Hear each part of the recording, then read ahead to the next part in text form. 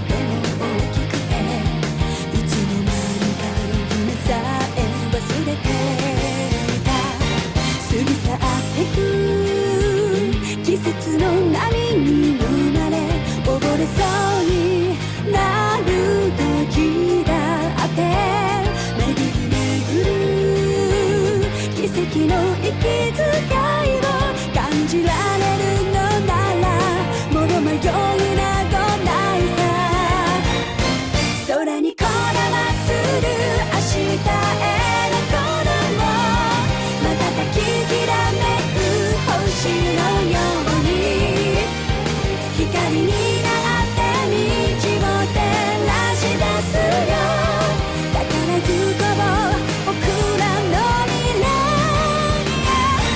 風が歌い出す明日への鼓動雲にきらめく虹のように架け橋になり道を描き出すよだからほら顔を上げてまっすぐ前を向いてそうさ行くよ僕はそうさ行こう君と未来へ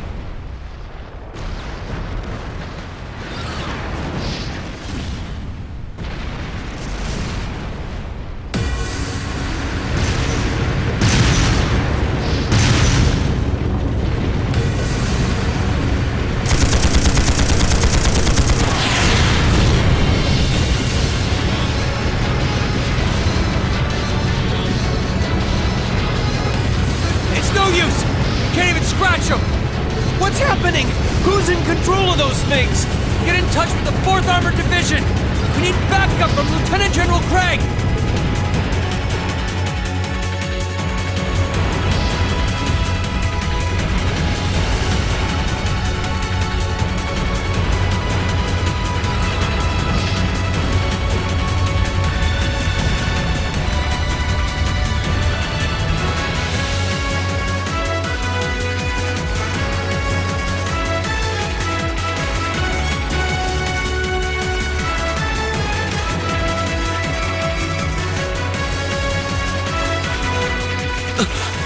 This is awful. What happened here?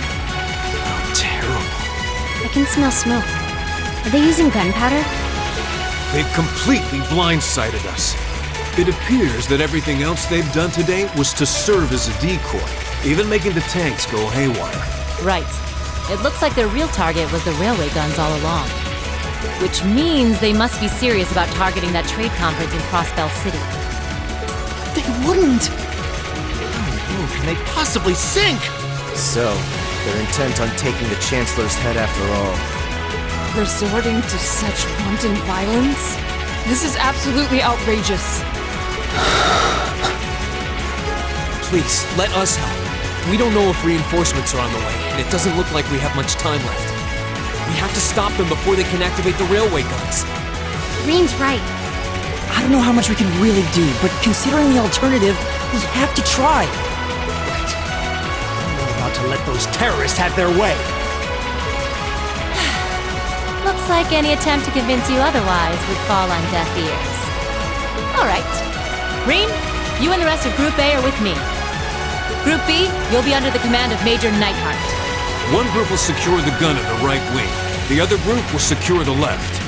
This is an actual combat situation, with real lives at stake. I expect the best from each of you. Yes, sir!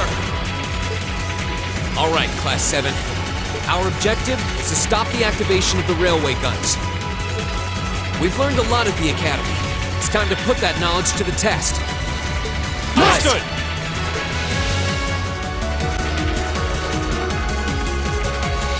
Here they come!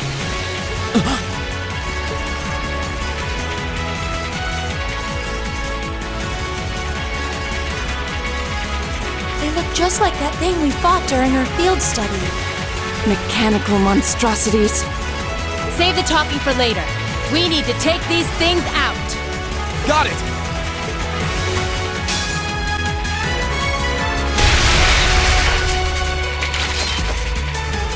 No doubt about it. Those things were the same as the one we fought outside Legram.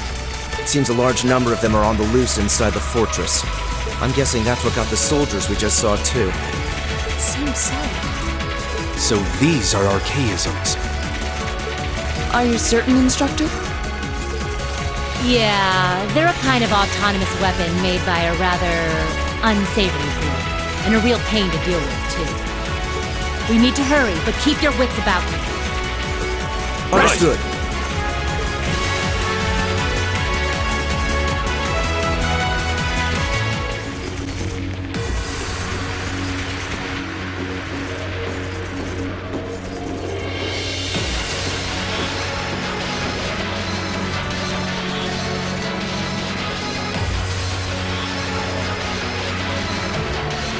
Where are we? This must be Borelli Academy. You can see Crossbell State on the other side. There!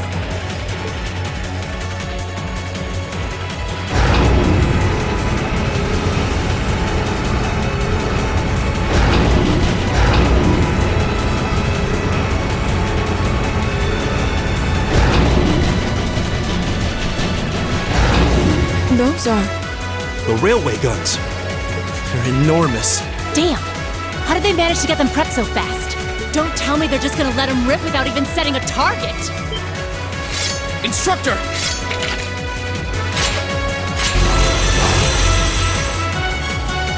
Well, they're certainly not shy about bringing out the big guns. Ugh, we don't have time for this! We need to take these things out fast! Right there with you! Let's send these cretins to the scrap heap.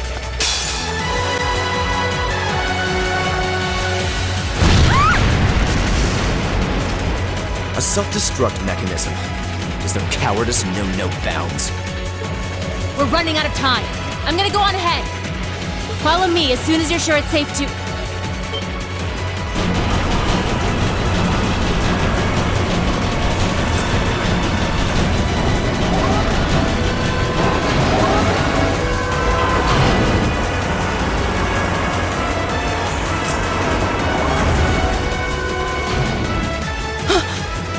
Railway guns. No, no, no! Don't!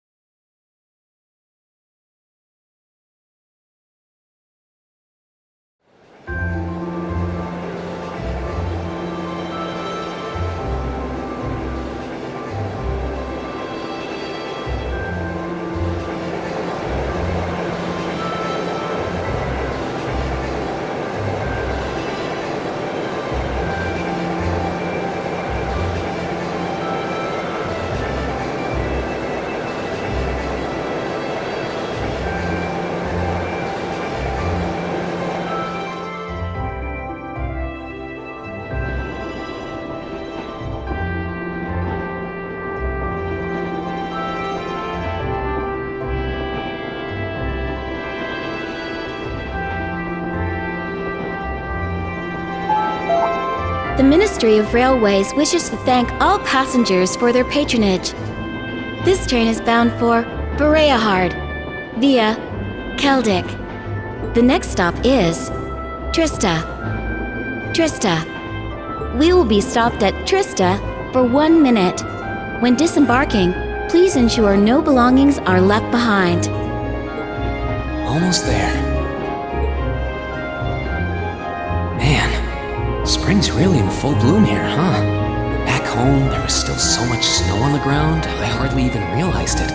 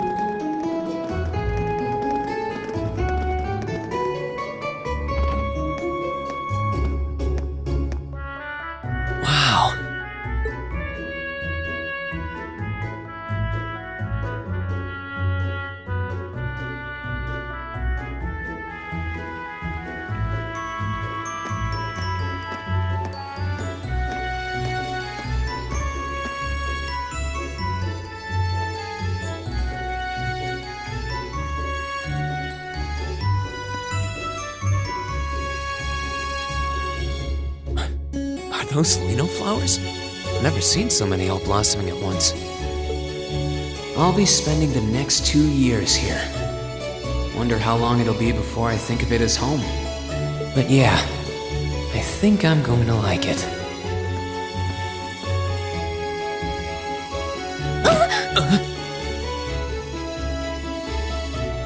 Ouch.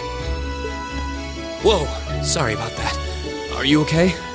I should have picked a better place to take in the scenery.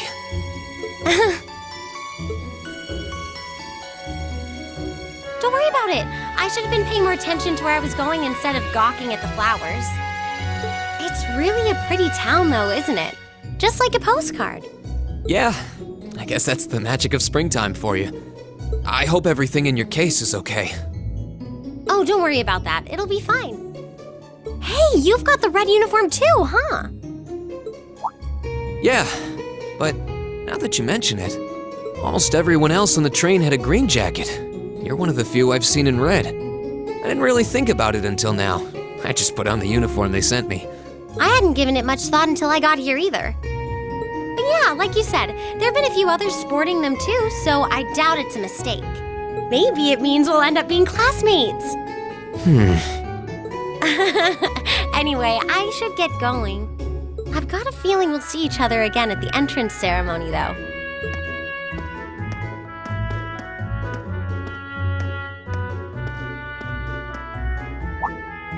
I totally forgot to ask her name. Oh well, I'm sure we'll run into each other later. She's right, though. It is weird that there are so few of us in red. There even enough to make a class? That orbment they sent with the uniform is pretty strange, too. It sure looks a lot fancier than your standard issue orbment, that's for sure.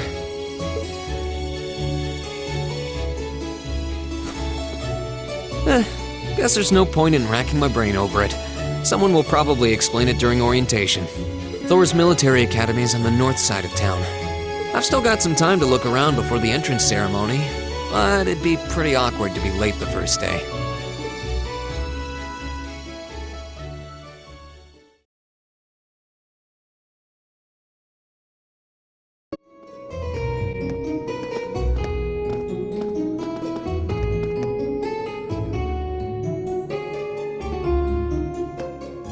Oh hey, it looks like there's even a little park here. Seems like the perfect spot to catch a breather, what with all these shops around.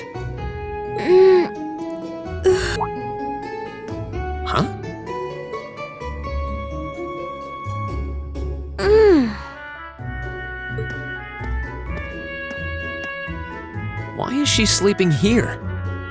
Is she a new student? She's got the uniform and all. The ceremony's going to be starting soon. Maybe I should wake her up.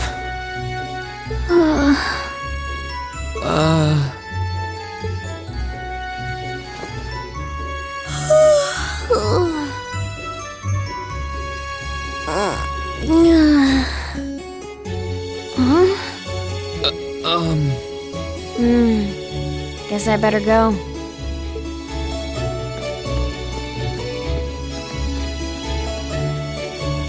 She's sure a strange one, like a stray cat or something. If she's headed to the school, I'd say that's my cue to pick up the pace.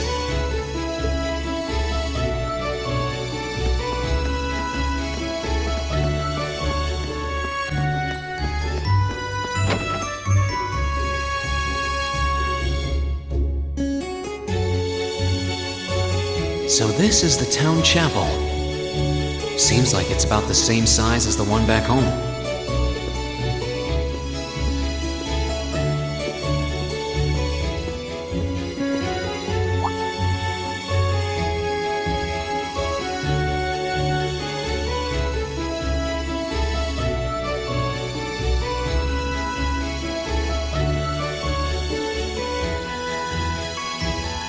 Oh, I guess someone's already here.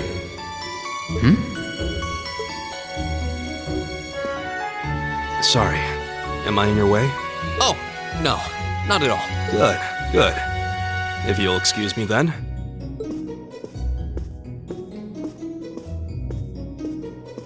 That's one tall guy. And judging by his complexion, I don't think he's from Erebonia. But he's wearing a red uniform too. Just like me and that girl. Ah, well. While I'm here, I might as well get in a prayer for the start of the school year before I take off.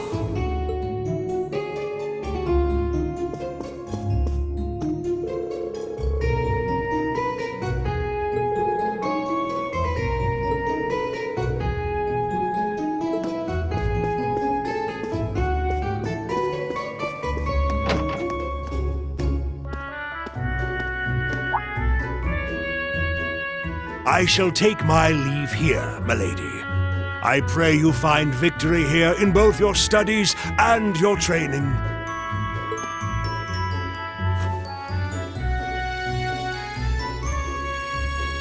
Thank you, Klaus. I'm leaving everything in your hands while Father is away. Understood, milady.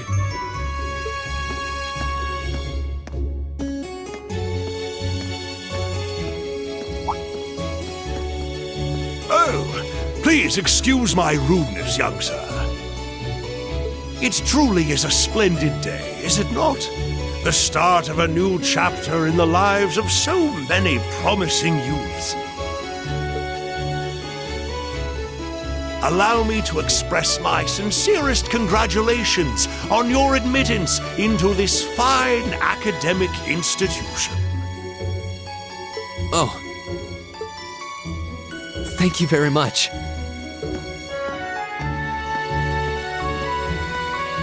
I'm guessing he's a butler? He certainly looks the part. That means the girl with him must have been a noble. She did have a certain dignity about her. I wonder if she's from a famous military family or something.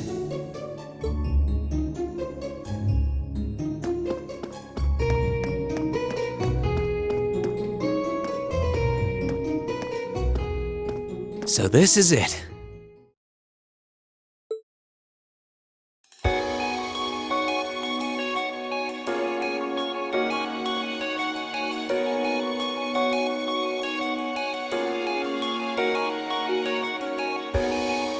Thors Military Academy.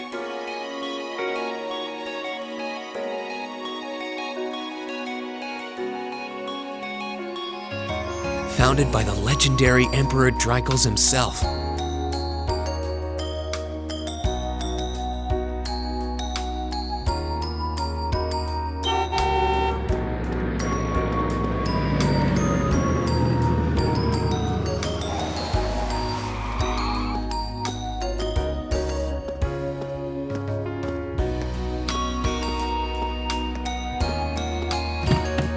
Thank you for your patience, sir. We've arrived at the Academy.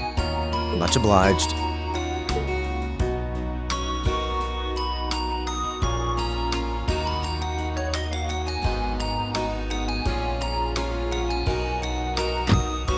Please, if you'll allow me to take your luggage. That won't be necessary. I prefer to avoid standing out too much. But, sir... This isn't open for debate. Take whatever rest you need, then return to Bereahard.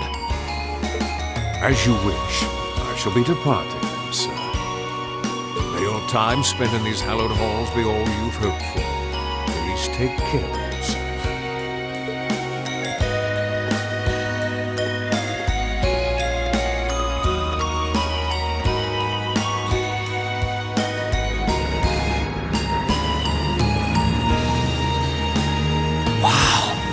Orbital limousine, and one of Reinford's fanciest models, too.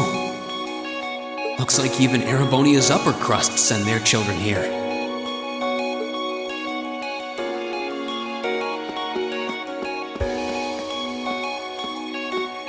Welcome to Thors Military Academy.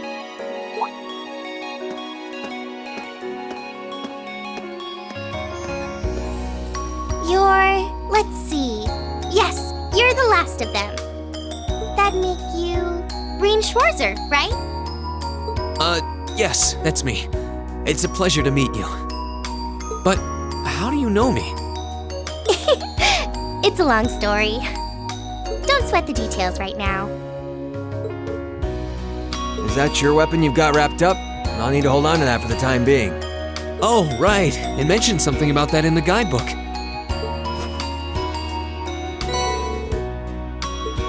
Thanks. We should be able to return it to you before long. You'll hardly even miss it. The entrance ceremony is going to be held in the auditorium. Just head straight back. You can't miss it. Anyway, I hope you enjoy your first day at Thors. We're glad to have you. Hope these next 2 years will be a fruitful time for you.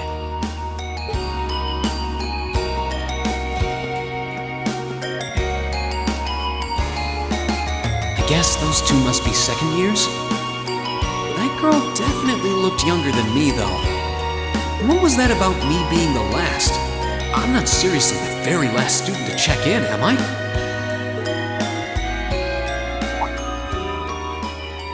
Sounds like it's about time for the ceremony to start, though. Well, here's to the start of a great 2 years. Now, if I may, I'd like to say a few words in closing about this Academy's illustrious history.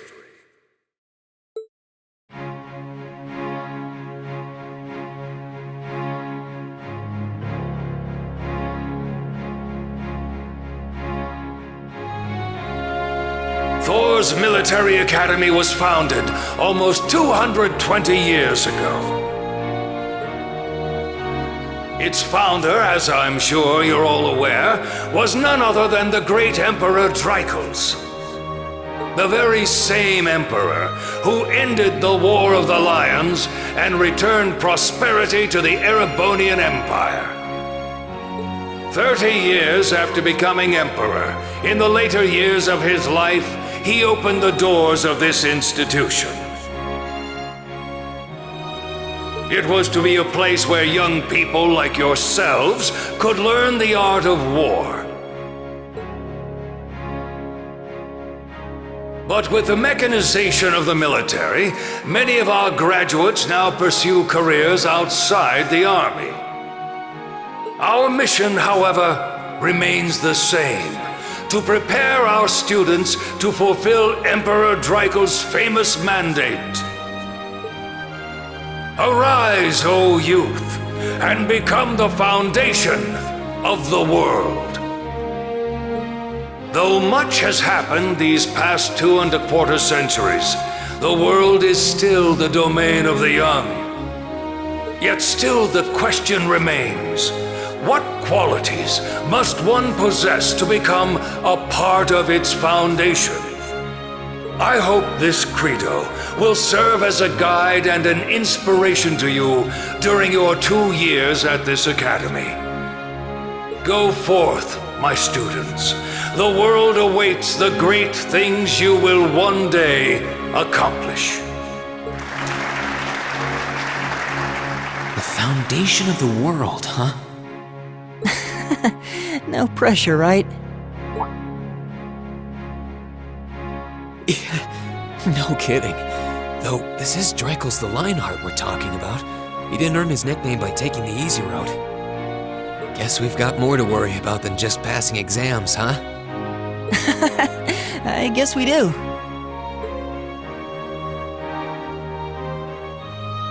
I'm Elliot Craig. Nice to meet you. Rean Schwarzer. Hey, looks like we're sporting the same school fashion. Yeah, no idea what the red uniform is supposed to mean, though. Most of the other students are wearing green. Well, except for the ones in the white uniforms. Those must be the nobles. Looks that way. Though... Something wrong? Nah, just thinking to myself. And that brings us to the close of Thor's 215th entrance ceremony. Next, please proceed to the class designated in your guidebook. There, you will go over the school rules as well as your class's curriculum. That is all. Dismissed!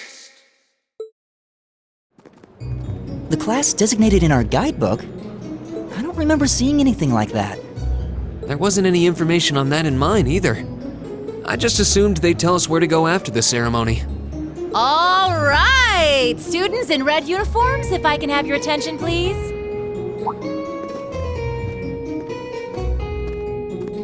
By now, you're probably all confused. Where's my class assignment, you're probably thinking. That's perfectly understandable.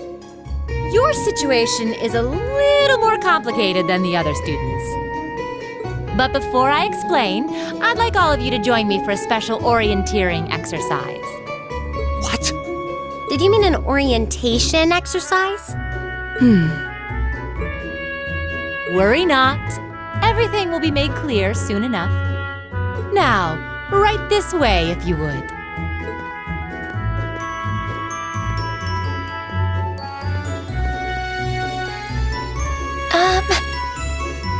Looks like we're gonna have to follow her if we want any answers.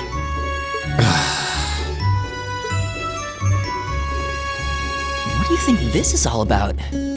I have no idea, but we're not going to accomplish anything just standing around here.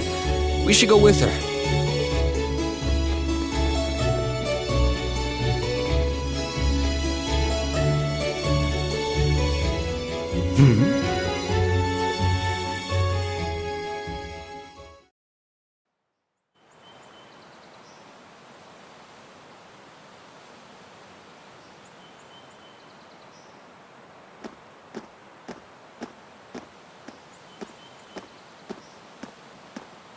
What is this place? Why is there a building this dilapidated on campus? It looks like it should have been torn down ages ago.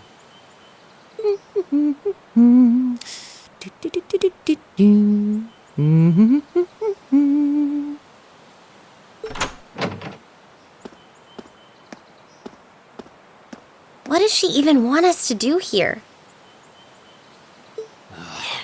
Is she ever gonna tell us what's going on? I suppose we'll just have to go inside and see for ourselves what awaits us. This place looks like some old haunted mansion or something. Now that you mention it, it kinda does. I think this is everyone I've seen with a red uniform so far. I guess we really are part of the same class then.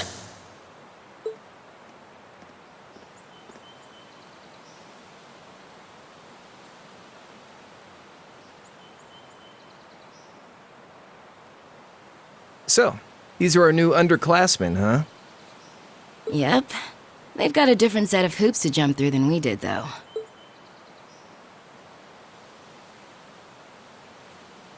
I'm just happy all our work's paying off. I'd hate to have put in a year's worth of effort for nothing. Ain't that the truth?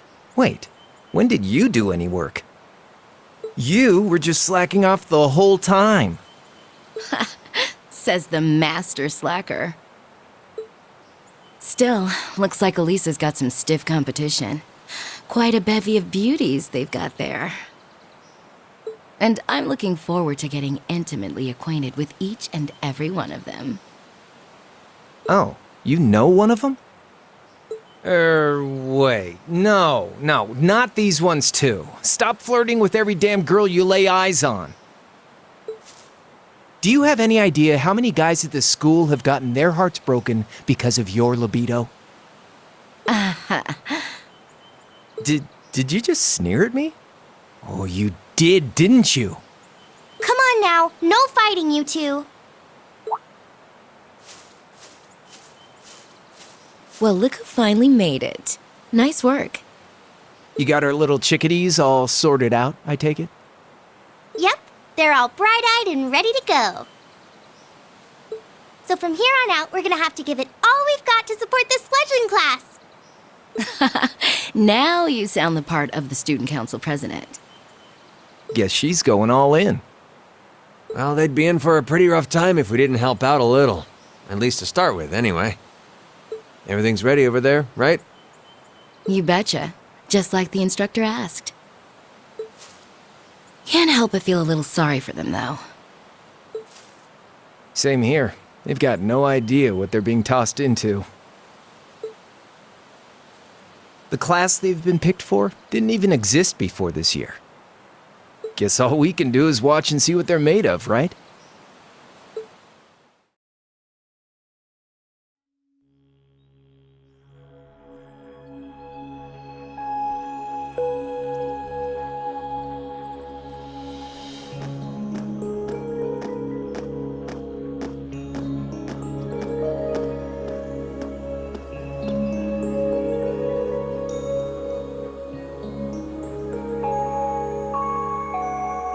The name's Sarah Valestine.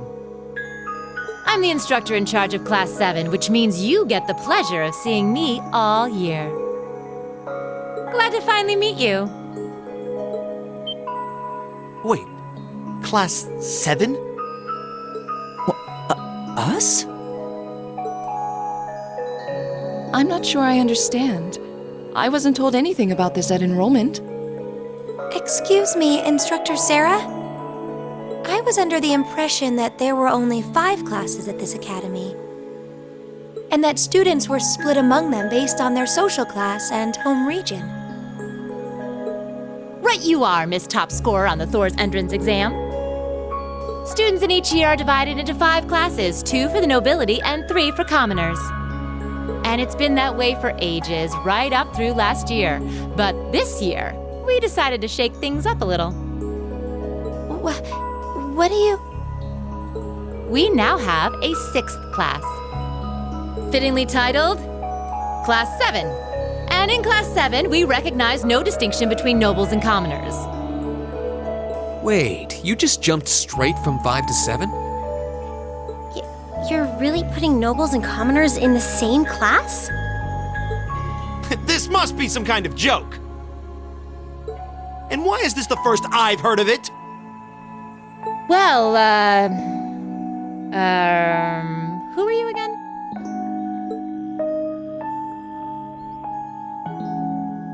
Machias Regnitz. And with all due respect, Instructor, it's ludicrous to intermix nobles and commoners like this. Must I be forced to spend my next 2 years shoulder to shoulder with those arrogant, stuck-up hedonists? You do know I'm not the one who made the decision, right? Besides, what's the big deal anyway? You're all kids. Can't you all just get along or something? Just get along? And how would you propose we do that?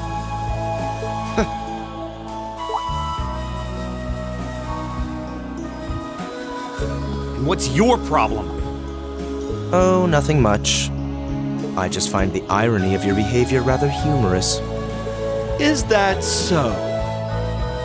It seems the scion of some noble house has left the comfort of his mansion to grace the unwashed masses with his wisdom.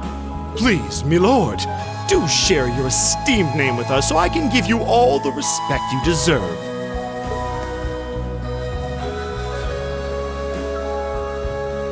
Usus Alberea. Not that I'd expect the name of an arrogant, stuck-up hedonist to lodge itself in that hard head of yours. He's from one of the 4 great houses. The son of Duke Alberea, lord of the Kreutzen province in the southeast. Well, you don't get much more noble than that. Interesting. I'd heard the rumors.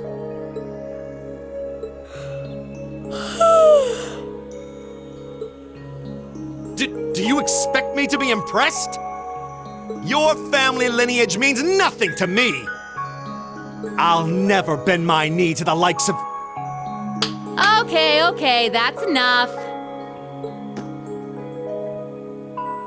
I'm sure a couple of you have a few grievances, but now's not the time. I'll hear your complaints later.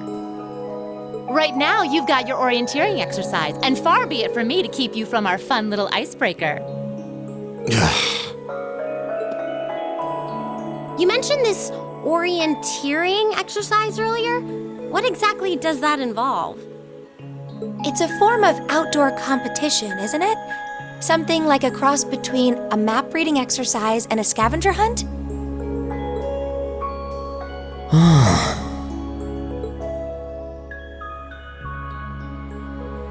Is that why they asked us to hand over our weapons at the gate? Nothing gets by you, does it?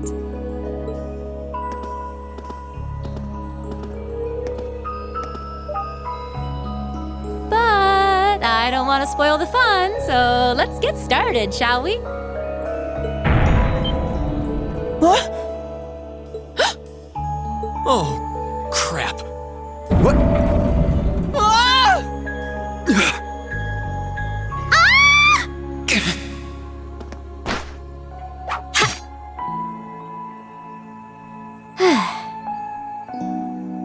Come on, Fee. No cheating. You're going with them, and that's that. What's the point in having an icebreaker if you don't make a couple of new friends? Lame.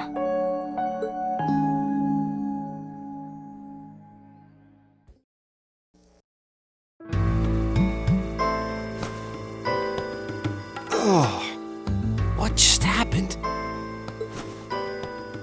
The floor gave out from under us. I can't believe I fell for such an obvious trap. Does this mean there's a series of catacombs beneath the school grounds then? What does that woman think she's playing at?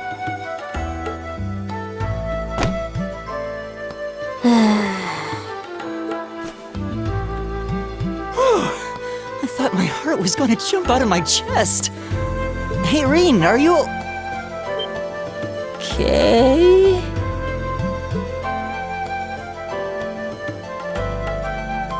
Easy now. Hands where she can see them. Oh, what happened? Huh? Oh, this is a bit awkward.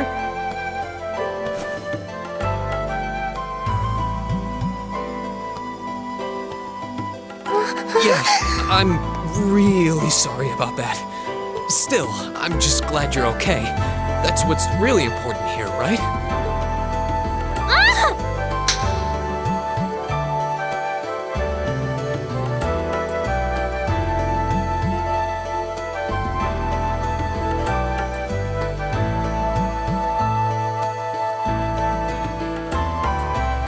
Wow, it's just not your day, is it?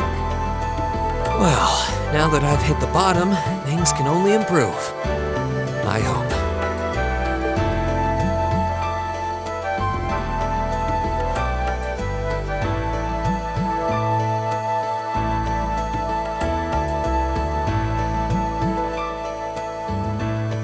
What is this place anyway?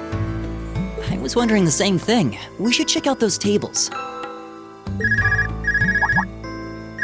Huh? Is this?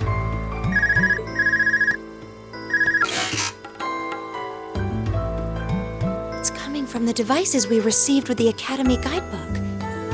seems to be some sort of portable orbment. Right you are. These handy little devices are a special kind of battle orbment. Is that Miss Valestine? So, these devices have built-in communications functionality then? Wait, don't tell me these things are... New model battle orbments made through a partnership between the Epstein Foundation and Reinford Company. Newly made 5th generation battle orbments, in fact. They're called Arcus units. Arcus. So these are battle orbments. That means they'll allow us to use arts, right? Sure will. Just set a quartz into one of its slots and you can use arts all the livelong day. Which is why I've prepared enough quartz for each and every one of you.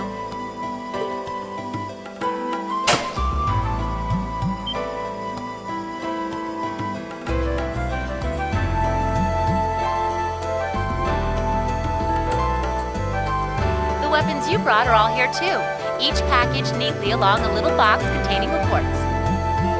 Find yours, and try setting the quartz into your Arcus.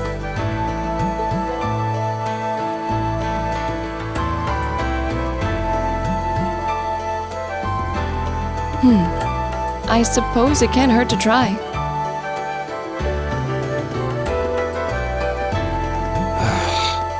What is this woman thinking?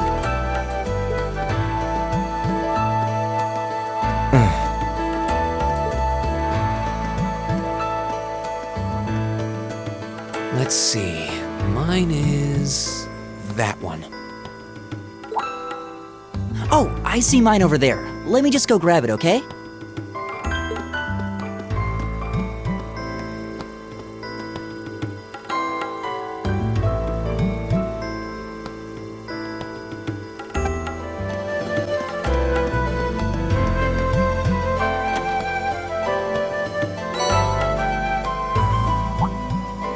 What's this? That's called a master quartz. If you set that into the large slot in the center of your Arcus, you'll be able to use arts. Go on, give it a try.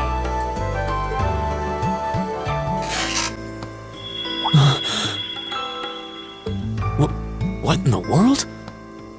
That light means that you've successfully synchronized with your Arcus. Congratulations! Now you can use arts as much as you want. These Arcus units have plenty more nifty features. But I wouldn't want to bombard you with too much info all at once, so we'll cover those another time. Anyway, since you've got your Arcus all set up and ready to go, here's what I want you to do.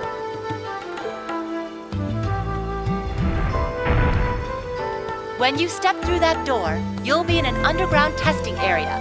Basically, it's a dungeon. It's pretty large and full of twists and turns.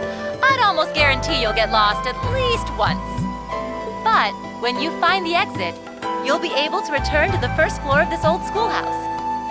There are monsters wandering around though, so don't let your guard down even for a moment. With all that said, let's commence our special orienteering exercise. Your objective is to make your way through this area and back to the surface. Make it back in one piece, and I'll be happy to field any complaints you might have. If you make it back safely, I might even give you a kiss. Free of charge. On the cheek, of course.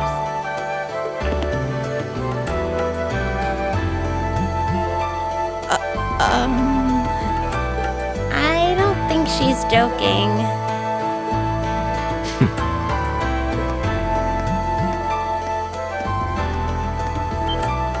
And just where do you think you're going?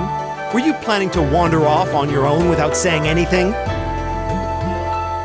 I have no interest in becoming friends with anyone here, and I'm surprised that you, of all people, give a damn what I do. Unless you've suddenly decided you do want to keep company with one of those stuck-up hedonists after all. Still, if you're afraid of the monsters, I suppose I could accompany you. After all, what kind of Erebonian noble would I be if I didn't have at least some degree of prowess with a sword? And noblesse oblige dictates that it's my sacred duty to protect powerless commoners such as yourself. What the hell? Nobody's asking your High Excellency to deign to help us! If that's how you're gonna be, I'll just find my way out of here before you! I'm perfectly capable of taking care of myself without some relic of an outdated class system dragging me down!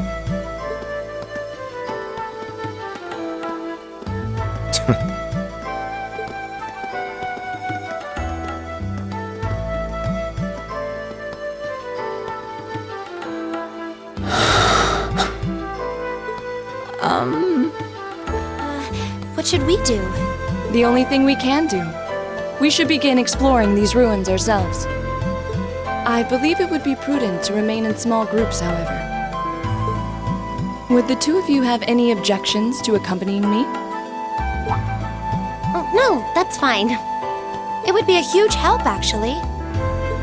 And you're welcome to join us as...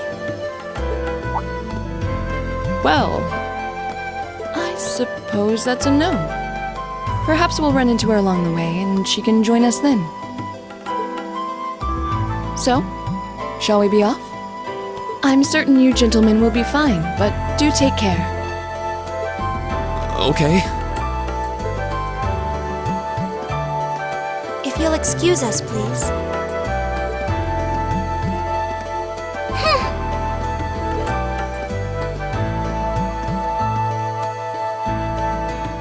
Oh. Not such a hot first impression there, huh? You can say that again. I'll have to clear things up with her later. Anyway, how do you guys want to do this? Should the three of us stick together too?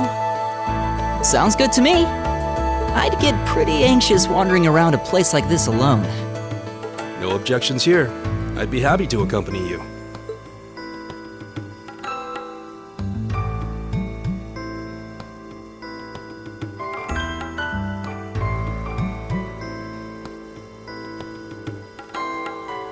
I don't believe I've introduced myself yet. My name is Gaius Warzel. I just arrived in the Empire, so any help you can offer would be much appreciated. Oh, so you're from abroad. I'd been wondering. My name's Rean Schwarzer. It's nice to meet you. I'm Elliot Craig. So, you fight with that? Of course. Why else would I be carrying it? It's a spear, but it has that odd cross-shaped head. It looks kind of awesome. Think of it as combining the best parts of a spear and a poleaxe. I was pretty handy with it back home. But speaking of weapons, I have to say, yours looks pretty unique. Oh, this thing. Is it a staff? Wait, no, it's an ornament, isn't it? Both, actually. It's an orbal staff. The tech is pretty recent. This one's still a prototype, more or less. Back during enrollment, they told me I had some aptitude for it, so when it came time to choose, I just sort of ran with it. Interesting. I've never seen anything like it before. Can't say I have either. They're still in development, apparently, so there aren't too many around just yet. But that said, I'm curious about what you've got there, Rean. Oh, my sword?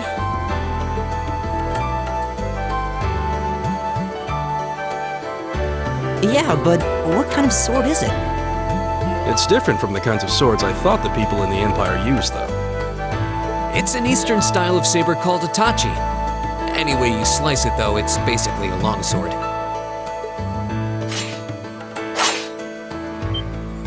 Wow, that's one beautiful blade. The craftsmanship looks exceptional. They're renowned for the layering of their steel and the sharpness of their edge. Truth be told, though, I'm still a little hesitant to be swinging around something this dangerous. Seriously? If that's what hesitant looks like, I'll bet confidence will make you unstoppable. Well, you sound like a good guy to have around when the going gets tough. Speaking of which, I think we've been standing around long enough. We should really be getting ourselves into trouble. I think I can manage that. You saw it yourselves. Trouble has a way of dropping in on me. Let's take it slow and steady, though. We need to adapt to each other's fighting styles to really gel as a team. Got it.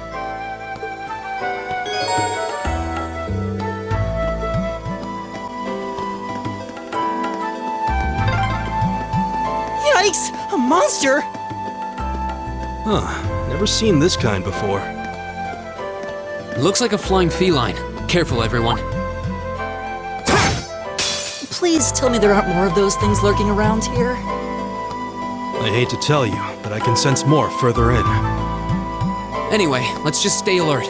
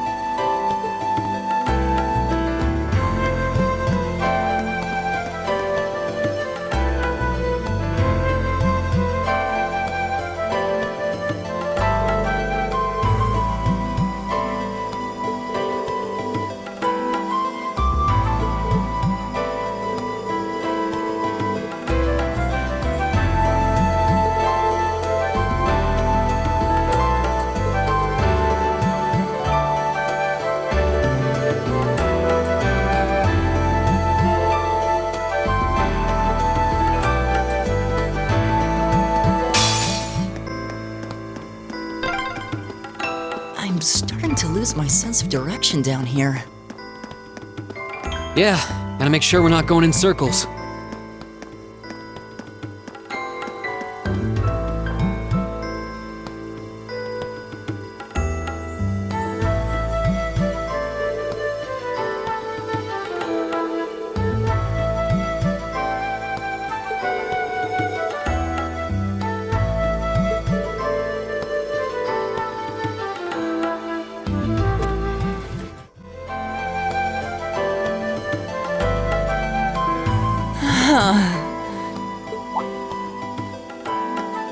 Elliot, are you okay? I don't see any obvious injuries. I'm okay. I was just so relieved the fight was over, the strength kinda just left my legs. I'm amazed how calm you two are. You don't seem tired or worried or anything.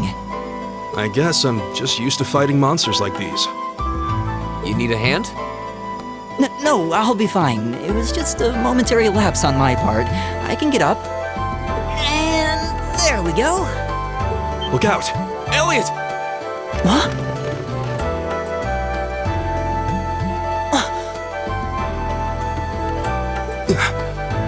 No!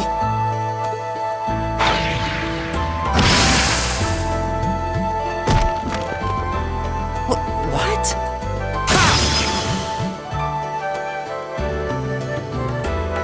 Looks like I made it just in time. Thank Adios for that.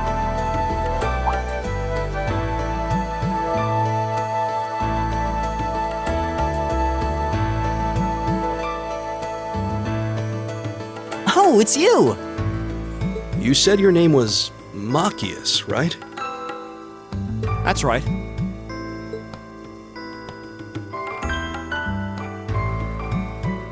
I came to realize that I shouldn't have just stormed off like I did. I let that arrogant noble goad me into losing my composure, acting on impulse. So I just wanted to say, I'm sorry. I acted foolishly, and I hope you can forgive me for it. No sweat. Water under the bridge. Yeah, we all have moments when we say or do things we regret. That's human nature for you. Oh, and thanks for saving me, by the way. I'm just glad I happened to be passing by. After I'd cooled my head, I decided to retrace my steps, and there you were. Is it just the three of you here? Yeah, we stood around talking for a while, so the others are probably ahead of us at this point. I don't think there's any reason to go back any farther. I can't imagine you'll find anyone there. I see. I don't suppose you'd mind if I came with you, would you? I'm reasonably skilled with a gun, so you might find it useful having me along. Sure thing. Welcome aboard. The name's Rean Schwarzer. I'm Elliot Craig. It's nice to meet you. My name is Guy Warzel. pleasure. The pleasure's mine, I assure you. My name is Machias Regnitz. Could I ask you what social class you each belong to? I realize how that must sound, considering my recent outburst. But please, don't take it personally. I'm simply curious to know who I'm associating with.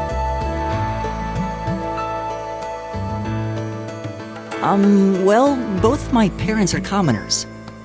Likewise, though my homeland has no class system to begin with. Ah, so you're from abroad then? What about you, Rean? Well, let's just say I haven't got a drop of noble blood in my veins. So I guess we're all in equal standing here. Well, now that's a relief. We should probably get moving then. Somewhat concerned about the girls, as you might imagine. I'd feel much better if we were around to help if they wound up in danger. Yeah, I suppose there's strength in numbers. All right, let's go.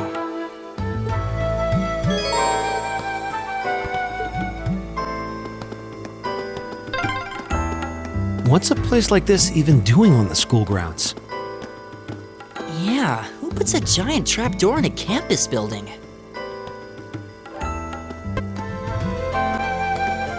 We meet again.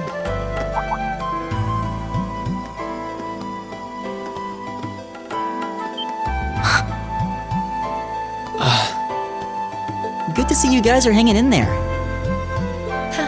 I'm glad the four of you are unharmed as well. Well, it seems you've cooled your head a bit at least. Yes, I've calmed down now.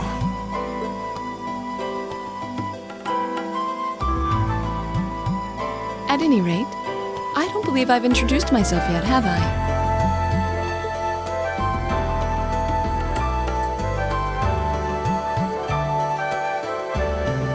I'm Laura S. Arcade, from the town of Legram. It's a pleasure to make your acquaintance. Huh. Legram? That's down on the southeastern outskirts of the Empire, isn't it? Correct. It's an old castle town on the shores of Lake Ebble. We're connected to the rest of the country by train, but other than that, it's a fairly remote region. That name sounds so familiar. Wait, so your father would be... Yes, my father is Viscount Arcade, Lord of Legram. Do you take issue with that? No, not at all. Machias, was it? I can only speak for myself, but I don't feel I've ever done anything to bring shame upon myself in Adios's eyes. And I fully believe the same to be true of my father. Please, I meant no offense. I'm sorry if I, Say, I don't believe we've been introduced.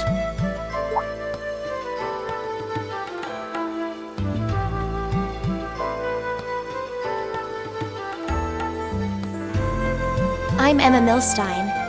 Like Laura, I come from a distant region of the Empire. I was only able to attend Thors thanks to a scholarship, in fact. It's very nice to meet you. A scholarship? Indeed. Now that you mention it, our instructor did say yours was the top score on the entrance exam. I think I was outdone. By a girl, no less. You must be quite the prodigy. Maybe it seems like it now, but really, I'm not. I don't have any training in the martial arts either, so this is the weapon they recommended for me. Oh, cool! You got an orbital staff too! Yours looks different from mine, though. So it does. I wonder if it's just cosmetic.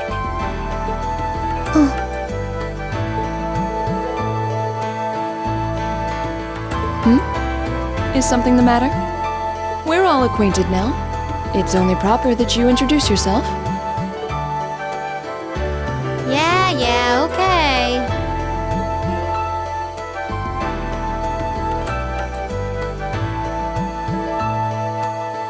I'm Lisa R. from Ruhr.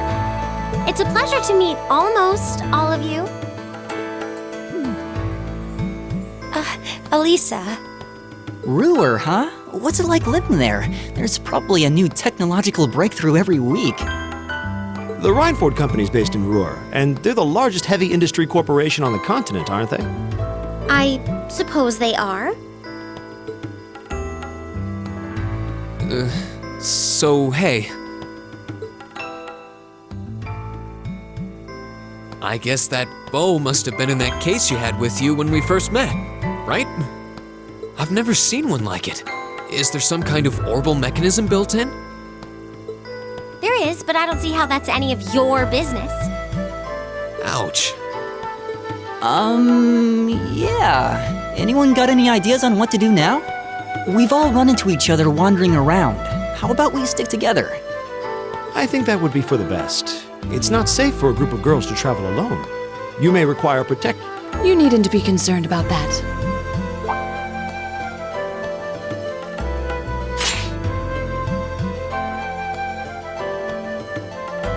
I beg your pardon? I don't mean to boast, but I'm confident my swordsmanship will be more than sufficient to protect us. For now, I think it's best to remain in separate groups. There are still 2 of us who remain unaccounted for. That's right. We still haven't run into that silver-haired girl. In that case, 2 teams means double the chance to find them. 2 teams is double the coverage, and double the chance of crossing paths with our missing companions. How's that sound? I have no objections. So then, shall we be off? All right.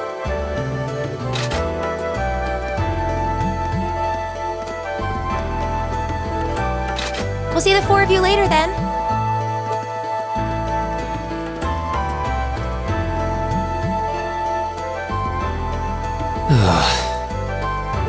She really doesn't seem like she's gonna let that go, does she? It was clearly an accident, everyone could see that, but I don't suppose it makes any difference to her. Still, is no one else worried about leaving a group of girls to fend for themselves in a place like this? There are 4 of us here. Perhaps one of us should go follow them. I don't think we have anything to worry about as long as Laura's with them. She really wears her skill on her sleeve. I doubt she drags around a sword that big just for show. It's certainly an enormous blade. I'd call it comically huge if it didn't look so dangerous. But at the end of the day, a lady is a lady. She's taller and sturdier than I am, though I admit it's still hard to believe anyone could swing that beast of a sword. I'll bet she can whip it around without breaking a sweat.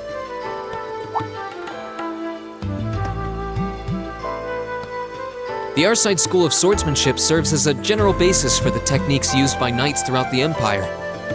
And her father, the Viscount, is arguably the strongest swordsman in the country. People call him the Radiant Blade Master. I doubt any of the other students here could even stand their ground against her in combat, much less beat her. Wow. Interesting. I didn't know there were still roots of the old knightly styles alive in the Empire. You sure know a lot about this stuff, Rean. A hobby of yours? I'm a swordsman myself. I guess the lore sort of comes with the territory. At any rate, how about we pick up the search? I'm worried about that silver-haired girl, and we still need to track down Duke Alparea's son, too. That's true. I couldn't care less what happens to that pompous ass. He can rot down here. Come on now, that's no way to treat someone you just met.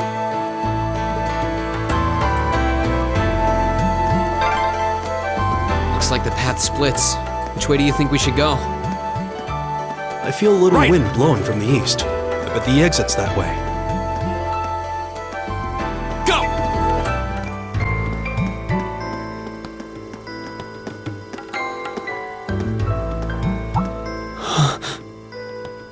What's wrong? More monsters? No, not monsters. It's...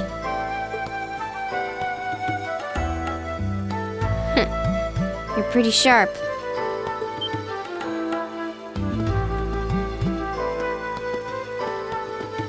Oh. It's the silver-haired girl. I'm glad to see you're all right. Though it looks like there was nothing to worry about in the first place. Nope. I'm small and quick. These things can't lay a finger on me.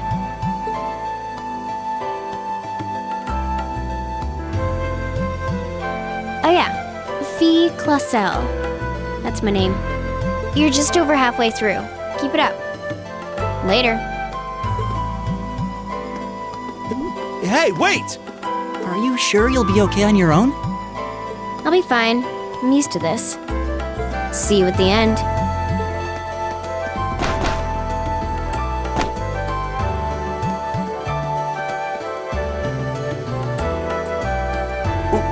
What just happened? Wow.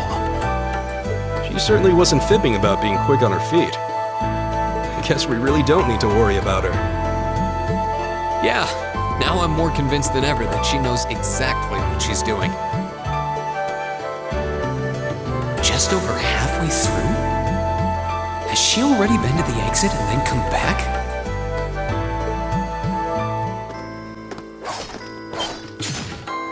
Do you hear that? Someone's fighting up ahead. Come on! Rean! Wait for me!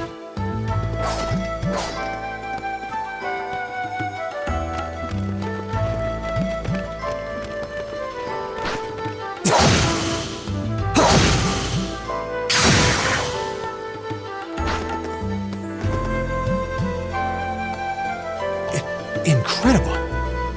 That was really something. Judging by that display, I don't think he needs any help from us. I take it that's another school of Imperial swordsmanship? Right. That's court fencing, an agile style favored by the nobility. And judging by his poise, he's no amateur.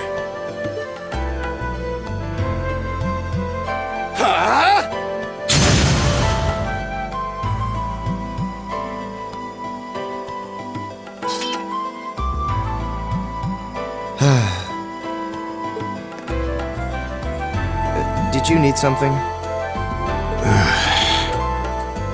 Sorry, I was just admiring your swordsmanship.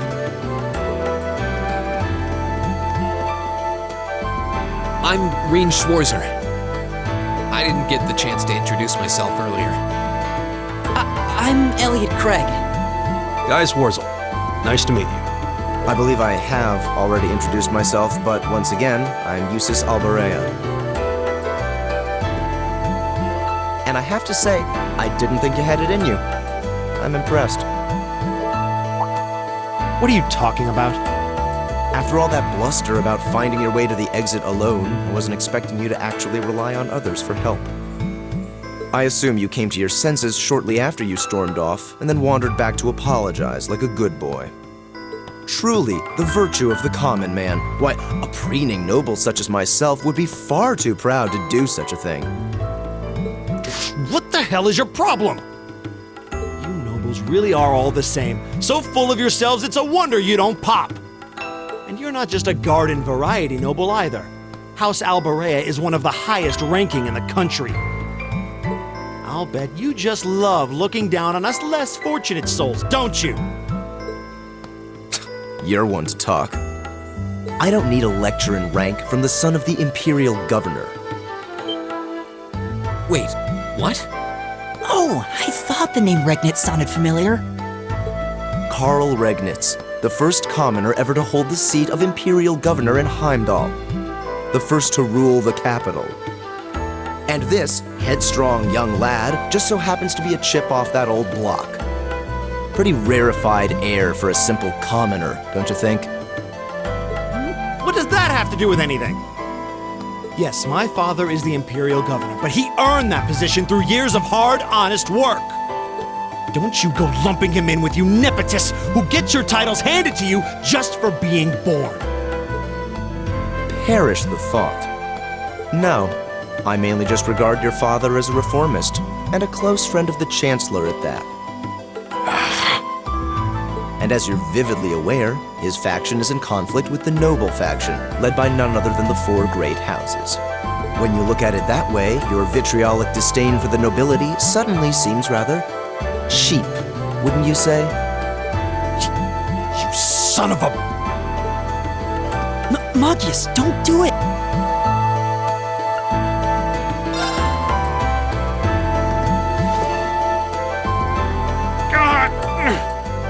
I know he's taunting you, but lashing out at him isn't going to solve anything. And Eustace, don't you think that was a little uncalled for? I wasn't the one who started this. Let me... Damn it, just let me go already!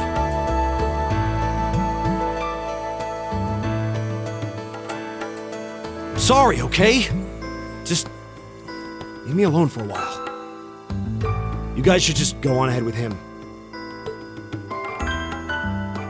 Oh. I think you went a little too far, Eustace. Being at odds with Machias is one thing, but dragging his father into it is pretty low. You're better than that.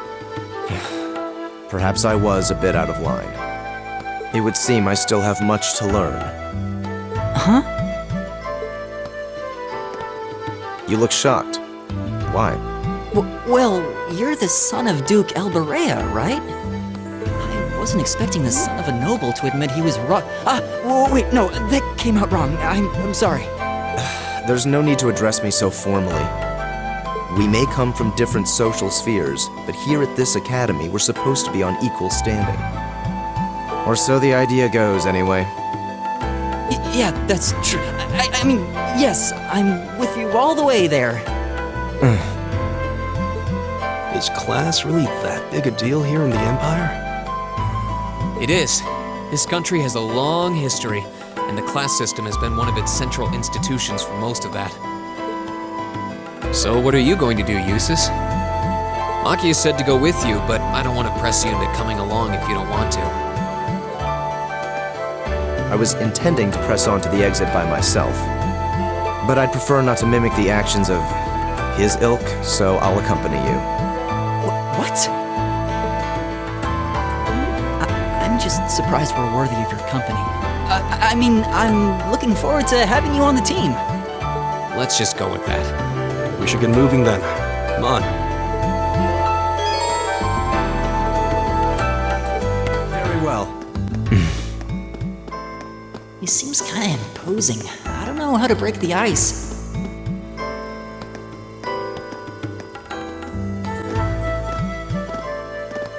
Hey, are we...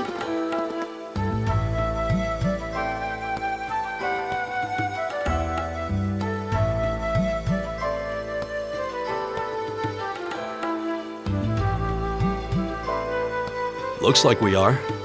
That definitely seems to be the exit. I can see the sunlight streaming in, so I'm guessing we're finally clear. This was a complete waste of time. Pointless busy work at best. Considering the school's esteemed founder, I was expecting more of a challenge, but nothing here posed even a modest threat.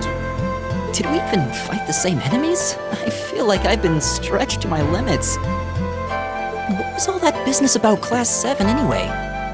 Good question. We've got people here from different backgrounds, classes, even cultures. Is there some sort of secret agenda with this whole Class 7 thing that we just don't know yet?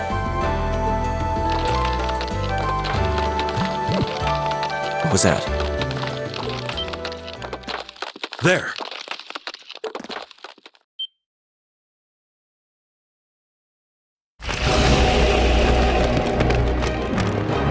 The statue? What the heck is that? A gargoyle come to life? What sorcery is this?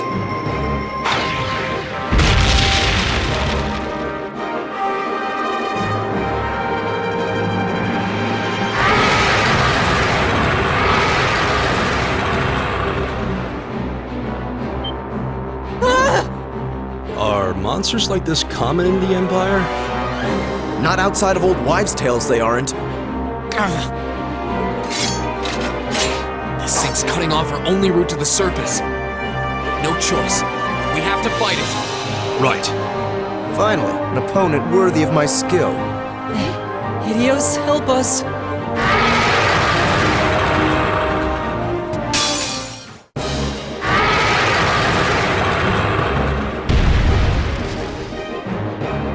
Well, that should be the end of it. No. It's down, but not out.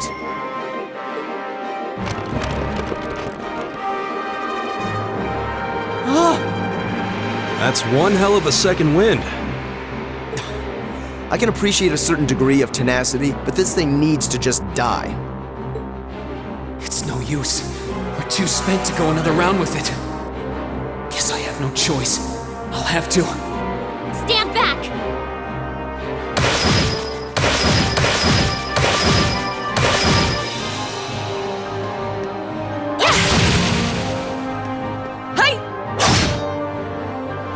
You made it! You've certainly got some good timing.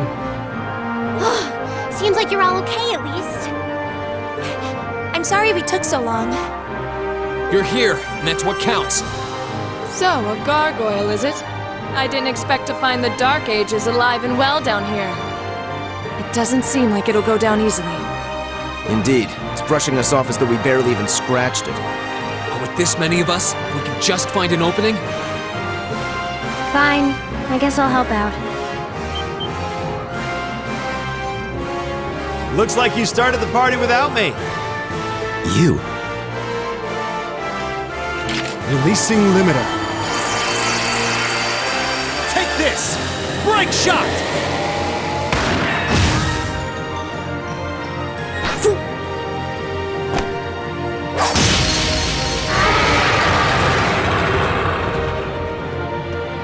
An opening! Go!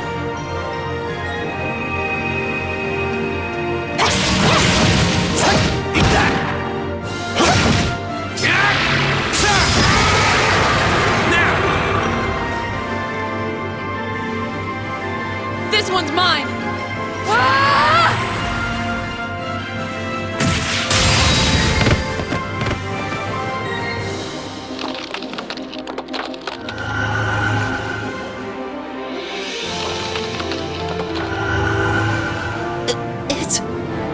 We did it!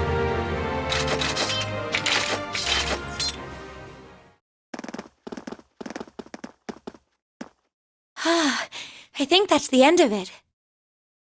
At the very least, that creature doesn't seem like he'll be coming back for a rematch anytime soon. What happened there anyway? Right at the end of the battle. Now that you mention it, I did feel something wash over me for just a second there. It was like each of us were engulfed in some faint blue light. What? I did notice something as we fought. Perhaps it was just the blur of combat. But I felt like I could see everyone's movements in precise detail. I don't think it was just your imagination. Agreed. I have a feeling what we just experienced was... The biggest selling point of the almighty Arcus? Give this man a prize.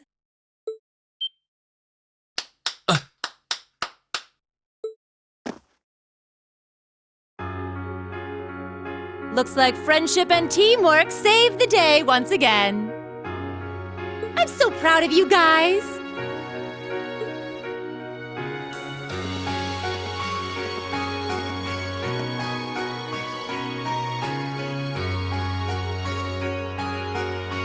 Anyway, that about finishes up today's special orienteering exercise. Aw, what's with the long faces? I thought you'd all be happy. What are we supposed to be happy about? I have so many questions, I'm not even sure where to start. Oh? I'll take a stab at it. What exactly is the purpose behind this Class 7? I mean, we get that it's supposed to be some sort of melting pot that includes a broad cross-section of people. But why were the 9 of us chosen in particular?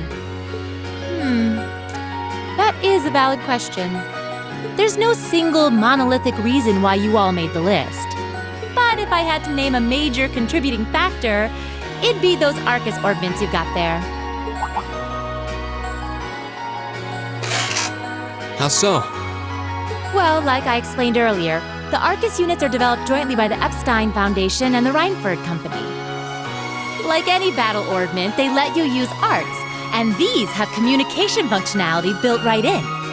But their crowning feature is what's known as combat linking. That's the phenomenon you all experienced just now. So that's what that was. Seems like a pretty apt term. It did feel like we were all connected somehow. Precisely. Doesn't take a genius to imagine how much of an advantage a feature like that would be on a real battlefield. An elite unit that can sense each other's movements, acting in perfect sync even in the most chaotic conditions. You can hardly put a price on that. It could bring about a revolution in the way wars are fought. It does sound rather idealistic. Well, yeah, the technology has its limits. Some have a natural aptitude for it, others just don't. And out of this year's fresh batch of bright-eyed students, the 9 of you turned out to have the highest aptitude. And since aptitude trumps background in Class 7, well, here you are. I see. But what gives us this aptitude, though, as compared to our peers? It just seems so random. What indeed? As promised, if any of you have objections to being in this class, speak now or forever hold your peace. I think that pretty much covers the hows and whys of your situation. But this program isn't cheap to run, so we're not about to force anyone into it if they don't want to be here. You should also be aware that Class 7's curriculum will be tougher than any other class's coursework. Just fair warning. So now you know, and that leaves you all with an important decision to make. Will you stick with Class 7 or not?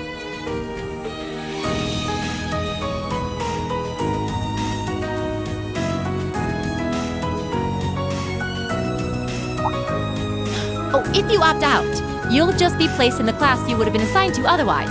There's no pressure. Nobles will land in Class 1 or 2, commoners in 3, 4, or 5. It's still just the first day, so there's no real catching up you'd have to do. I'm sure you'd fit in just fine.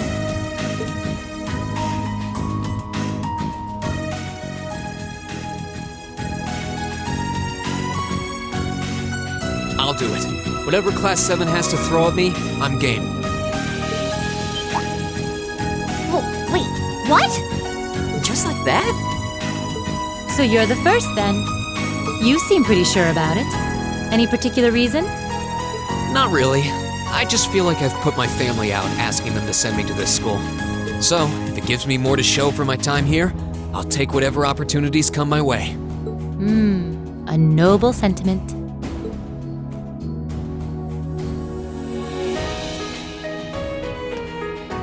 Count me in as well.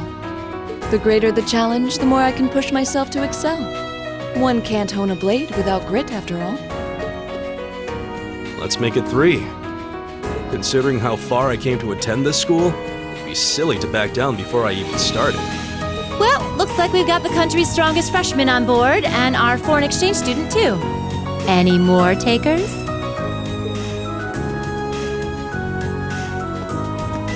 Allow me to take part as well. I was only able to come because of the school's generosity, so I feel it's my duty to help in any way I can. Sign me up too! I kinda feel like fate brought us here for a reason, you know? And you all seem pretty easy to get along with. And that's a yes from our 2 Orbital staff testers. Though I feel compelled to remind you, your weapons are still in the prototype stage, so on top of your other work, I'll be expecting reports from both of you. Of course. Maybe I spoke too soon. Let me join too. Huh? Oh, there's a surprise. I was almost certain your rebellious streak would see you opt out just on general principle. It does bother me that you've got us using these Arcus units that are still pretty clearly in development. But if I let every little nitpick like that hold me back, I'd never amount to much. Words to live by right there. And that brings us to an even 6. Now, what about you, Fee?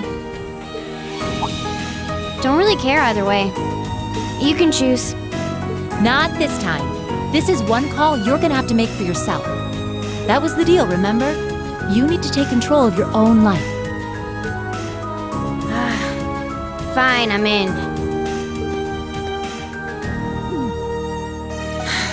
Well, at least you committed. We've got a magnificent 7 now. Which leaves just the 2 of you.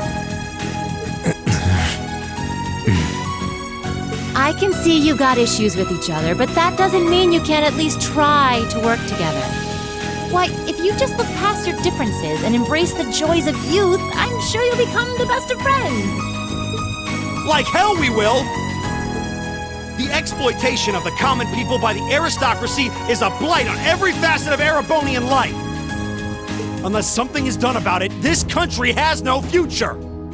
I appreciate your candor, but I don't think you're going to achieve much by lecturing me about it. Well, at least that makes this simple. I, Eustace Alborea, claim my place as a member of Class 7. Huh? Why? You're the son of a duke! Just the thought of being in the same class as commoners should make you sick! I'll thank you not to tell me how I'm supposed to feel. As far as the House of Alborea is concerned, there's little difference between other nobles and commoners. Besides, this should at least ensure I won't have fools flitting about every day trying to win my favor.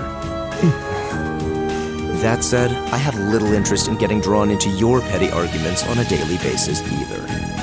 I think it would be prudent for us to go our separate ways. I'm certain we can at least agree on this, no? I don't need some pompous ass who coasts through life on his father's coattails telling me what to do. I'm in, come hell or high water. You might have had your successes spoon-fed to you up to now, but no outmoded class system is going to hand you trophies anymore. We'll see about that.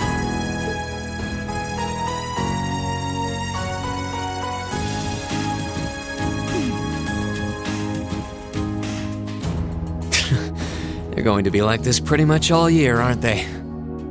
Sure seems that way. I wouldn't bet on them ever seeing eye to eye. Oh. The pots shouldn't be too hard on the kettles. Give a guy a break. Well, how about that? 9 out of 9! With that, I'd like to congratulate all of you on being the first ever Class 7. I hope you keep those high spirits all year, because with the workload we've got planned for you, you'll need it.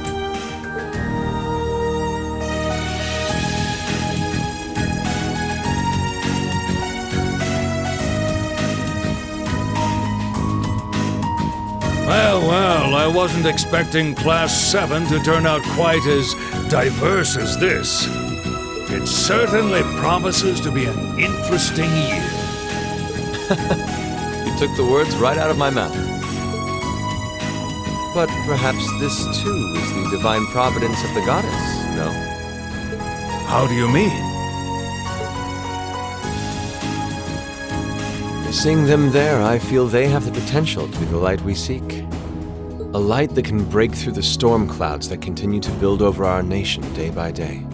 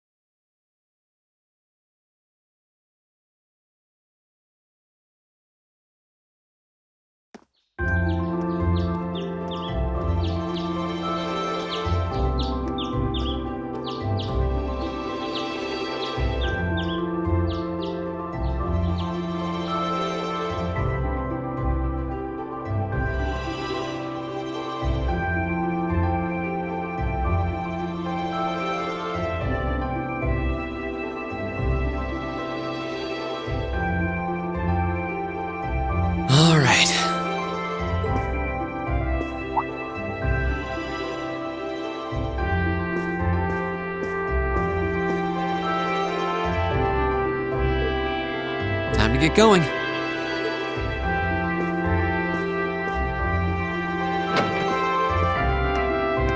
Oh, Rean!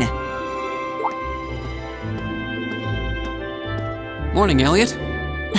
Good morning. Are you heading to school now too? How about we walk there together? Sure. It's getting late though, so we might need to pick up the pace a little. No problem. I'm guessing everyone else left already, huh? I think so. I'm not sensing anyone else on this floor, at least. Gaius in particular is probably long gone by now, being the early riser he is. Oh, okay then. He's not sensing anyone? What does that mean exactly?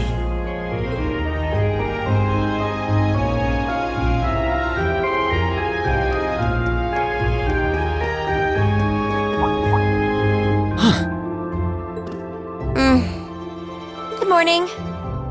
Yeah, good morning. Morning! Are you two on your way to school? Yeah. Come on, Emma. We're going to be late. Hey, wait for me, Elisa. We'll see you in class.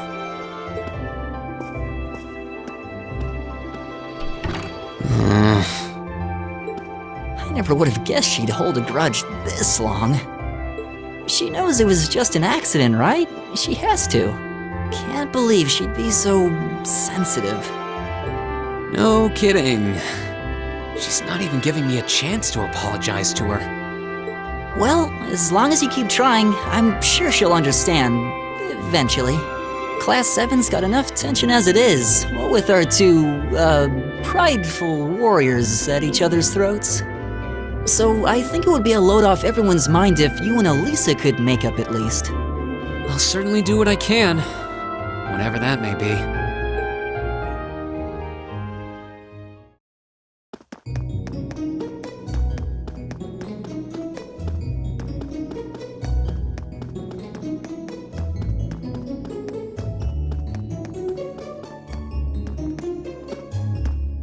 These past 2 weeks have really flown by, haven't they?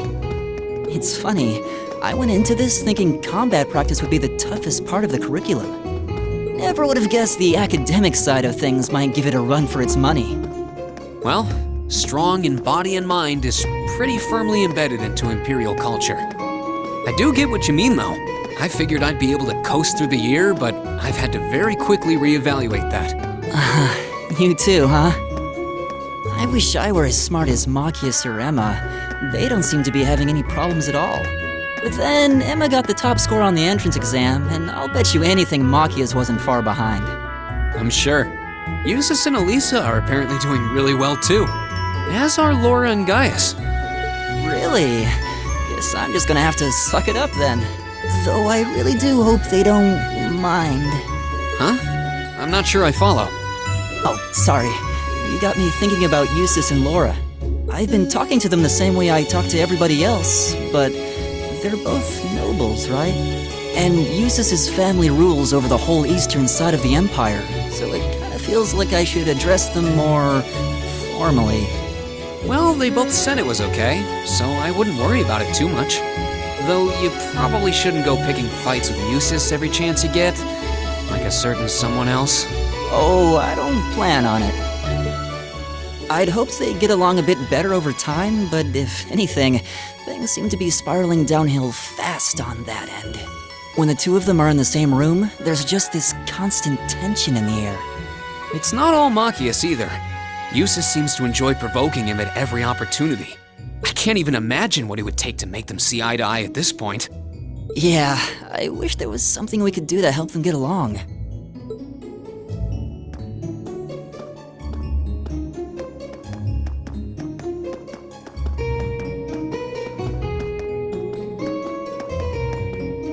And that's where we'd be if we weren't in Class 7. Dormitory number 2, for all the common folk like us. Yeah, I guess so, huh? I'm still kind of shocked that Class 7 gets to have its own dormitory. Though, to be fair, I think that building was abandoned till this year. Seems like they renovated it just for us. Well, they did a good job. It's got a nice feel to it. I just wish it were a little closer to the academy. Hey, you're in our way. Step aside at once.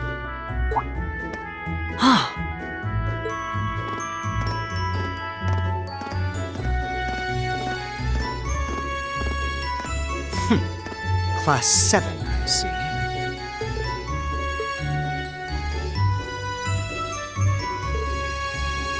Is something the matter? You're just a ragtag bunch of nobodies, aren't you? Come on, we're leaving. Yes, Patrick! A word of advice. You might be part of a special class, but that doesn't change who you are. Never forget your place.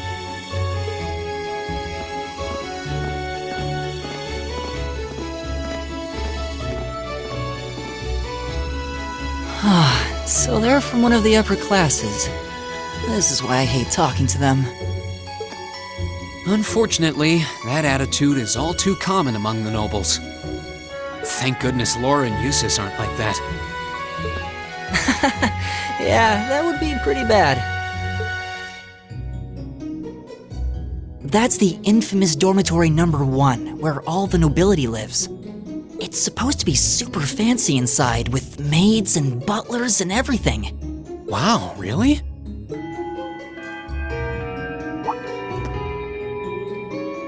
Guess that's our cue to pick up the pace. Yeah, sorry.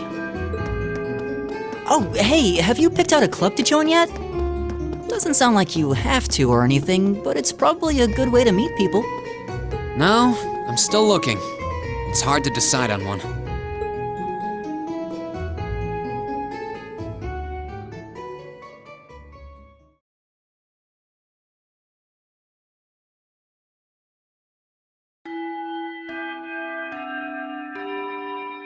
Stand, bow.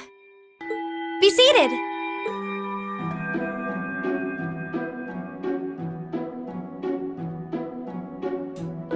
As I'm sure you're all well aware, the Erebonian Empire was driven to the brink of collapse roughly 250 years ago.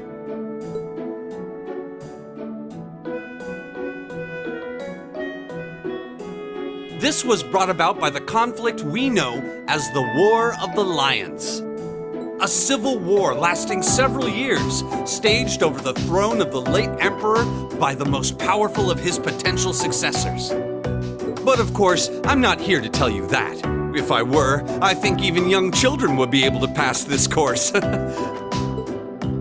Rather, I'd like to discuss the effects this had on the Empire as members of the aristocracy were drawn into the war. Many hired mercenaries turned to looting and pillaging, and a similar trend could even be seen among some of the knights. The land was left utterly devastated, and morale was at an all-time low. But then, lo and behold, into this nightmare stepped a man willing to take a stand against this bloody war of succession. He was a wandering prince who began to rally forces from the outskirts of the Empire, and would go on to make quite a name for himself. And that name, of course, was Drycles Rice Arnor. He would later become known as Drycles the Lionheart, the 73rd Emperor of Erebonia and father of the Renaissance. Not to mention the founder of this very academy. Drycles' army was initially rather small in number, but as he traveled across the Empire, winning over the hearts of influential sympathizers, his forces rapidly increased. Now, the place where Emperor Drycles first began gathering his army was... Rean Schwarzer, would you care to tell the class?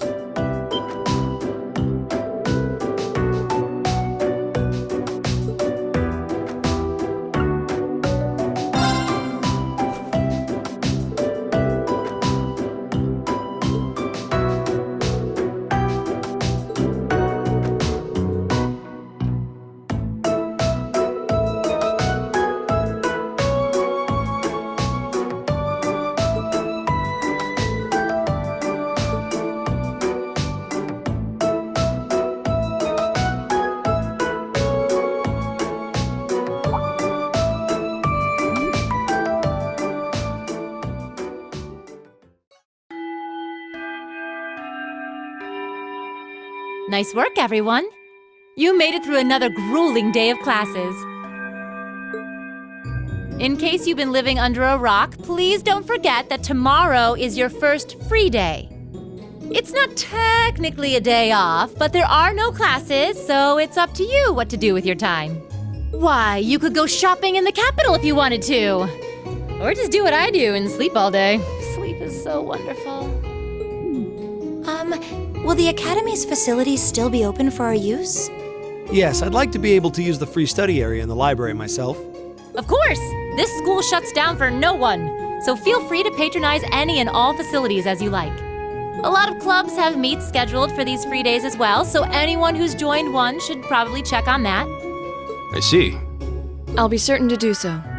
Also, before you leave, we should go over what's happening next week. On Wednesday, you all have your practical exam. A practical exam? What does that entail exactly? It's part of your combat training. You'll be graded on your performance, so make sure you're well rested and ready for battle by then. Might be a good idea to do some training on your own time too, just to keep from getting rusty. Interesting. I definitely don't like the sound of that. Oh, and one more thing. After the practical exam is over, I've got another important announcement about a major part of Class VII's curriculum that I haven't mentioned at all yet. What? Here it comes. So, whatever you choose to do on your free day, make it count for something. That concludes today's homeroom. Machias, if you'll do the honors. Yes, instructor. All rise.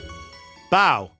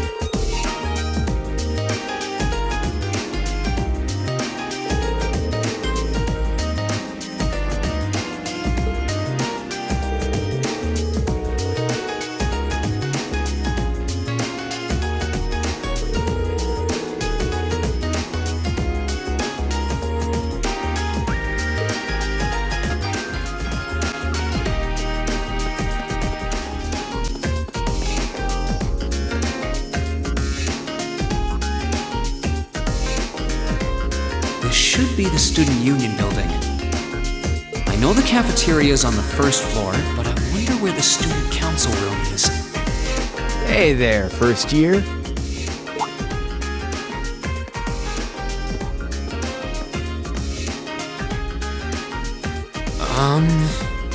How's it going?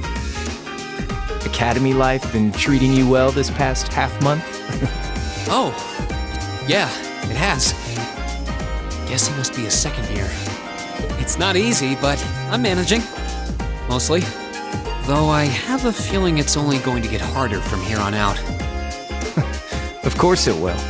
Your class is going to be more intense than the others too. But you just hang in there, okay? Okay. Wait. You're a second-year student, aren't you? Do you mind if I ask your name? Hey now, let's not get ahead of ourselves. First things first, how about you let me show you this cool trick I've been practicing? Trick? You got a 50 mirror coin I can borrow? I think so. Pretty sure I do, anyway. Cheers. All right, watch closely. Huh?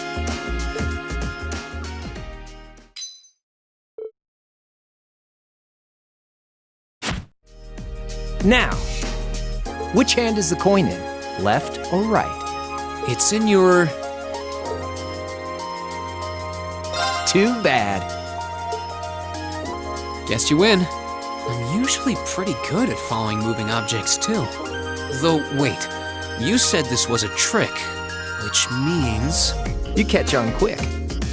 Huh? Keep up the good work, man. You're gonna need to be pretty tough to get through a year with Sarah as your instructor. Oh, and the student council room is on the second floor, furthest room back. See you around. Have a good weekend.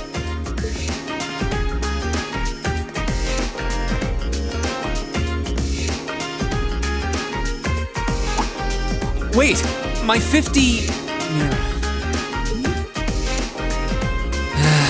got me. Andy seemed to know I was heading to the student council room too. Somehow. Nice good. I haven't met many of the second years yet. I wonder if they're all like that. Oh well. At least now I know where I'm going. Though if it really is open late, I guess there's no real rush. I might as well see what else people are up to in here.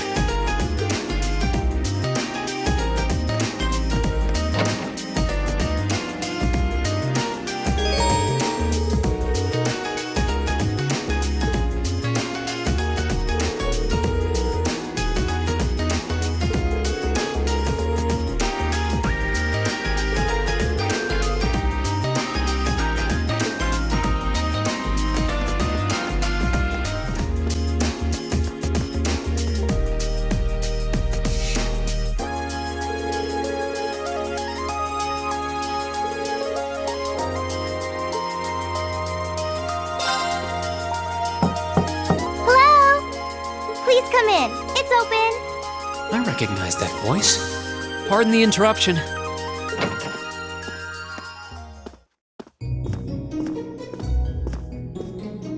Oh, you're that girl. It's been about 2 weeks, hasn't it? Welcome to the student council room, Rean Schwarzer. Instructor Sarah sent you, right? Yes. So, you're a member of the student council then? I wonder if she got moved up a few years. She looks even younger than Fee. Is something wrong? Oh, I'm sorry. I was just wondering, are you a second-year student? I am, but there's no need for formalities with me. There's no junior or senior in my book. The name's Toa Herschel. I'm the student council president. President? Uh-huh.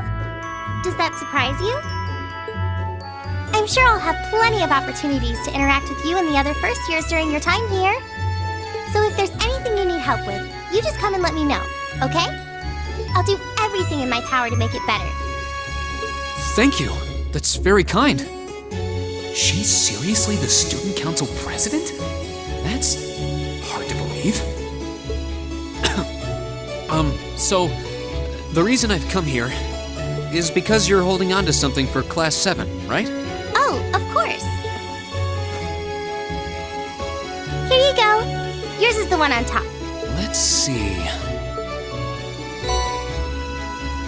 Oh, our student notebooks. I completely forgot about these. I'm really sorry it's taken so long. Class 7's curriculum is pretty different from any of the other classes.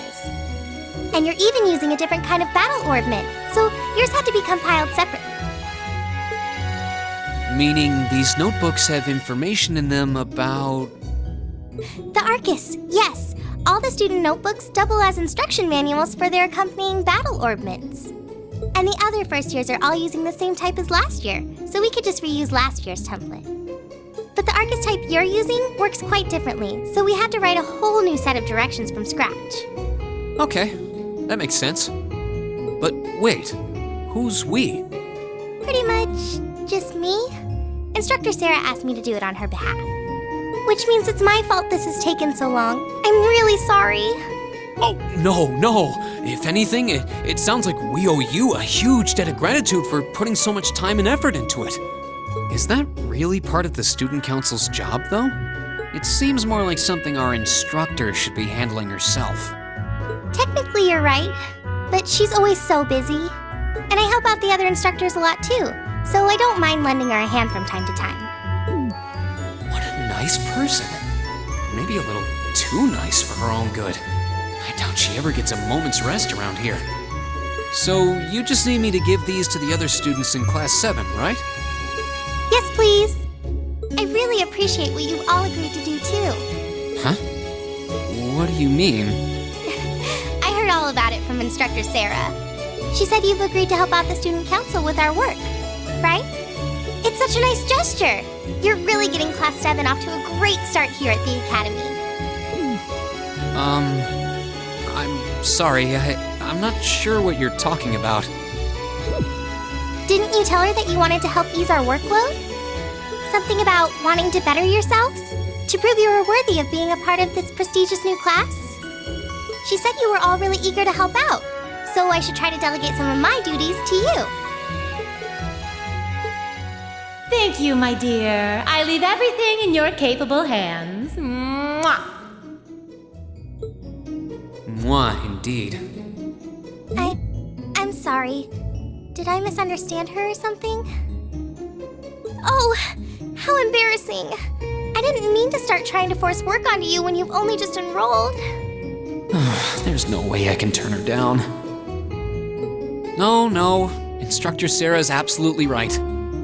Your plate is as full as I've seen, so if I can help you in any way, please let me. Phew. I thought there had been a terrible misunderstanding there for a moment. But don't worry, I won't give you anything too difficult. It'll mostly just be fulfilling requests from people in the Academy and in Trista. Requests? Yep. Sometimes people send in feedback and list things they'd like us to do for them, and we try to help out however we can. I'll pick some up for you to do by the end of the day, and drop the list in your mailbox at your dorm tomorrow morning. Will that be okay with you? Sure thing. Thanks.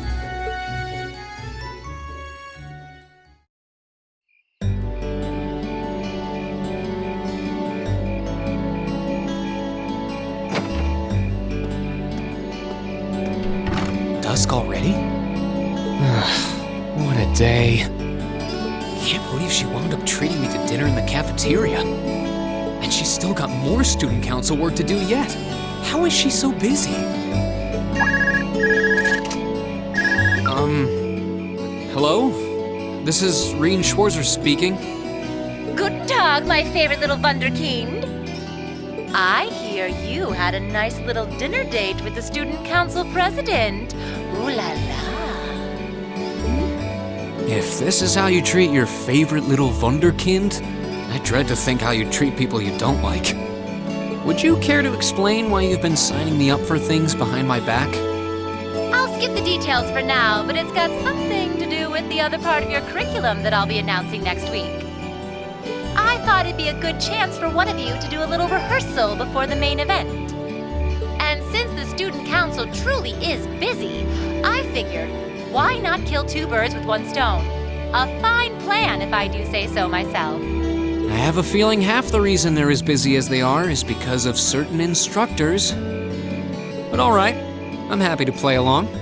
Basically, you just want me to spend my free day tomorrow helping the student council, right? Oh, that's entirely up to you. If there's a club you're interested in joining, far be it from me to force you away from it. No, to be honest, I still haven't found one that really clicks with me, so that won't be a problem. There is one question I'd like to ask, though. Why me, exactly? This seems like the kind of task typically entrusted to the class president or vice president, so Emma or Machias. And even if you were choosing based on social class, Eustace and Laura were both born into noble families. I wasn't.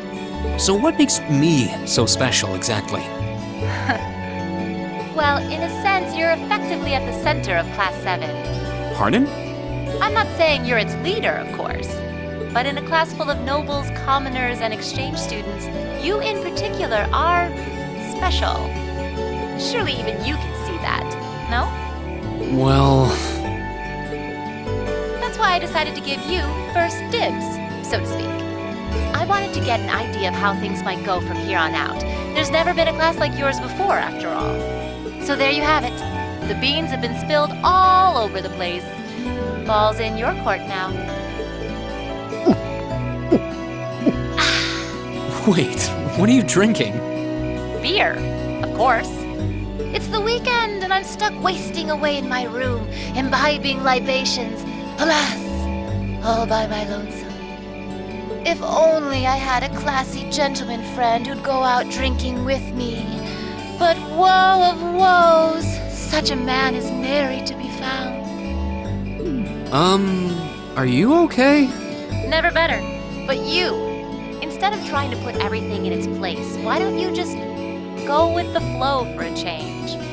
It seems like you're desperately trying to find something. But if you don't plant yourself somewhere, you're just gonna blow away with the next big gust that comes along. And on that note, make sure you're back in the dorm by curfew and all transgressions will be forgiven. Toodles!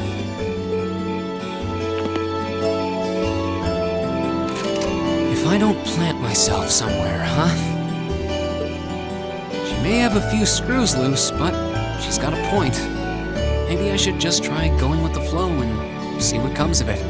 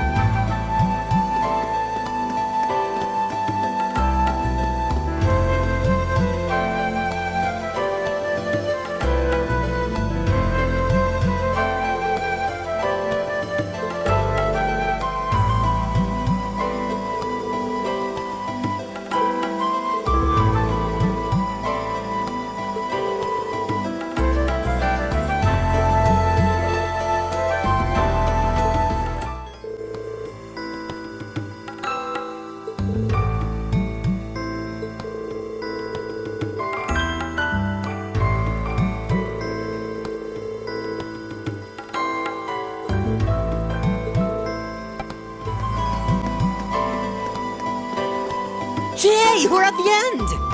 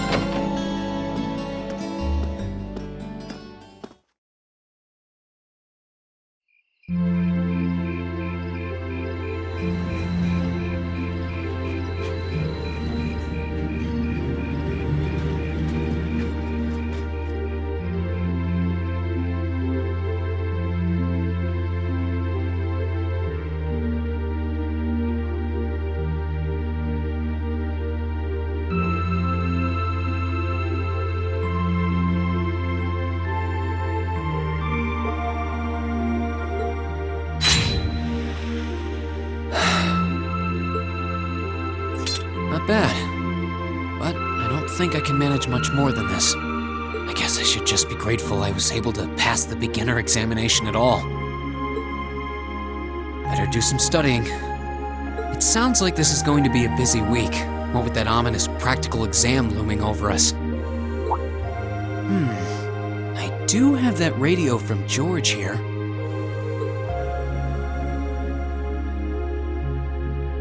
We had that Orbital radio back home, too. Never knew they made them this small, though. Let's see. Which station is Radio Trista? Ah, there we go. It's 9 p.m. and you're listening to Radio Trista. Welcome, welcome. Don't touch that dial, listeners. You found the right place to be tonight. It's time for the start of a brand new program here on Radio Trista, coming at you promptly every Sunday. I call it Abend time after the word for evening. Might be a little cliched, but sometimes simple is best, right? Clichés are clichés for a reason, after all. Anyway, my name is Misty, and I'll be your host. Hopefully I'll get to feature some famous guests at some point, so be sure you tune in every week or you might miss them. You know, she's got a pretty nice voice. This might be good to leave on in the background while I'm working. I hope life has been treating all of you well this month as we slowly near the end of April. Here in Trista, the beautiful lino flowers have passed their peak and begun to wilt. But wilting flowers are beautiful in their own way, as they serve to remind us just how fleeting this existence truly is. I'm sure many of our listeners are students, busy with the challenges of adjusting to their new lives. But what harm is there in taking a moment to admire nature every now and again? It's good for what ails you, I say.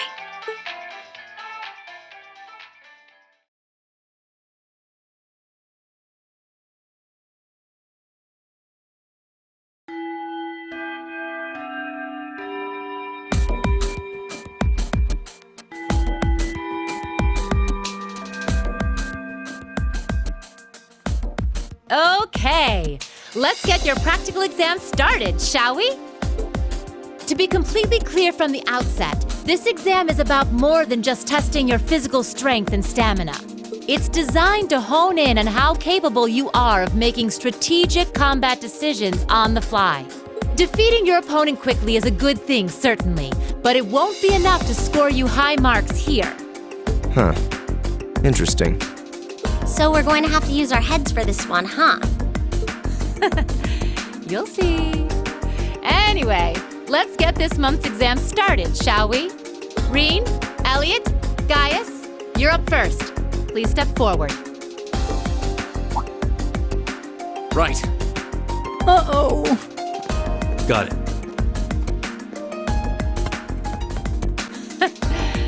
All right, then. Here we go.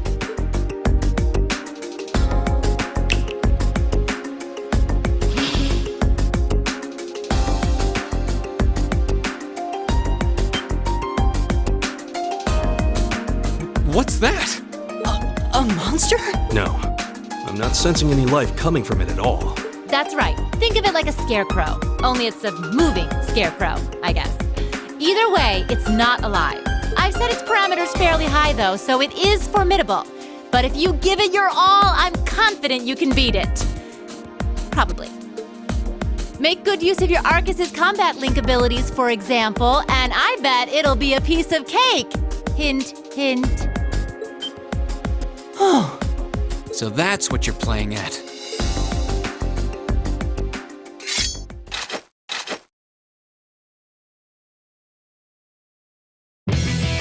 All right, begin. We won. Don't know how, though.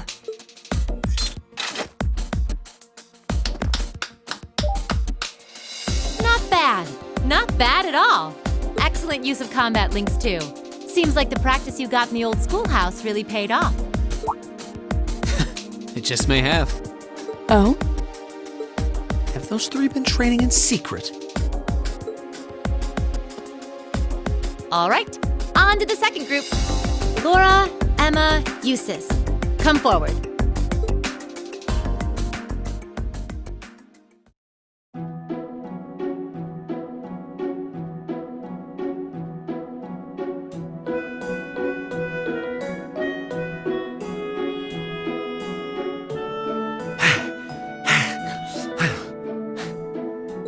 That was tougher than I thought it would be. It does seem like combat links are the key to fighting it effectively, though.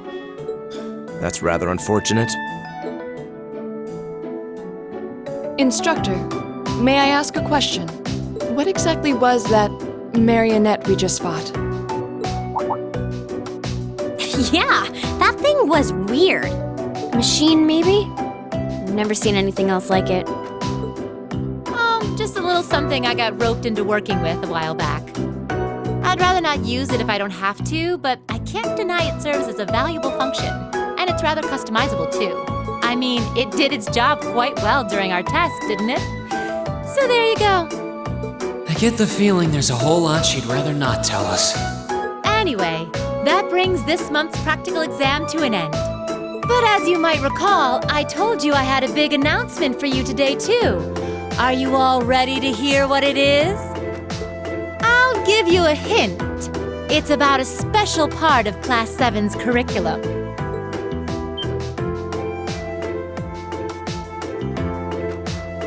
Give up? It's really bugging you now, isn't it? Well, I'll come clean. The special task you're about to be assigned is none other than a field study. Field study? Oh, I don't like the sound of this one bit. You'll be split into two groups, A and B, and each sent to a different location. And while you're there, you'll be given a number of tasks to complete. Doesn't that sound like fun? We only just got to the academy, and we're already being sent somewhere else? Will you not be coming with us, instructor? Oh, of course not! It'd be much too easy for you if I were there to bail you out every time the waters of life came seeping in. You've got to be cruel to be kind and all that. Well, I'm certainly not opposed to a challenge if it allows me to advance my training. Instructor Valentine, where exactly will we be going, and when? Ah, yes, about that. As I said, you'll be split into two groups, A and B. Each of you, please come forward and take one of these to see how the groups have been divided and where each is being sent.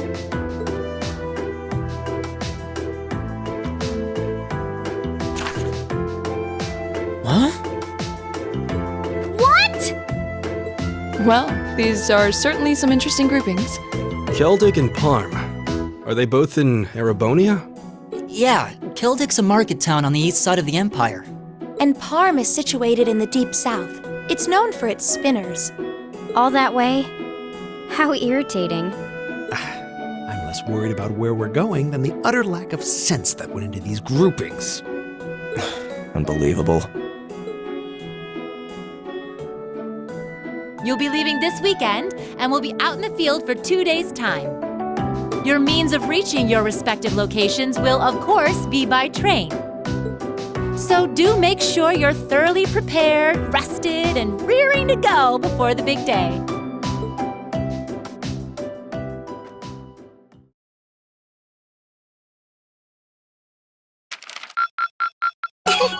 Your rank's gone up.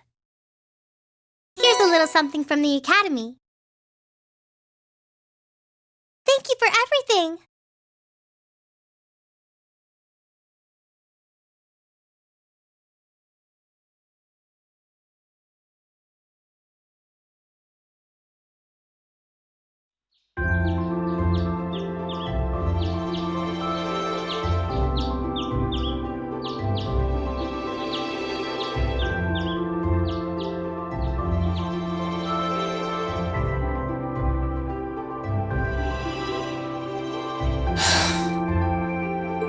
still haven't been able to apologize to her.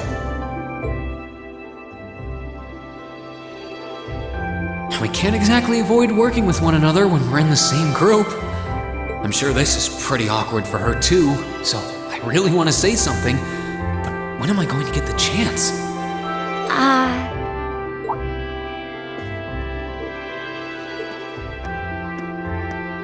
Morning, Elisa. Morning. You're, early? We don't have to be here for another 20 minutes, you know. Well, the same goes for you. What time did you wake up? Around 5, I think? Though I always try to be up by then. Oh, really? Morning practice? Oh, you haven't joined any clubs, have you? So I guess not. How does she know that? No, it's just a force of habit. I've gotten used to waking up early. You're in the lacrosse club, right? So I'm guessing you do have to deal with morning practice sometimes. Yeah, twice a week apparently. I'm really sorry. Why are you apologizing?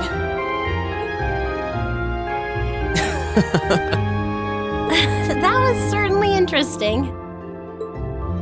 But no, I really am sorry.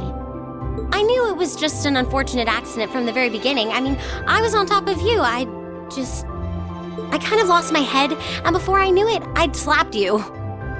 And you had your hands out like you were trying to catch me, right? So if anything, I should be thanking you. Don't worry about it. That trapdoor was obviously designed so we wouldn't get hurt from the fall. If I hadn't tried to play the hero, I wouldn't have been pinned under you, and none of this would have happened. There's no way you could have known that, though. No matter how you look at it, I'm the one in the wrong here. So thank you for trying to protect me. And sorry again. No, it's... I mean, you're welcome.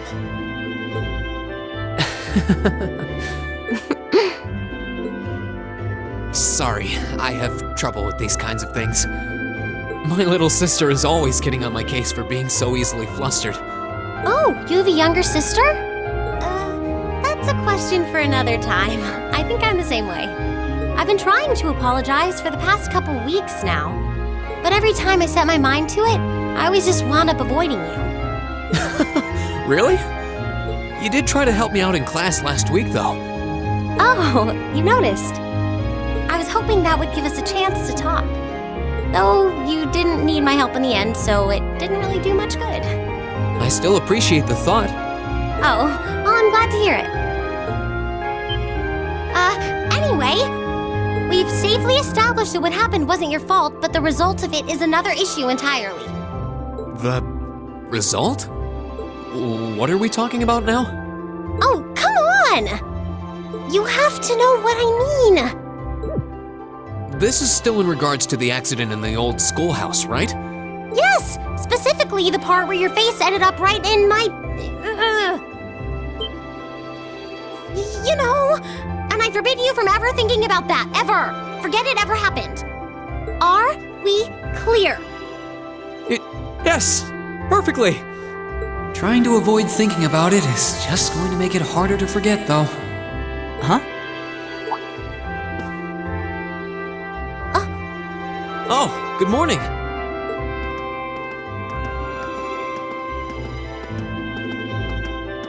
Good morning. A lovely day, isn't it? You two certainly got here early. Looks like you finally managed to make up, too. Well... Yeah, I think we're on good terms now. Thanks for your concern. I'm glad to hear it. It's been a bit trying watching the two of you simmer these past weeks. And I know Elisa has been desperate to apologize for her behavior this whole time. Whoa! That's only because I thought it would be awkward for two people who aren't talking to work together in the same group. Don't go getting the wrong idea or anything. Whatever you say. Well, as long as the two of you have smoothed things over, that's what's important. Now that we're all here, let's say we head out. The train's not due for a while longer, so this could be a good opportunity. We can swing by a few shops and stock up on supplies before heading to the station. That's a good idea, actually. The Academy's facilities are supposed to be open early today, too. Oh, that's perfect. We can make use of the engineering club's facilities before we head out, too. Shall we depart then?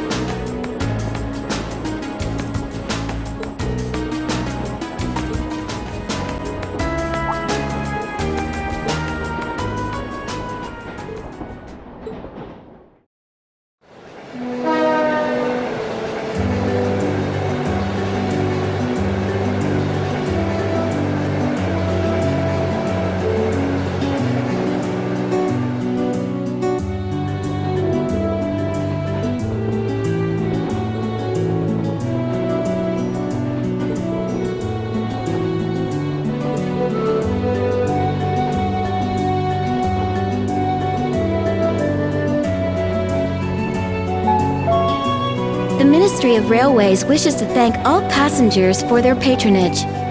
This transcontinental train is bound for Crossbell. The next stop is Keldic. Keldic. Passengers traveling to Bereahard, please change trains at this stop.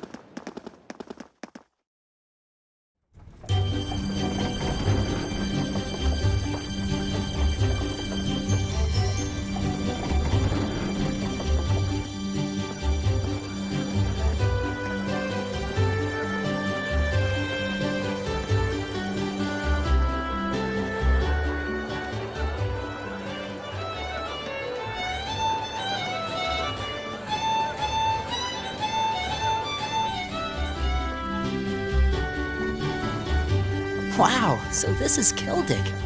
It seems like a really relaxing little town, though there are a lot more people here than I expected. I imagine they've come for the Grand Market. Even merchants from other countries regularly come to see it. Sounds like this place is as popular with the tourists as the capital then, but for a whole different set of reasons. Keldic's also widely renowned for their local beer, which they make using rye. But you're all still minors, so I'm the only one here who gets to drink it. Are you trying to make us jealous? We don't really care, you know. Anyway, let me show you to the inn. It's, right over there. Okay. Let's go.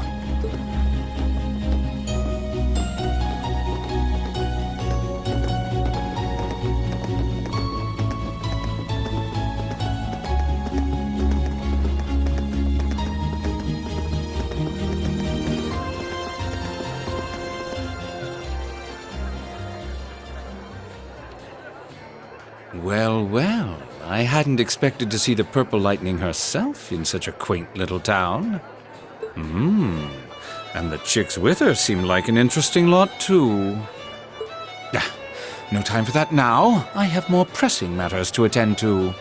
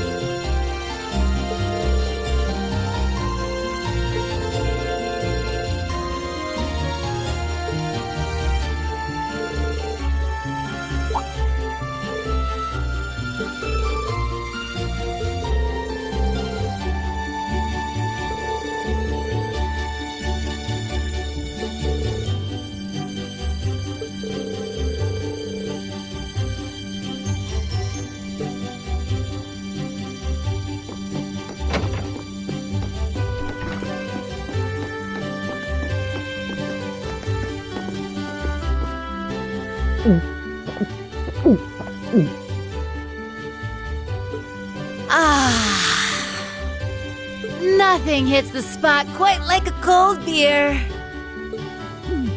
She looks like she's having the time of her life. How many pints has she downed already? It's not even noon. Oh, you kids are still here? I'll just be hanging back and enjoying myself, so go on ahead and get started. Don't mind me. We have questions for you, though. What's with these field study tasks? I'm glad they're not as difficult as I was expecting, but they're just so... Well, it makes sense you'd have some doubts.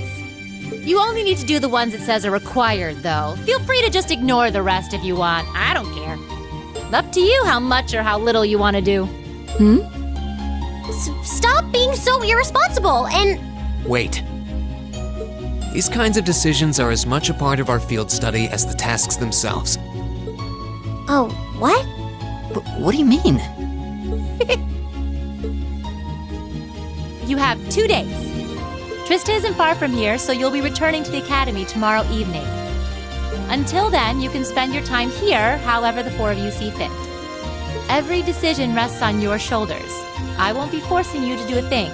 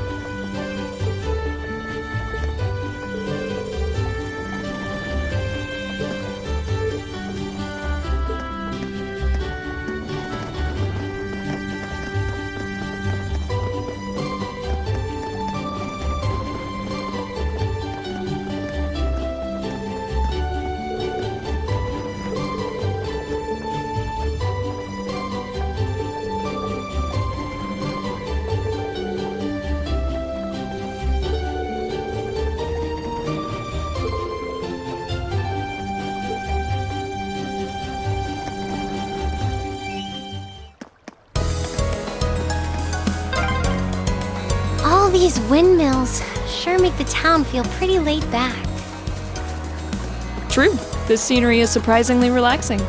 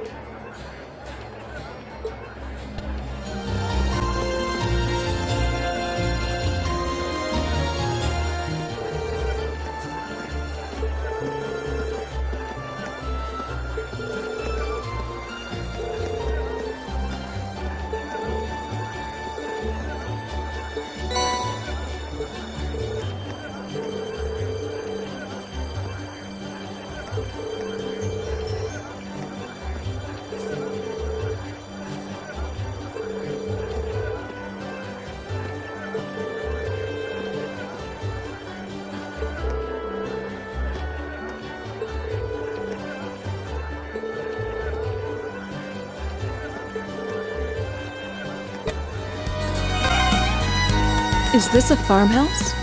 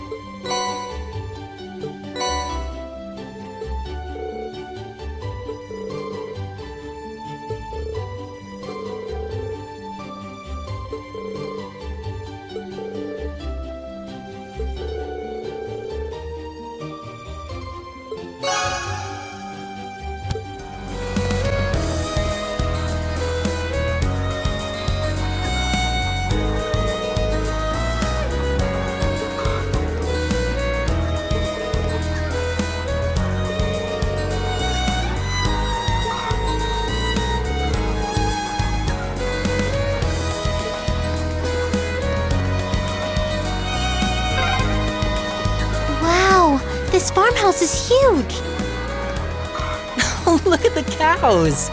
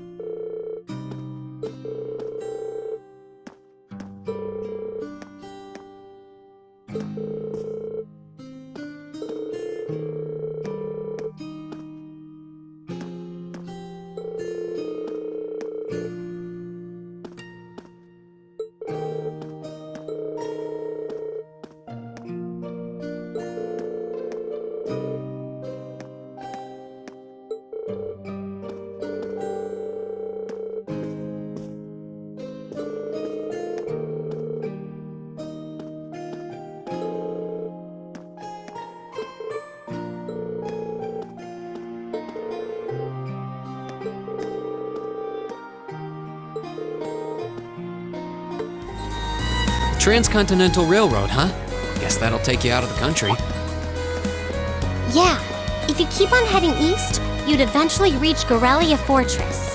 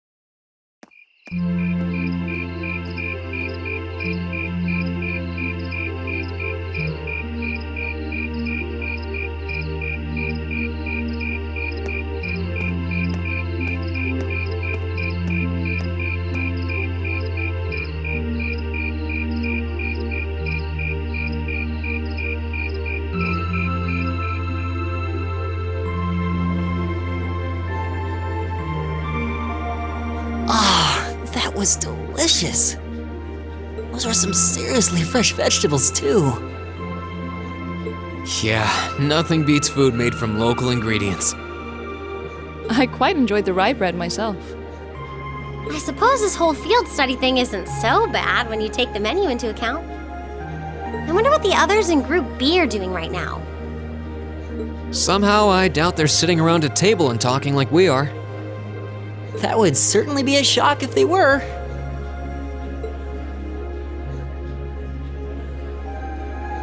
I can't help but question what exactly Class VII's purpose is, though. Instructor Sarah says it's about Arcus, but I don't think that's the only reason we've been brought together. I'm certain it's not. If that were all, today's field study tasks would serve little purpose. It seems as though she's trying to make us experience, I don't know, things. Like all kinds of things, big and small. What I can't wrap my head around, though, is why. Yeah. Instead of trying to put everything in its place, why don't you just go with the flow for a change? It seems like you're desperately trying to find something. But if you don't plant yourself somewhere, you're just gonna blow away with the next big gust that comes along. What do we have to offer one another, when our reasons for enrolling at Thors in the first place are undoubtedly very different? Our reasons? I hadn't considered that. My reason for enrolling was quite simple. I aim to come ever closer to my goal. Or, rather, to the person whom I regard as such. Who's that? This is neither the time nor the place to discuss such matters. Best to save that topic for another day. What about you, Elisa? Why did you enroll at the academy?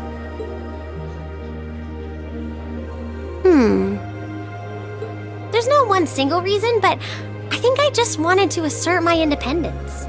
I mean, my situation back at home isn't exactly ideal, and this seemed like a good way to get out and do more, I guess. I see. It sounds like I'm probably in the minority then. See, I wasn't intending on coming here at all originally. I wanted to do something completely different. You did? Oh yeah, you said you were really hoping you'd get into a music academy, right? Oh? Well, I wasn't that serious about it or anything. What about you, Rean? You're the last holdout, and since you're the one who brought it up, it's only fair you answer the question too. Me?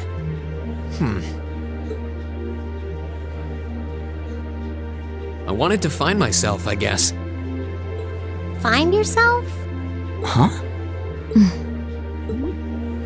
Sorry. That makes it sound like a much bigger deal than it actually is. That's the best way I can think of to put it, though. Nothing wrong with that. Going on a journey of self-discovery? It's actually a pretty cool answer. Yeah, I had no idea you were such a romanticist. You sure don't come across as one. I shouldn't have said anything.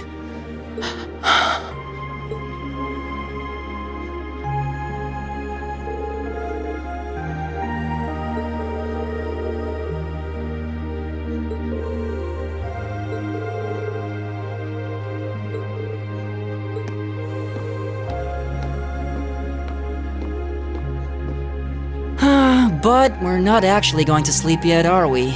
Not until we write our reports for the day. I want to shut off my brain so badly right now, but it doesn't look like that's happening anytime soon. She seems to have forgotten all about the room situation, and I'm not about to remind her.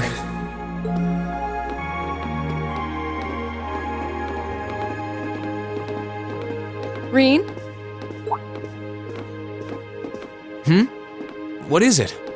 I was unsure whether to ask or not, but I've decided that this question bears answering. Why have you chosen to hold back? What? Your sword style and technique. It is the 8 Leaves, 1 Blade school, is it not? Popularized by the sword hermit, Yun Ka-Fai, it combines the best elements of other Eastern sword styles. Those who master any of its forms are referred to as a divine blade, and are said to understand the true nature of all things. You certainly know an awful lot about it. I didn't think it was particularly renowned here in the Empire. We of the Arcade School consider the studying of other swordsmanship styles to be an essential part of our training. In addition, my father once told me, if you follow the path of the sword, it is only a matter of time before you encounter a follower of the 8 Leaves. Your father said that? It's an honor to be acknowledged by the Radiant Blade Master himself. I'm nothing special, though. I'm just a dropout who's never even been able to progress past beginner level. I did train under Master Ka-Fai for a while, but I started to feel like I couldn't go any further with my abilities, and he cut my training short. What? So I'm really not holding back. Honest. I actually kind of feel like I'm dirtying the good name of the 8 Leaves School, in fact. But this is my limit. I'm sorry I can't quite live up to your expectations. Laura? You have no reason to apologize to me. This is a matter you must come to terms with on your own. Though I'll admit to some disappointment, I was hoping you'd prove to be a good sparring partner. I'm going to practice outside for a bit. Please go and finish your report with Elisa and Elliot.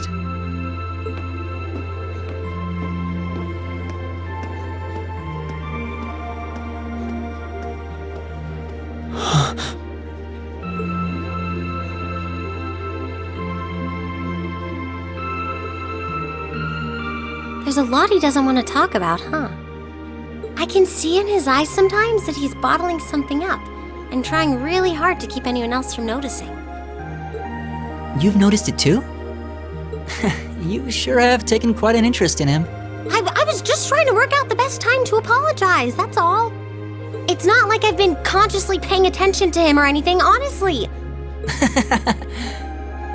Rean's not the only one bottling up his feelings, though, is he? You've been doing the same thing.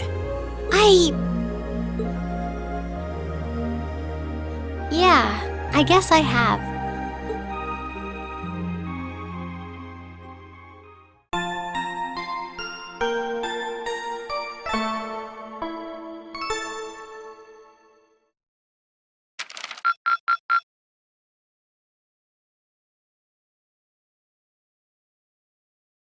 Keep up the good work!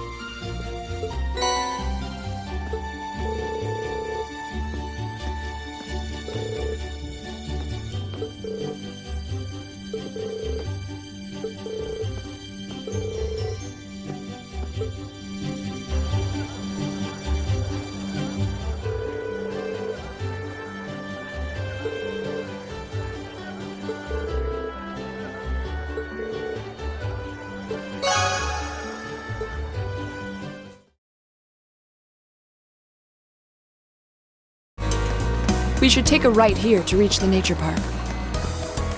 Right. Let's go.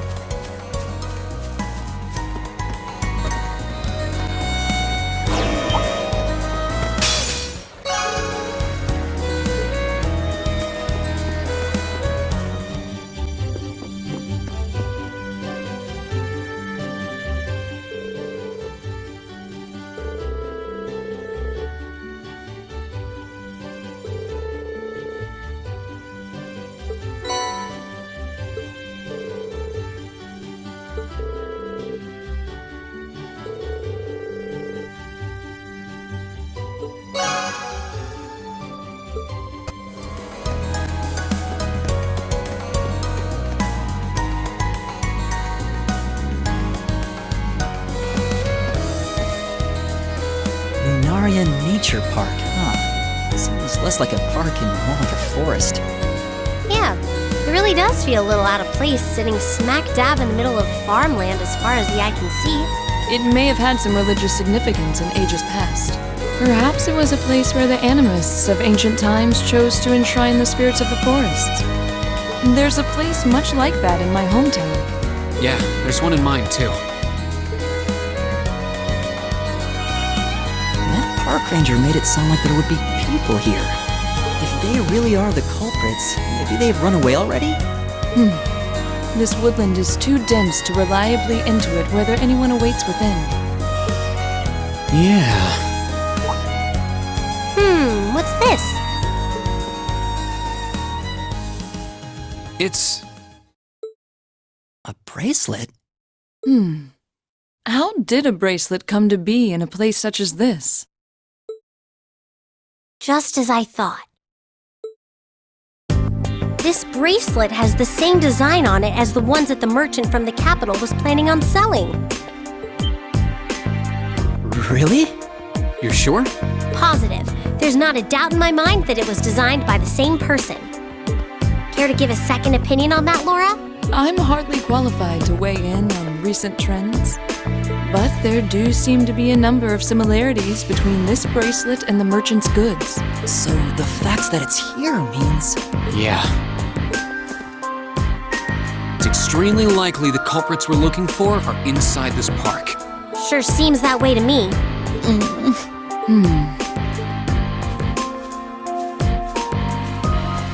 It only opens from the inside. I suppose that leaves us little choice. Are you going to destroy it? Will you be able to? The lock seems quite solid, but my sword should be strong enough to... Wait. I'll do it. I can get it done more quietly. Oh? Really? What are you going to do?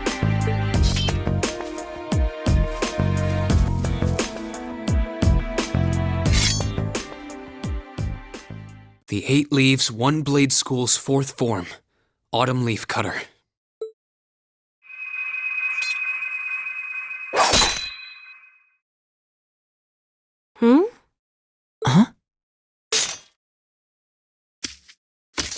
Seriously?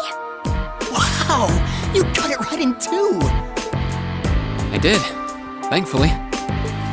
Spectacular. It's an honor bearing witness to one of the skills of the 8 Leaves School. Thanks, but I'm still more or less a beginner. Anyway, we don't have much time left. Let's head inside and see if we can find them. Right. We need to find them before the sun starts to set.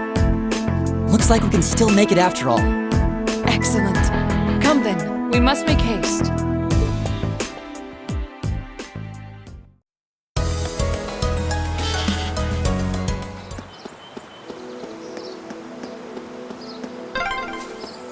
There's tons of little stone monuments in here. Yeah, what do you think they're supposed to be? I imagine they were made by the animists in this province.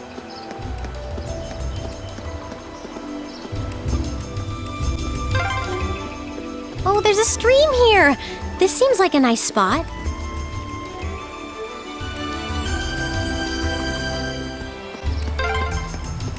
Just how deep does this forest go? We must be pretty far in now. I'd imagine we're almost there.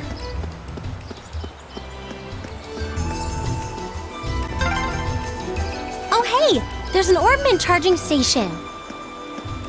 We must be in the most remote reaches of the park.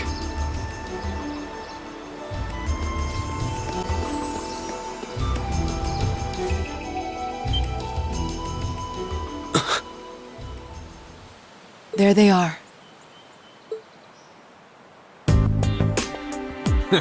Not bad for a night's work. And if those idiots don't withdraw that petition, we'll be able to make even more. Don't get carried away now. We get a reward for all this anyway.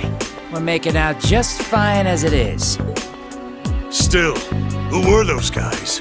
The provincial army seemed happy to go out of their way for them. No idea. But then, I can never figure out what that man's thinking. None of our business either. We just need to be ready to abandon this place at a moment's notice.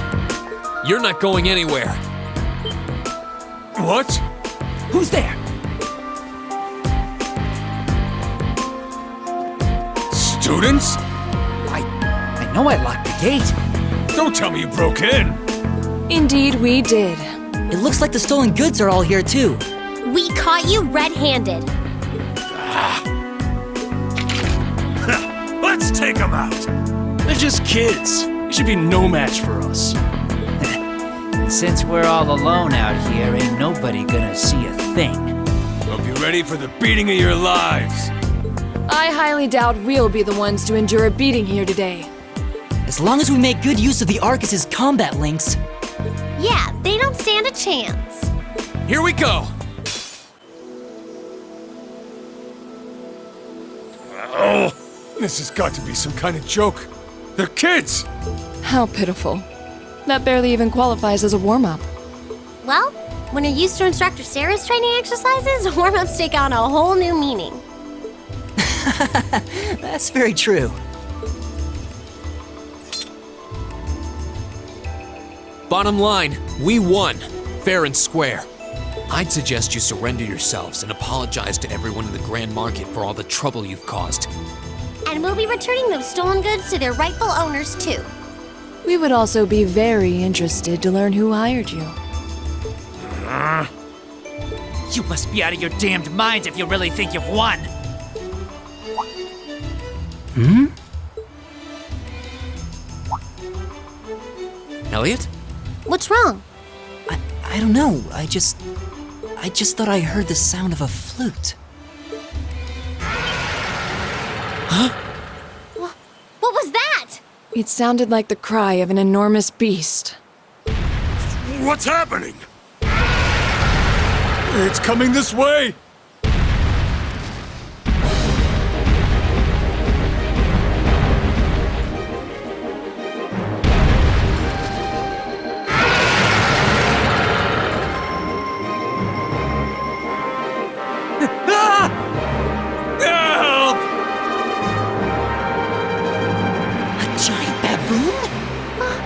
It's huge! I believe we're dealing with the ruler of this forest. What would you suggest, Rean? Well, they may be thieves, but we can't just leave them to die. We're going to have to fight it. Understood. All right. Adios, help us! That was kind of terrifying. I thought we were done for.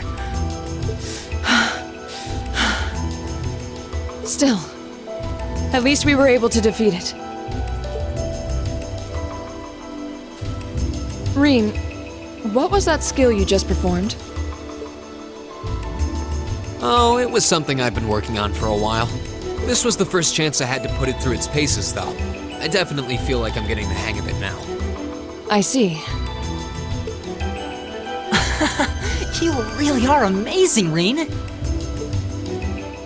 Yeah, you're always there to help us when we need it most. No, that's not true. There's really only so much I can do on my own. We wouldn't have been able to defeat that thing if we hadn't all been working together as a team. This was a victory for Group A as a whole. Well said. Indeed. Unbelievable. What are these kids even doing here? That bastard. This wasn't supposed to happen. Who are you talking about? What? Uh-oh. It seems we have some unwelcome guests. There they are! And they're not alone.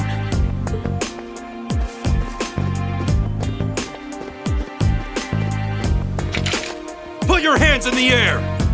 Don't try to resist. Why are you surrounding us and not them? Keep your mouth shut! Don't think we're gonna go easy on you just because you're students. Looks like all your hard work was for nothing, huh? Sucks to be you! They're not even trying to hide their involvement. Utterly shameless. You're jumping to an awful lot of conclusions. I see two groups of people and a collection of stolen goods, but no indication of which group is responsible. Do you have any way to prove that the four of you aren't the perpetrators? What? Do you intend to frame us? This is preposterous! I'm just telling you that you need to mind your own business and learn your place. The Kreuzin province is the territory of Duke Alvarea. And I will not have a gaggle of bratty students poking their noses where they don't belong. You will back down now, or we'll be more than happy to arrest you right here and drag you to Bereahard City, kicking and screaming. Damn. This is ridiculous. I'm afraid you'll be doing no such thing. What? Who's there? Oh!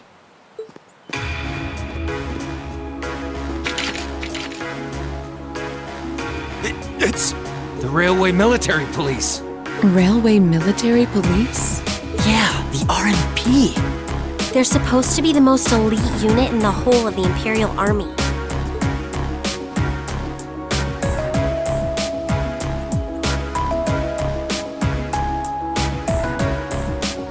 The Icy Maiden.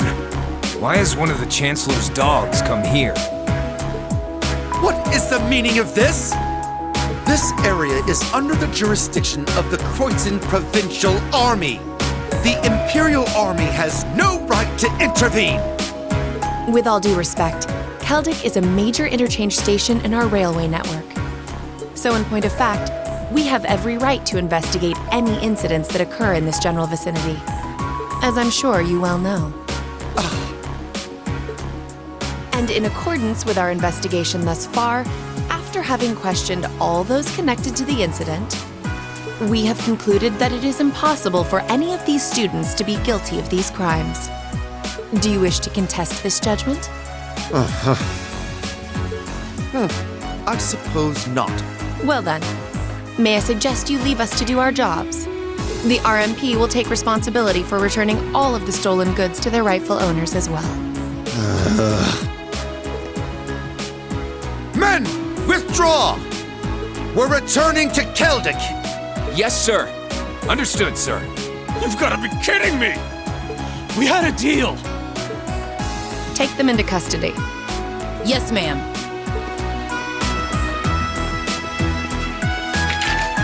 Oh, crap. Totally boned. there's no point in resisting. You're coming with us!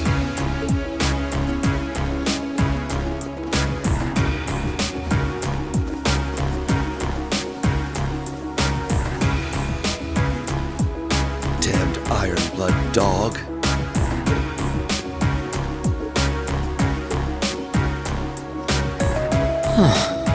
She's really pretty. Is she really part of the RMP? Thank you all very much for your assistance.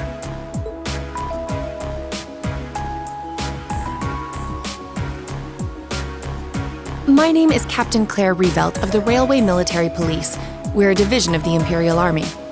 And you are the visiting students from Thors Military Academy, are you not? I'll need to file a report about what happened here, so would the four of you mind accompanying me?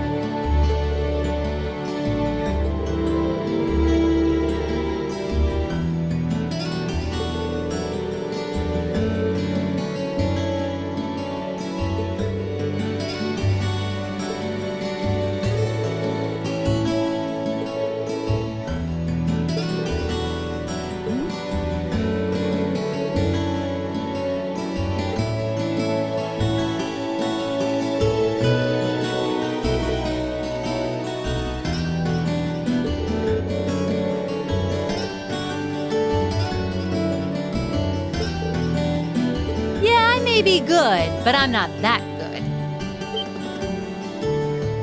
Oh! Instructor? I was wondering when you'd show up. It's been a while, Sarah. That it has. 6 months, give or take? Honestly, I had no idea you RMP folks were gonna get involved with this. I suppose you had everything that was happening here figured out all along. You overestimate my abilities. I did receive a report that suggested there might be trouble here, but that's it. Oh, from your brother, I take it. Nothing gets past you lot. We're just trying to make sure we're prepared to deal with any problems that might arise. But I'm sorry to say I don't have any more time to catch up with you right now. I really need to be taking my leave. I wish all the best to you and the rest of Class 7. Ah.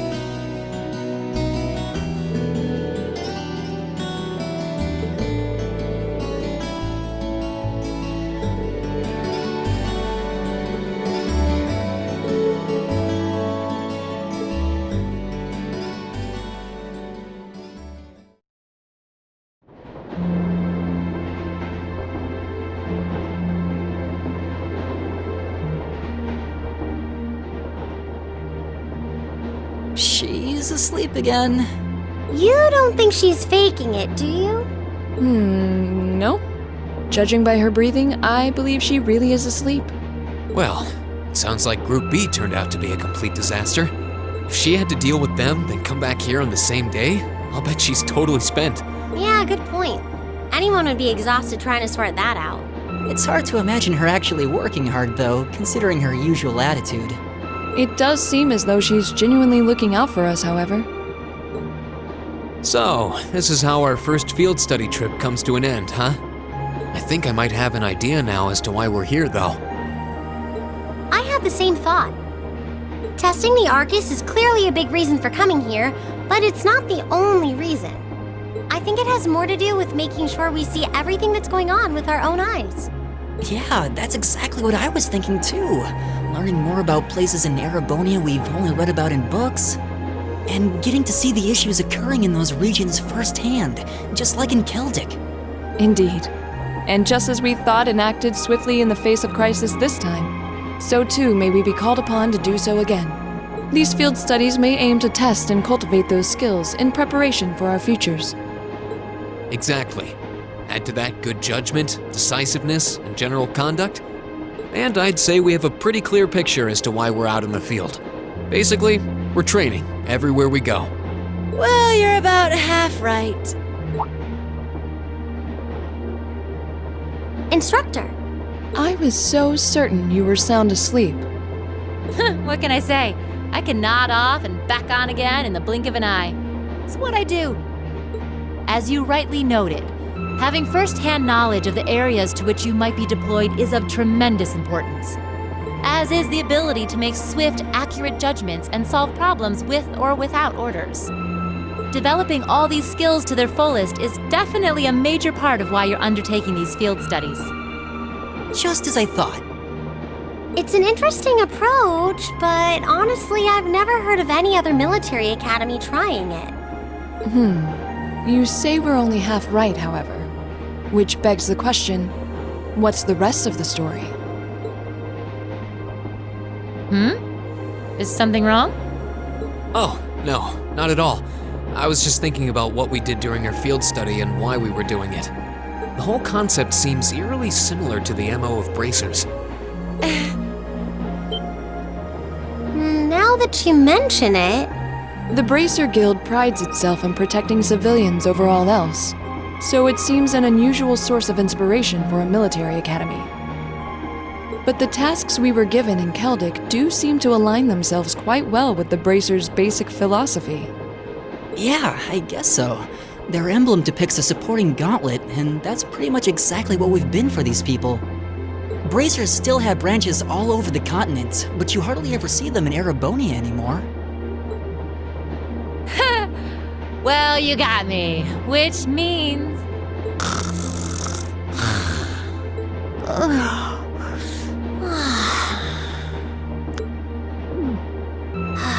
How are we ever supposed to take her seriously when she says things like that, then conspicuously falls asleep? Well, whether or not we did in fact get her, it still seems like bracers are somehow related to our activities here. Not that Instructor Sarah is likely to come clean about our involvement anytime soon. I suppose until she does, all we can do is prepare ourselves in body and mind for our next field study. Yeah. Is there something else bothering you? Oh, no. It's just... Well, we've been in the same class for a month now. And this whole time I've been kind of keeping you in the dark. What do you mean? You aren't referring to the issue regarding your swordsmanship, I take it? No, it's not that. It's something I've been hiding from you all this time. Regarding my social class. What? Are you saying your family... Yeah, I dodged the question when Machias asked. But technically I come from a family of nobles. My hometown is Ymir, in the northern mountains. I'm the son of its ruler, Rean Schwarzer. You're from Ymir? Schwarzer. Now that you mention it, I have heard the name before. An honorable family, closely tied with the imperial family themselves, despite being headed by a mere baron. I never would have imagined you might be the son of a noble too. I wouldn't have expected you to. I don't act like one. My dad and mom are both quite easygoing individuals. They don't behave like your typical nobles at all. And technically, since I was adopted, I don't have any actual noble blood running through me. I'm upper class in name only. So, you... Sounds like you've got your own issues to deal with, just like the rest of us, huh? I don't think of it as a big deal, and I don't want you to think of it as one either.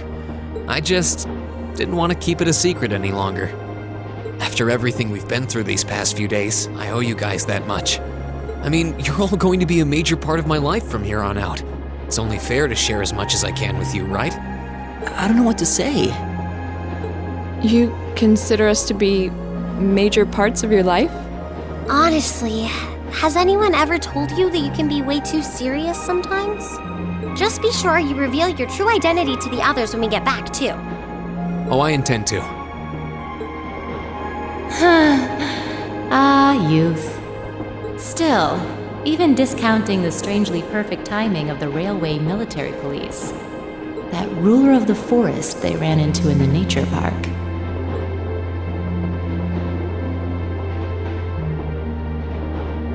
Seems to be a harbinger of something big happening behind the scenes.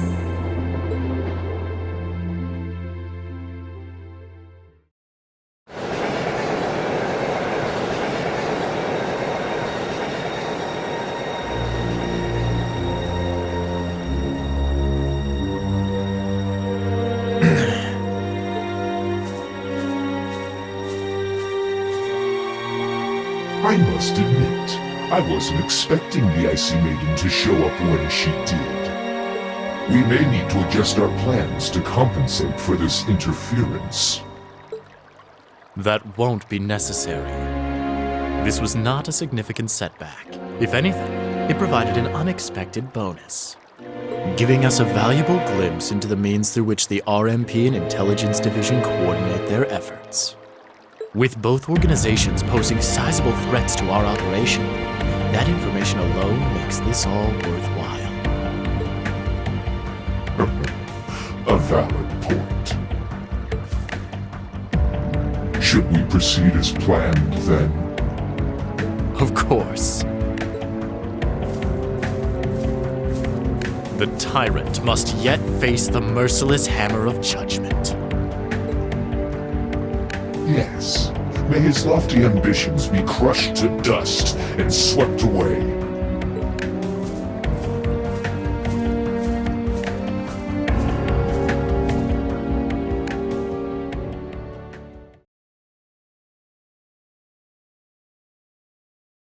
Ooh, you're moving up in the world.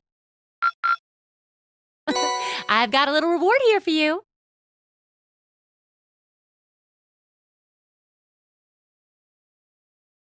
Drinks are on me someday. Perfect! You guys are the best!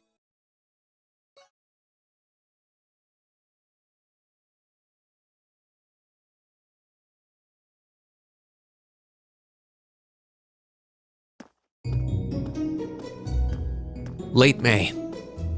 The lino flowers that painted Trista's spring fields had faded, replaced by lush greenery and a refreshing breeze. With the trials of last month's field study behind us, we found ourselves caught up once more in the bustle of school life.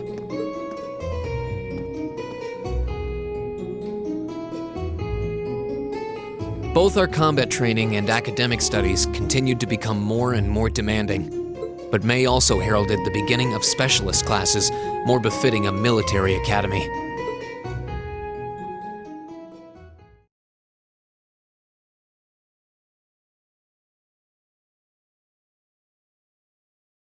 The Orbital Revolution 50 years ago changed the way wars were fought forever.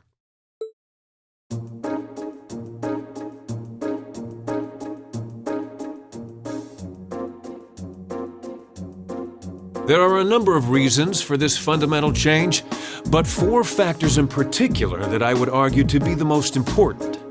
The first is the invention of orbital guns, cannons, and other weaponry. The increased accuracy of these weapons, as well as their ease of maintenance and manufacture, instantly rendered all other firearms obsolete. The second factor is the associated mechanization of the military. Orbital technology led to the formation of armored divisions made up of tanks and armored cars. The impact this new kind of tactical unit had on the battlefield, with its enhanced offense, defense, and mobility, cannot be overstated. The third factor is the invention of airships. Warships that rely on the gravity manipulation ability of a flight field to remain in the air simply did not exist before the revolution. The sudden addition of a whole new dimension to war, the sky, made countless new strategies viable that were previously unimaginable. And the last factor is the creation of an entirely new practical science, which may be the biggest, most important change of all. Without orbital technology, such a concept would scarcely even have been conceivable, but now we'd be virtually crippled without it. Rean Schwarzer, can you tell the class what that new scientific breakthrough was?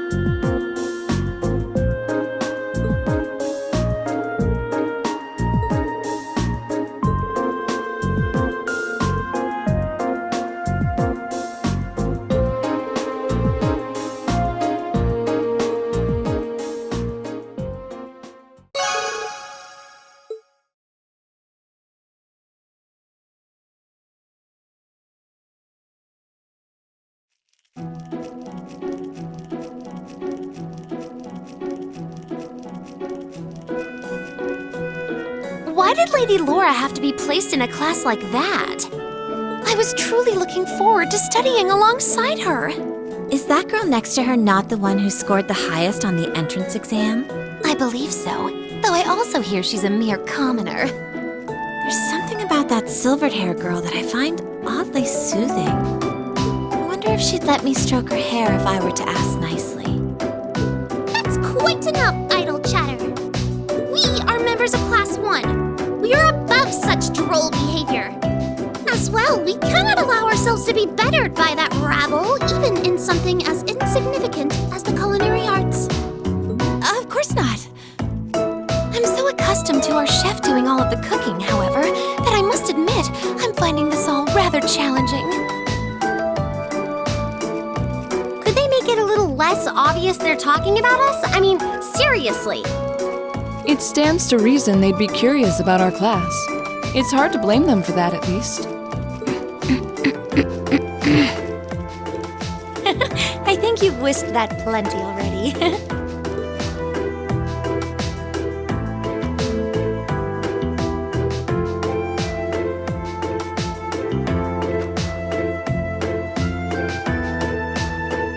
I feel like I'm finally getting the hang of using an orbital computer. Likewise. I was lost at first, but it's slowly beginning to make more sense. Well, it is cutting-edge technology here in Erebonia, so I think most people are confused until they've gotten used to it. Machias and Eustace both picked it up surprisingly quickly, though. Yeah, but academics are their thing. And I'm pretty sure Machias has been interested in computers for a while, too. Eustace also seems to get the hang of things far quicker than most people, even if he's not interested in them at all. Which probably just adds insult to injury for Machias. I'll bet. I hear they were really butting heads during last month's field study. They were. At one point, things almost took a violent turn. We were able to hold them back, but I don't think we could have kept them under control for long if Instructor Sarah hadn't arrived. We really need to do something about them, but I have no idea what. I don't either, but you're right. This has gone on for way too long as it is. It needs to stop. Rean Schwarzer. Huh? Isn't he from Class 1? Patrick, is it? That is correct. My full name is Patrick T. Higharms. I don't believe I need to say anything more than that. What? So, you're from the Higharms family. Are they prestigious? About as prestigious as they come. The Higharmses are one of the 4 great houses. Though they're slightly lower in rank than the Albareas. I'm sorry. I meant no offense. It doesn't matter. I didn't come here to talk to commoners or foreigners. I came to bring gladsome tidings to you, Rean Schwarzer. I am generously extending you welcome to make use of the accommodations on the 3rd floor of the Student Union building. You mean... the 3rd floor? That's where the Noble's Salon is, right? Your father may be a mere baron, but that still makes you a noble. And though you've had the misfortune of sharing a class with this riffraff, I have decided to use my good name as a member of the Higharms family to afford you the privilege of joining us. I do hope you appreciate it. Well, how can I turn him down politely? This hardly strikes me as the best place to be recruiting new members.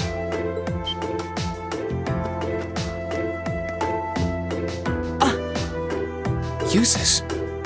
Eustace Albarea? I wasn't aware the 3rd son of the Higharms family counted playing factions among his hobbies. If you wished for company in the salon, should you not have come to me first? You? You've been invited countless times. You simply choose not to come.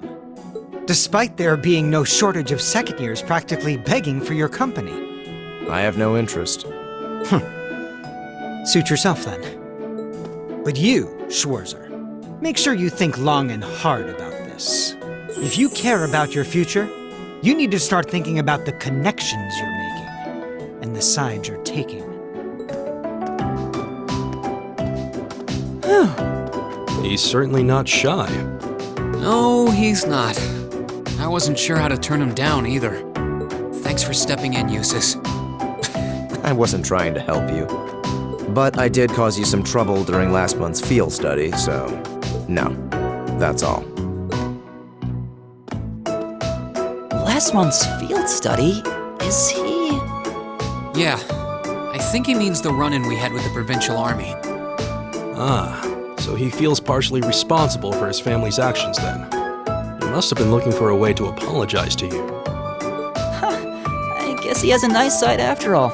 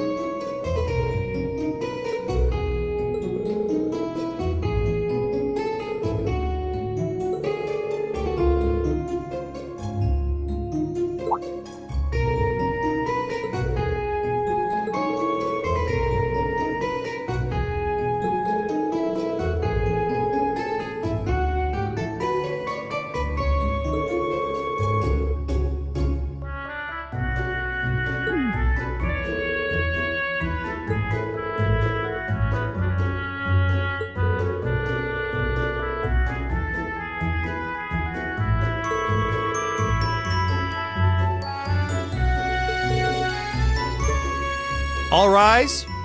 Bow. Well, I'll see you later, Rean. Later. Oh, are you two going to club activities today? Yeah, I am. Did you want to have dinner together later? We've been eating in the cafeteria an awful lot lately, so maybe we could go to the cafe in Trista today for a change of scenery? Sounds good to me. You want to just meet up in the entrance hall later? Sure. See you then.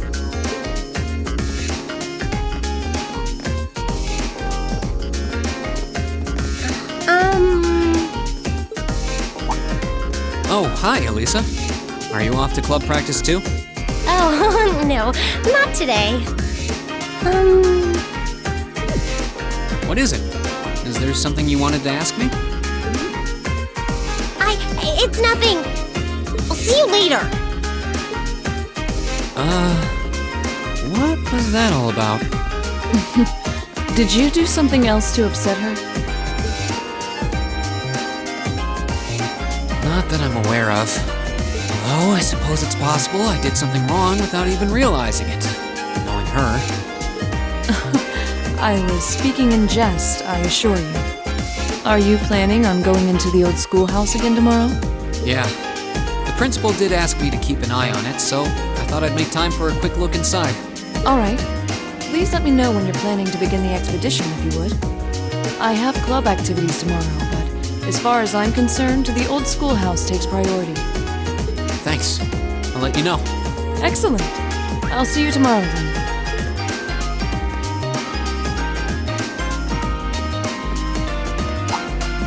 You're in the chess club, aren't you, Machias? Or are you planning on studying in the library?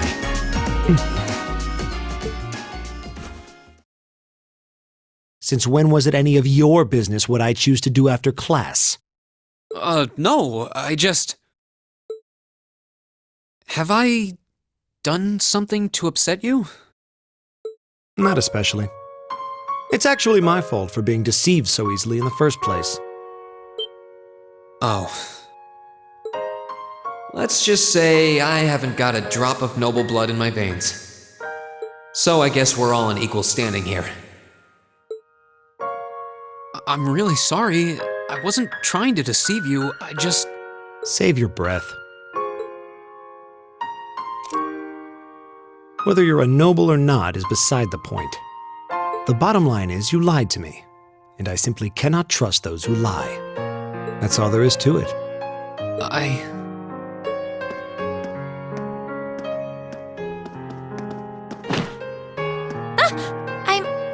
I'm sorry. Now, please, think nothing of it.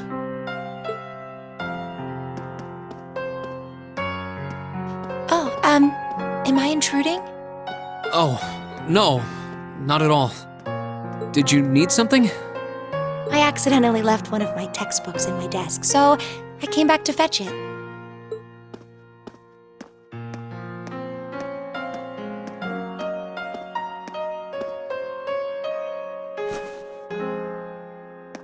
Ah, here it is. What subject? Take a look. Studying hard as always, I see. Except, wait. Intermediate? Isn't that part of the Sunday school curriculum? Seems a bit basic for you. Oh, it's not for me. I promised to help Fee with her math studies. I found this at a bookshop in town and thought it might be of some use to her. Ah, okay. Which reminds me, I should really be going. I'm sure she's waiting for me by now. I'll see you later, Rean. Take care.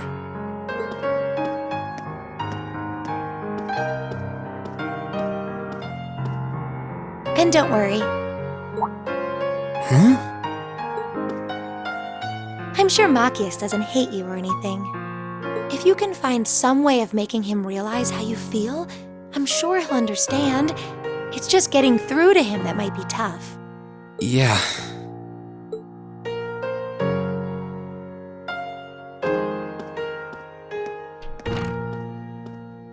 I just have to keep at it.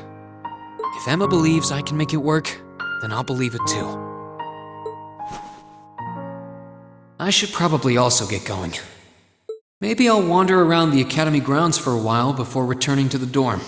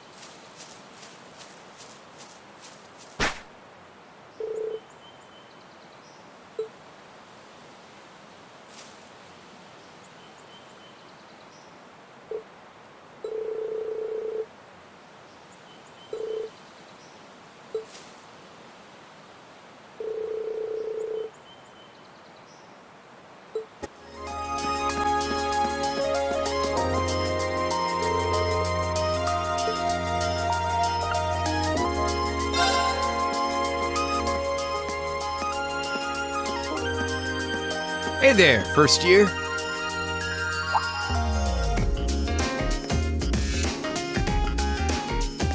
Oh, it's you. I'm not going to play along with your scams this time, so you might as well be on your way. I wasn't trying to hustle you before, honest. Did you, figure out how I did it, though?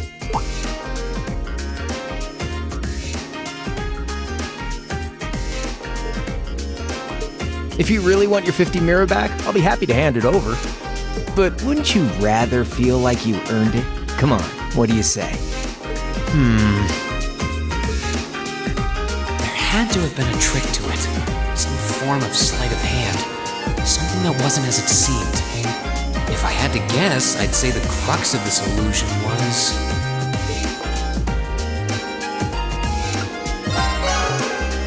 Of course! I'm pretty sure he had a bag at his feet. Which means... You threw the coin in the air, but let it fall instead of trying to catch it.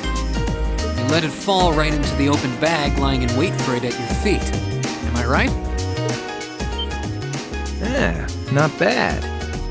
I wasn't expecting you to figure it out so quickly. So I was right. Yep, spot on. And a promise is a promise, so here's your 50 mirror bag.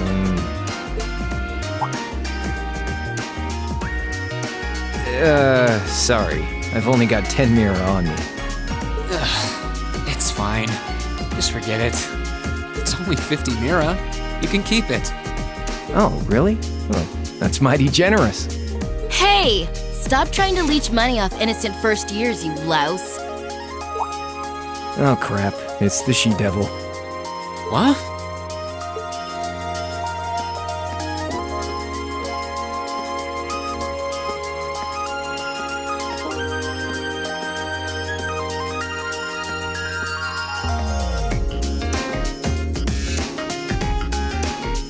Bicycle? No, it looks like it's powered by orbital energy. Wait, I've seen this girl somewhere before. You're Rean, I take it. I've been hearing all about you from Toa and George. Sounds like you pulled off some pretty amazing stuff in your field study last month. I'm surprised you know my name, actually. I didn't think I'd been doing anything worthy of such attention. Guess I should still officially introduce myself, though. I'm Rean Schwarzer.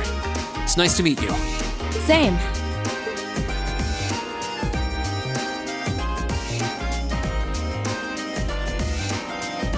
I'm Angelica Ragnar. Glad I could finally make your acquaintance. Ragnar? As in Marquis Ragnar? Head of one of the 4 great houses? Same reaction every time, I swear. Yeah, I'm his unworthy daughter. But he doesn't really want to have anything to do with me since I go around dressed like this. I think it's less how you dress and more how you behave. Where are you going on that bike at this hour anyway? Oh, George finally finished tuning the orbital engine. So I figured I'd give it a run to the capital and back and see how it holds up. Sure must be nice not to have a care in the world. Look who's talking.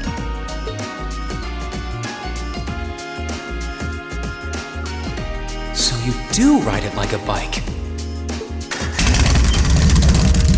Wow. Well, catch you later. I'm thinking of putting in a request for you sometime. If I do, I'd sure appreciate a swift response.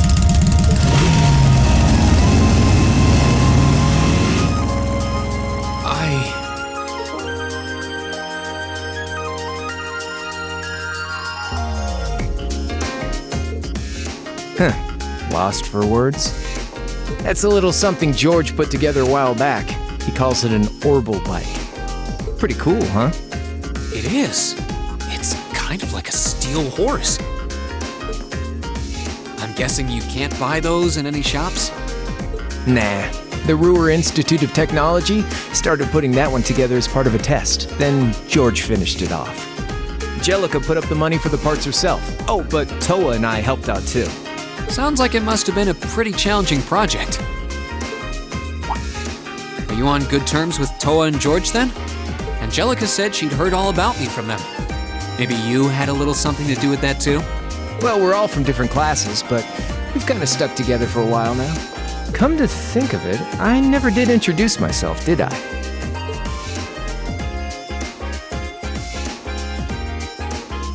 Name's Crow Armbrust, 2nd year, Class 5. I'm sure I'll catch you around again. Later!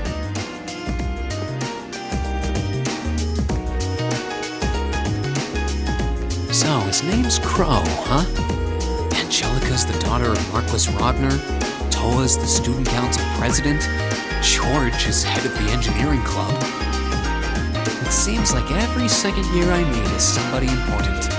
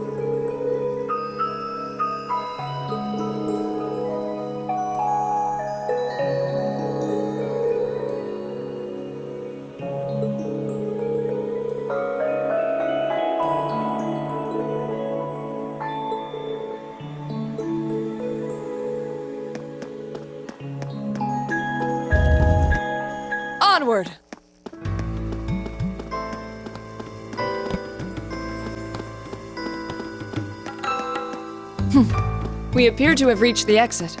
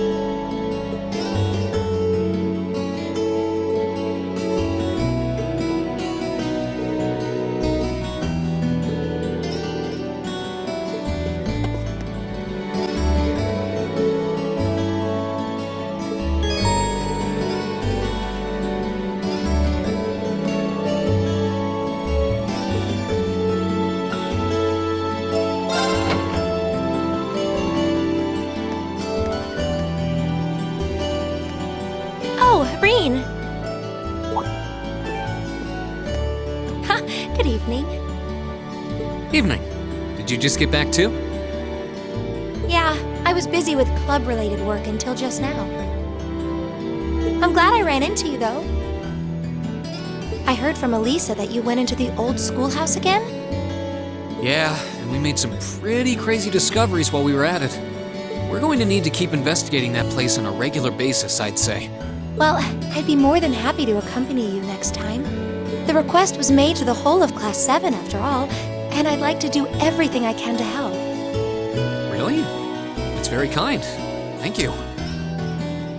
Maybe I should ask Fee next time, too.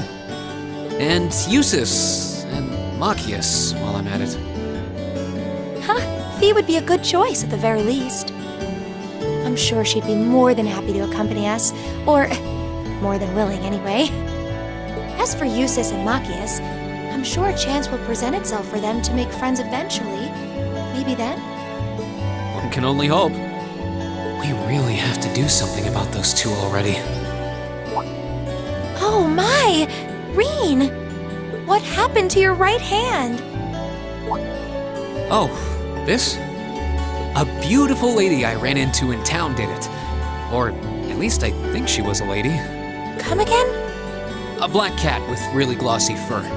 I've never seen it around before. I assume it belongs to someone in town since it was wearing a blue ribbon and a bell. I must have done something to offend it though, because it got all grumpy out of nowhere and scratched me up pretty good. I'm so sorry. What? Please, sit down on the sofa.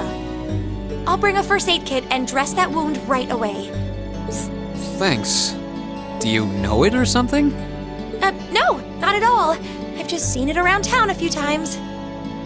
Anyway, I'll go get the first aid kit. Don't go anywhere.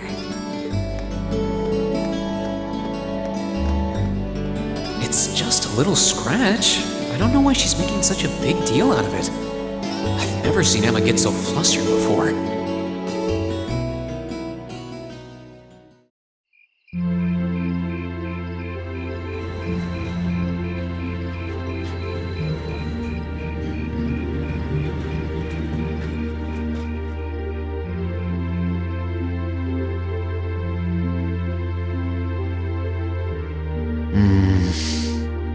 There we go.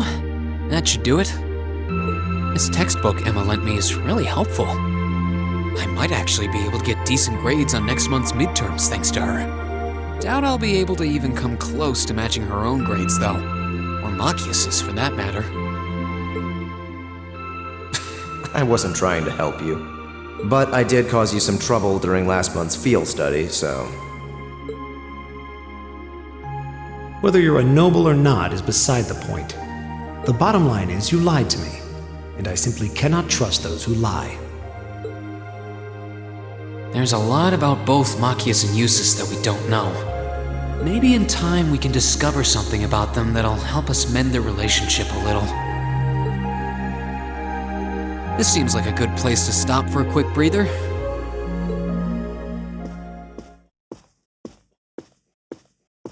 Abend time is about to start anyway.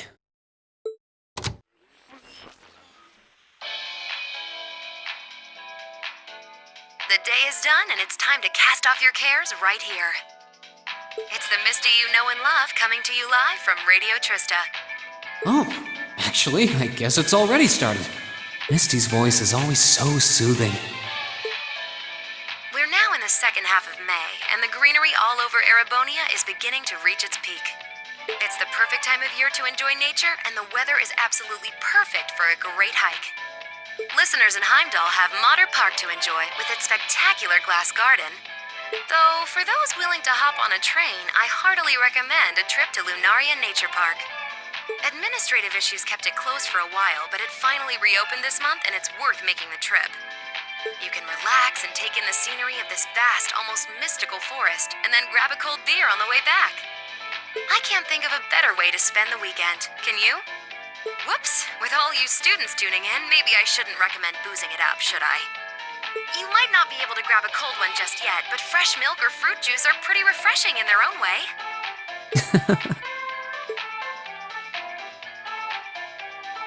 Anyway, let's see who sent us some mail today, shall we? This first one's from future 3-star chef from Berea Hard.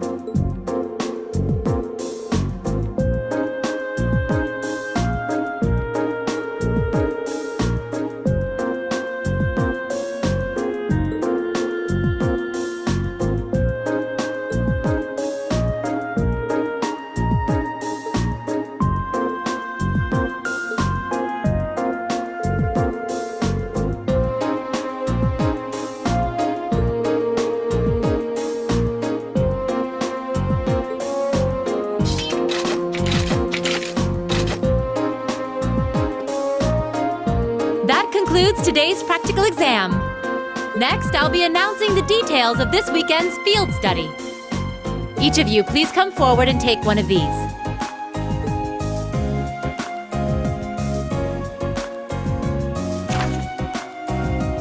These assignments. Berea Hard and St. Arc.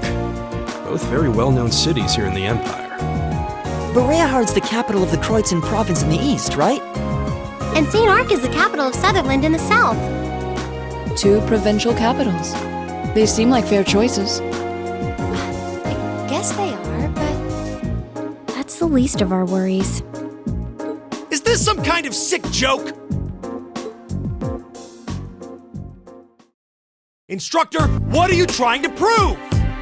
Do you have some sort of personal vendetta against this or something? For a change, I agree with him. This is ludicrous. I refuse to accept these group allocations. Change them at once.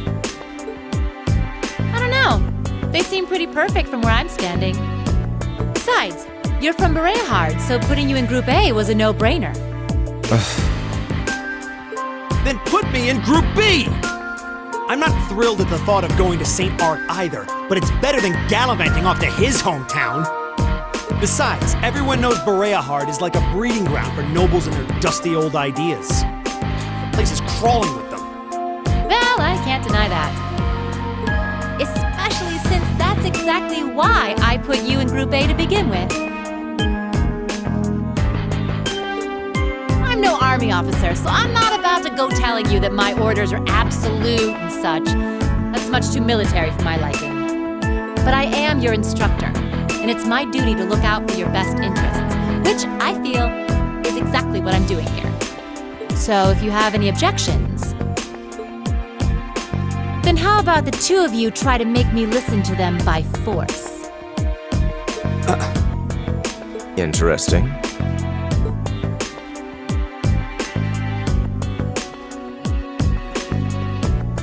You're not seriously going to... Oh, come on, don't... Male pride is so predictable. I knew you couldn't possibly turn down an offer like that. And I wouldn't have it any other way.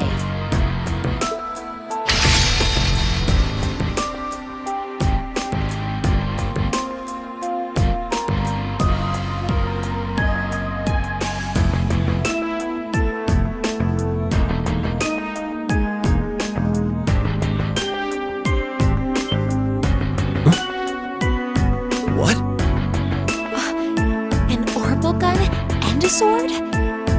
Those are terrifying looking weapons.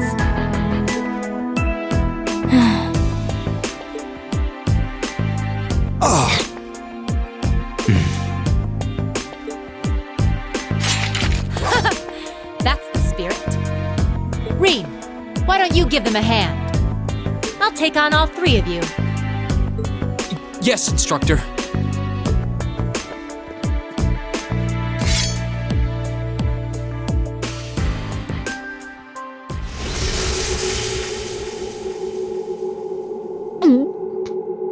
What a powerful aura. All right, it's time for some extreme extra credit. If you think you can convince me to change your assignments, well, let's just see how well you measure up.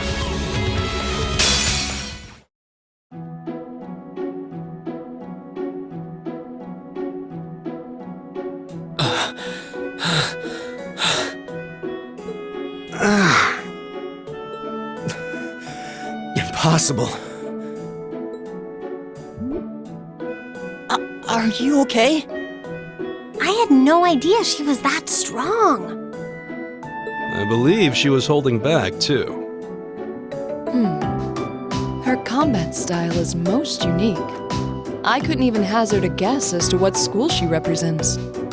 I guess this means... Yep. Decision's final.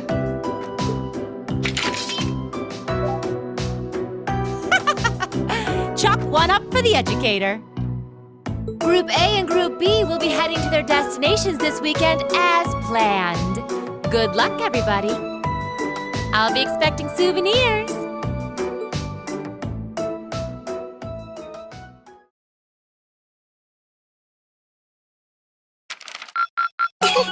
Your rank's gone up. Here's a little something from the Academy. Thank you for everything.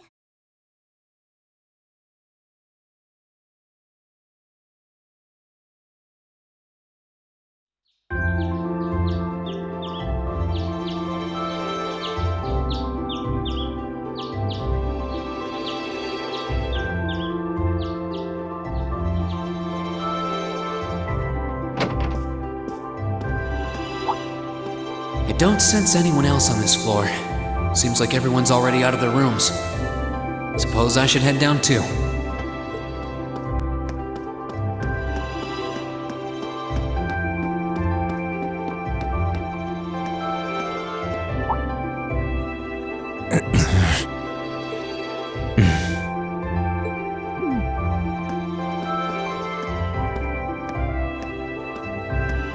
Morning. You two are up early. I want to make this very clear before we leave. You are my classmate. You are not my friend. We may be in the same group, but I would appreciate it if you would not address me as casually as you seem wont to do. Our class's vice president is as stubborn as ever. Say that again! I dare you!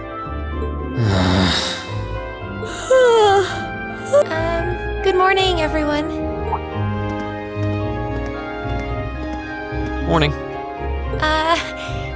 It looks like we're all gathered then. Shall we be leaving? We might as well, though there's still some time before our train leaves. That's fine. I have no objections either. Well, let's go. This is going to be a long weekend.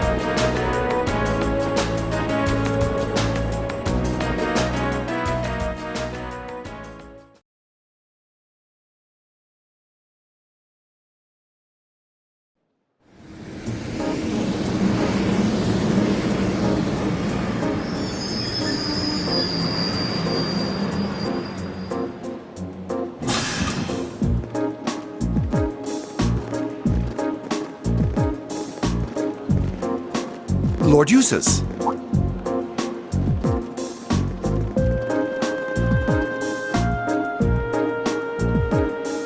Lord Eustace, welcome back to Bereahard. It's a pleasure to see you again. Amazing. I can't believe all the station employees would abandon their duties to come and welcome him. He's a real VIP.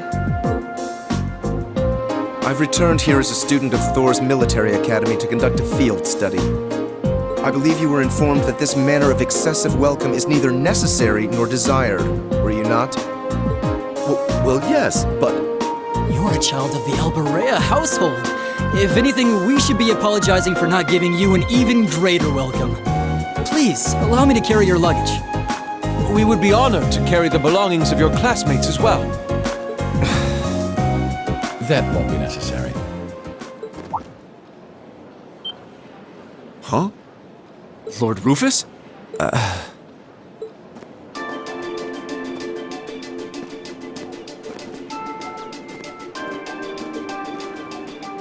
Rufus?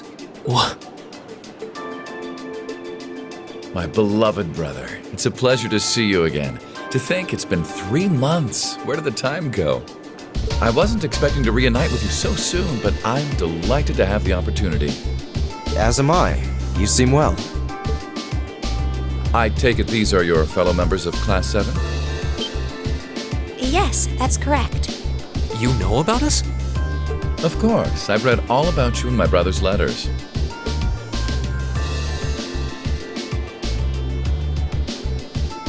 Where are my manners, though? My name is Rufus Alberea. Eustace is my younger brother. You needn't hide your shock. It would come as no surprise at all to learn that my brother has never once mentioned me. He is, after all, quite easily embarrassed. That's not... He's being toyed with. I can hardly believe my ears. What happened to the arrogant young upstart we've come to know and mostly tolerate? But I digress. This is no time for idle chatter. I came to escort you to your lodgings for the weekend. Wait, you don't mean... The car is parked outside. Welcome to the verdant city of Bereahard. I hope you enjoy your stay, ladies and gentlemen of Class 7.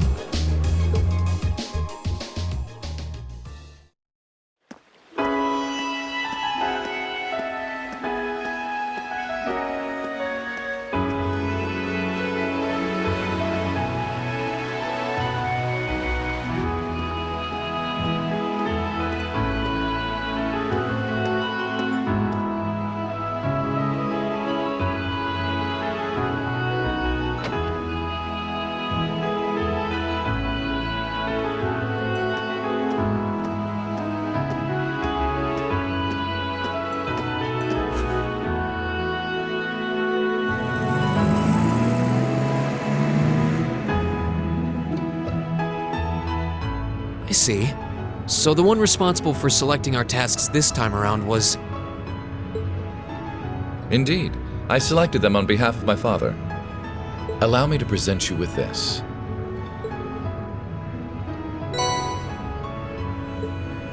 Thank you. It really is a fascinating coincidence. I never imagined my younger brother would become classmates with the son of Lord Schwarzer. Huh? You know my father? Certainly. Baron Theo Schwarzer is an old acquaintance of mine. Many years ago, I accompanied him to a falconry competition held in the suburbs of Heimdall. He taught me much about the practice and its etiquette. Why, that must have been 10 years ago now. Is he doing well these days? Yes, he's quite well, and still just as fond of hunting as ever. Splendid, splendid. And you must be the son of Governor Regnitz, no? That's correct. I'm surprised you knew. Indeed. I encounter him quite often when taking care of official matters in the capital. Though our positions may be different, he has given me excellent advice in the past. I feel it must be fate that you two would end up in my younger brother's class. Please do try and get along with him. I will consider the possibility with an open mind. Wonderful. And I would be remiss if I were not to acknowledge our two beautiful ladies. No doubt your presence brings a touch of elegance to my younger brother's academic life. Oh, I'm honored you would say so. It's nothing like that. Can we please stop discussing me? And when you say lodgings, you can't possibly be referring to... Need you even ask? Naturally, you'll all be staying at the Alberea family mansion. But... I jest. Father's instructions were that I should do with you as I wish. So, considering the circumstances of your visit, I've had a hotel room prepared. That way you'll be able to concentrate more easily on your field study, no? Oh, thank you. I truly appreciate it.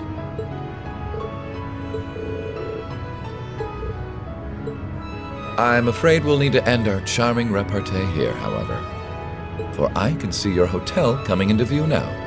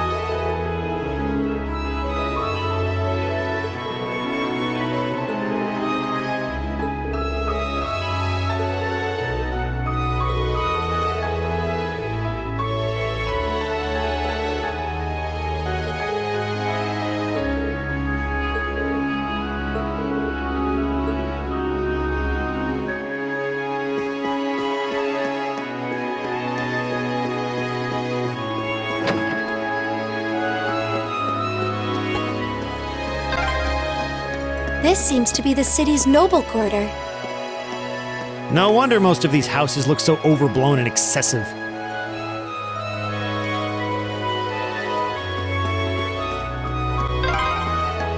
This street seems kind of different from the others. This is Artisan Street, where craftsmen and merchants ply their trades.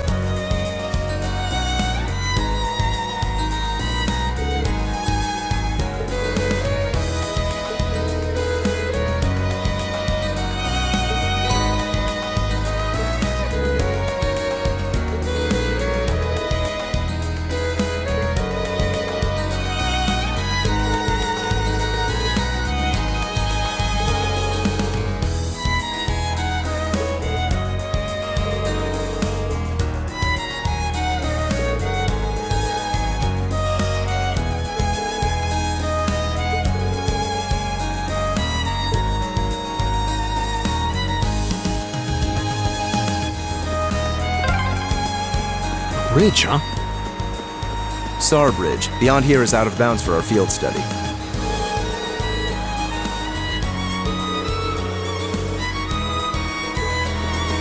Ooh, this looks like a good spot.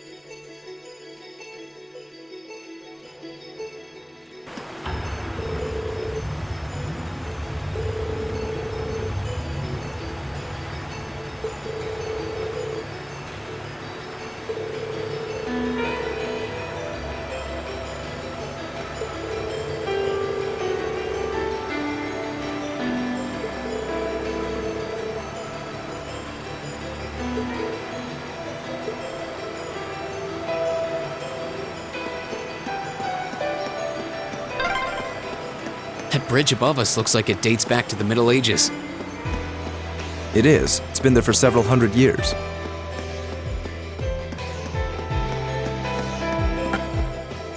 This looks like quite an old road, though it does seem well reinforced. Yep, looks like a lot of armored vehicles come this way. I've got this!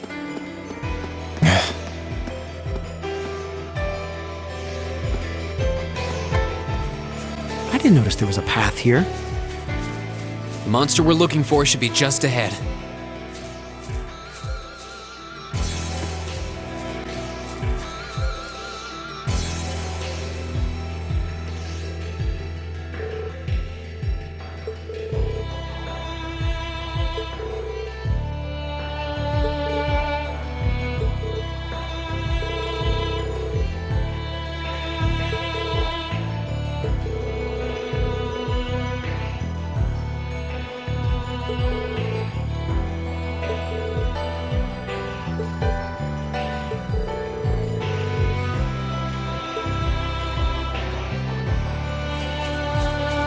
That one looks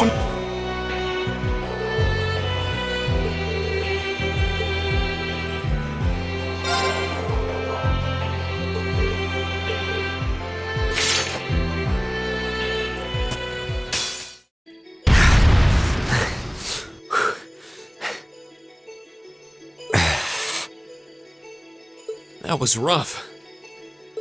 Yeah, but we still won. only just.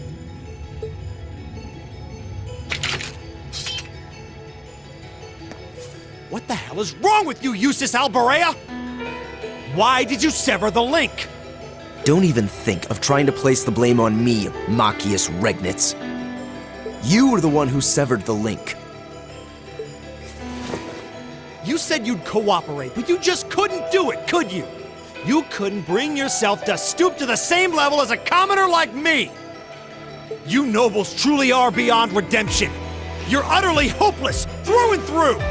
You asinine little... Why can't you see that all of this is born from your own prejudice and narrow-mindedness? That's enough! Please, calm down! Stay out of this! This is our problem! Why don't we settle this once and for all? Let me show you how much better than you I really am.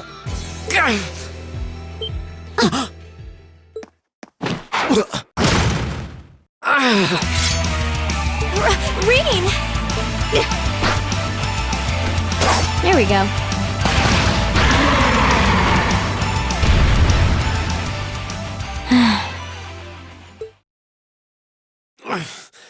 Nice work. Rean, are you all right? Hey. Are you injured? I'm fine. It's just a scratch. I was so sure we'd killed it, though. Guess I shouldn't have let my guard down. I shouldn't have either. But it's down for good this time. I should administer first aid on that scratch. I'll need you to take off your jacket.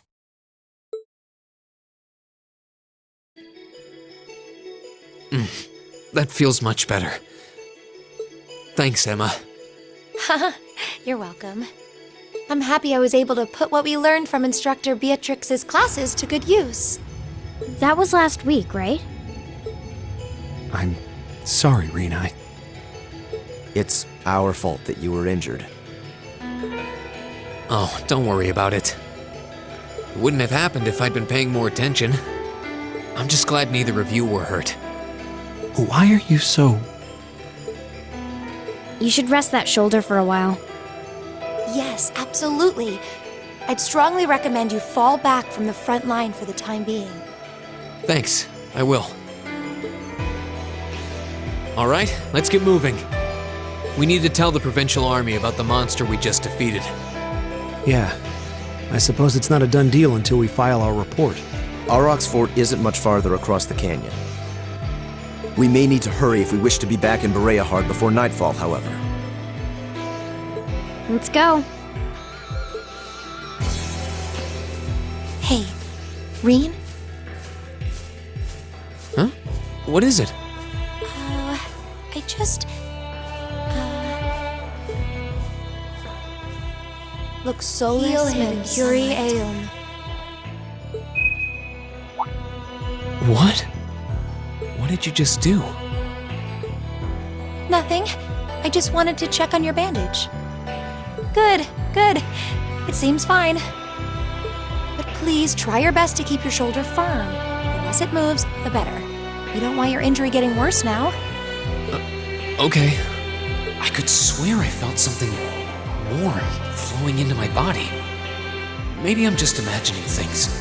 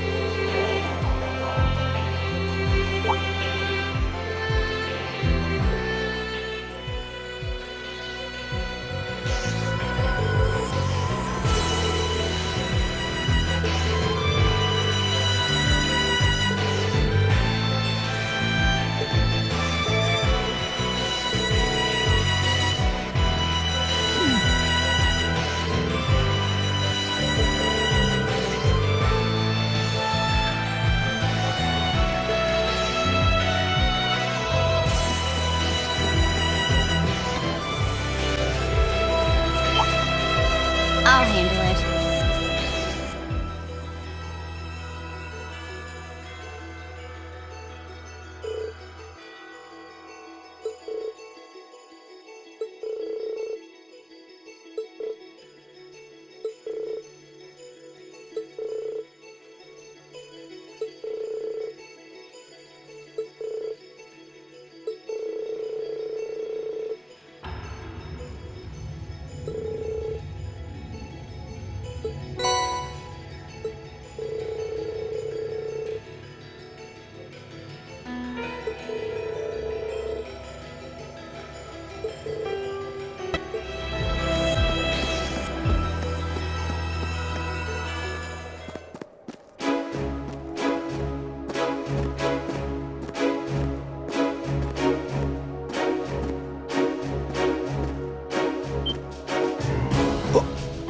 Whoa.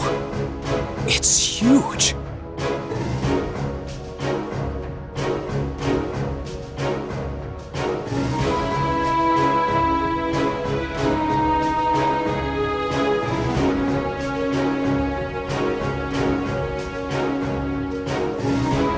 So this is Auroch's fort. One of the Kreutzen Provincial Army's premier bases. Not how I was expecting it to look. They modified an older fort. A lot. Something wrong, Eustace? No, not at all. Let's go and give our report on the monster we defeated.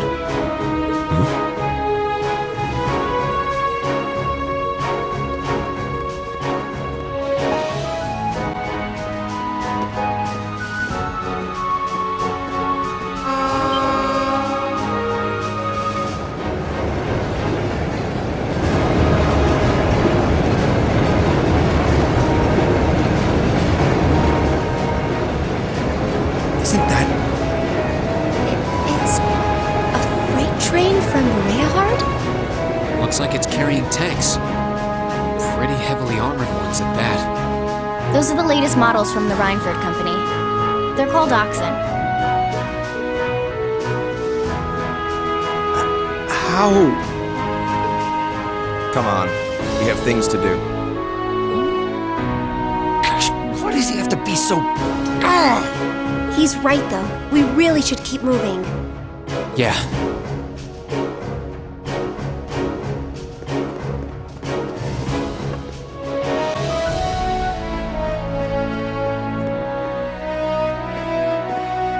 Who goes there? Wait. Aren't those uniforms... We're members of Thors Military Academy, Class VII. We completed a monster extermination task on your behalf. We've come to give our report. Oh, so you're the ones. We've been expecting you. You'll forgive my curtness. Just didn't think you'd have someone so... young with you as well. So, we were able to defeat the monster in question. Do you require a written report, or is verbal confirmation okay? Oh no, that's fine. You were really able to beat that thing, though? Somehow or another, yes? It wasn't easy, but we managed. Not bad. Not bad at all. We probably should have taken care of it ourselves, but it was a pretty dexterous thing, so we just kind of let it be. It wasn't tough enough to cause any of us any harm, as long as we were in our armored cars when we encountered it. But still, it took a bit of convincing for us to ask a group of students to fight it, as you might imagine. I can understand that. Well, it provided a good opportunity for us to test our skills. Wait. Oh! Lord Eustace, what brings you... that uniform, are you... Correct. I've returned to Bereahard as part of a field study for the Academy. I'm here as a student, not as a member of the Alberea household. Please treat me accordingly, the same as you would my classmates. As you wish. As you wish, Lord Eustace. Wow. Looks like even the provincial army will miss a chance to bend over backwards for him. I would like to know, however, about the contents of that train that just passed by here. Ah, you saw it? Our provincial army has finally started getting supplied with tanks. Isn't it exciting? Armored cars can't hope to compete with tanks in terms of firepower, after all. And we can't let the Imperial Army be stronger than us forever. I see. The fort also appears to have been fortified quite significantly. Ah, yes. Some rather sizable construction work was carried out just last month. It'll take more than a little cannon fire to damage these walls now. Our anti-air defenses are going to be strengthened in the near future, too. This should soon become a fort we soldiers of the Kreuzin province can truly be proud of. You can count on that. I will.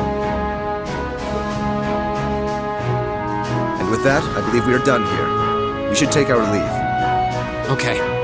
It is almost evening, after all. Roger that.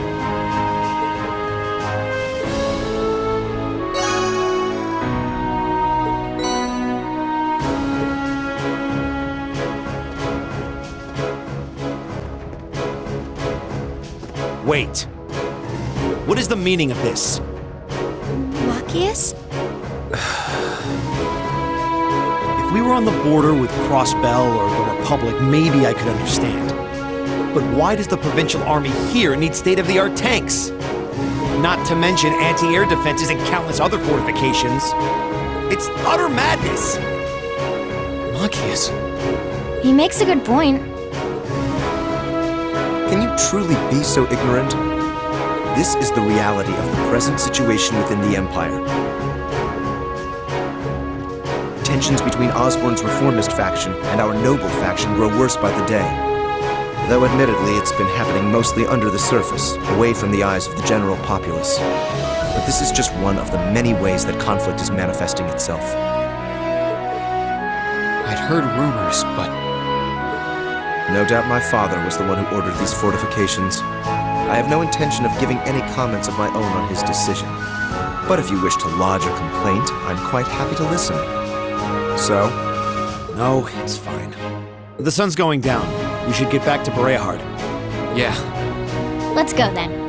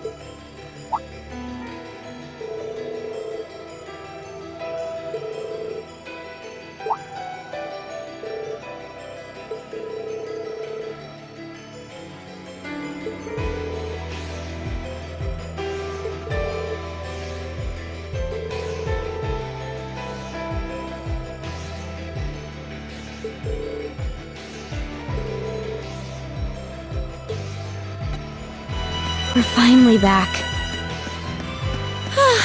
My feet are killing me.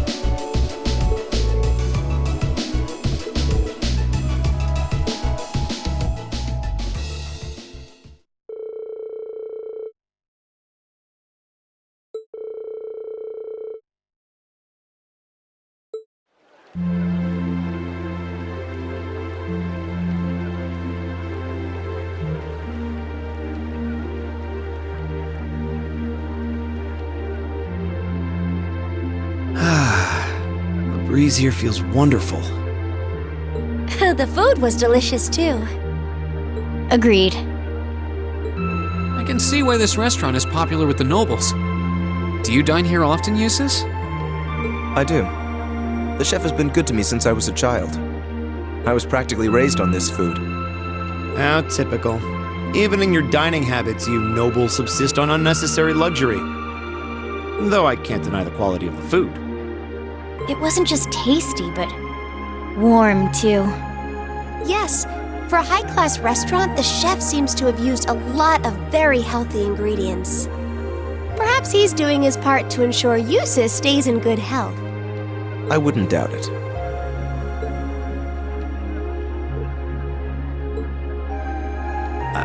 I wonder what Group B is doing right now. We had this exact same conversation in our group last month, too. I'm sure they're hard at work over in St. Ark. Probably nothing to worry about. It was Celtic for you last month, right? So you were thinking of us on the first night? Yeah, After dinner, we were wondering how Group B was getting on. Dare I ask? Well... Nowhere near as peacefully as now. This is a big improvement. I kind of figured that much. We are doing much better this time. That much is true. Huh? And I'm sure our reports will reflect that. It is an improvement, though I'm not convinced it's good enough. It's not? I'm certain Group B gave their absolute best in all of their tasks today. But can we honestly say the same? That we could have done no better? And I'm referring not just to the monster encounter, but to the handling of our other tasks as well. We'll just have to try and make up for it in the day we have left. Besides, we have the chance to catch sight of a far bigger problem. Yes, that's true.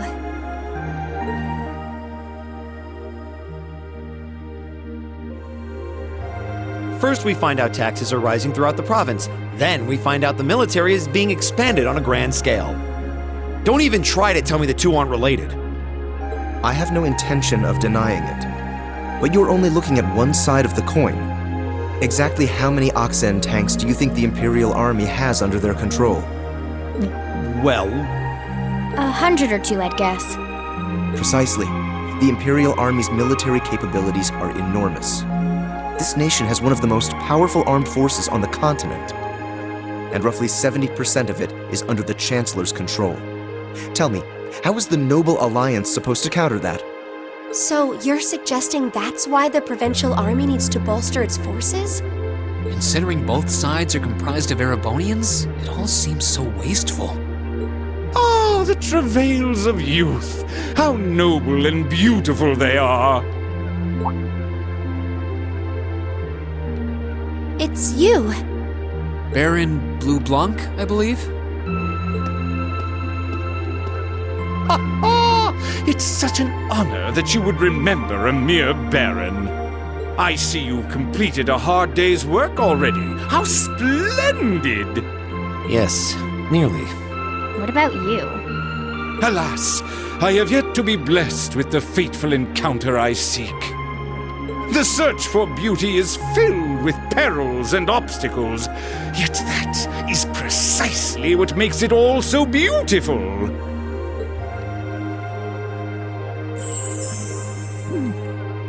Well, I hope you enjoy the rest of your stay. I most certainly will. Though it truly is a pity that the clear air of this verdant city should be tinged, if but faintly, with the scent of steel.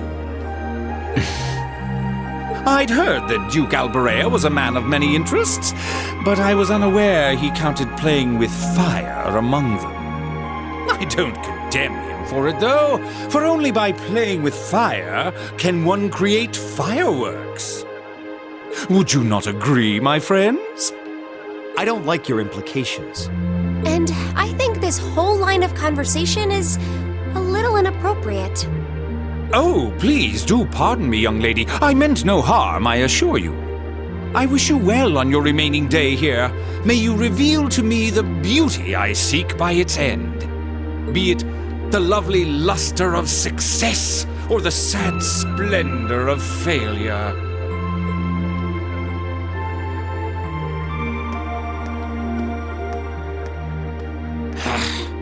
Who does he think he is? This is why I can't stand nobles. I thought you might say that. If it makes you feel better, though, I have my doubts as to whether that man truly is a noble to begin with. What? His behavior seems so exaggerated. Almost as if he's trying to act like the quintessential noble. Like he's fulfilling the stereotype. Yeah, something about him feels off to me, too. But what's even stranger is that he knew we only have one day left here. You're right. We told him of our field study, but never once did we divulge how long we intended to remain here. Between him and that silver object, we've been crossing paths with a lot of strange people today. Well, tomorrow's the end of our stint here. We can't let ourselves get distracted. We still have a lot to do. That's right. We have to do our group proud. Exactly. We should return to the hotel and begin work on our reports then.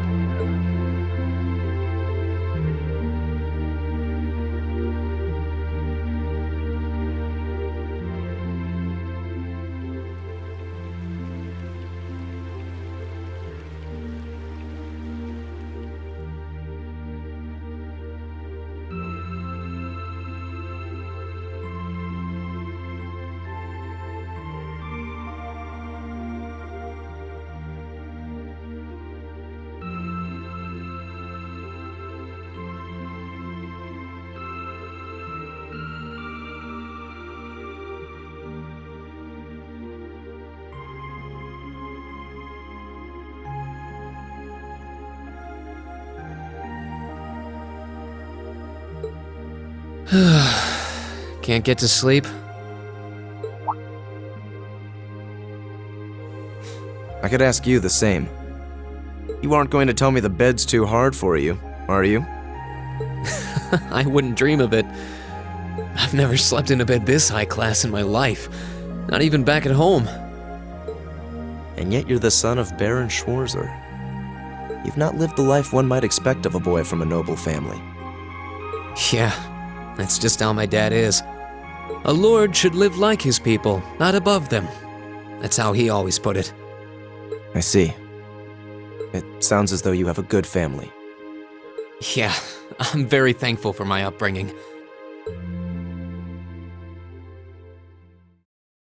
Aren't you going to ask? I assumed you'd be curious about that brief exchange with my father earlier.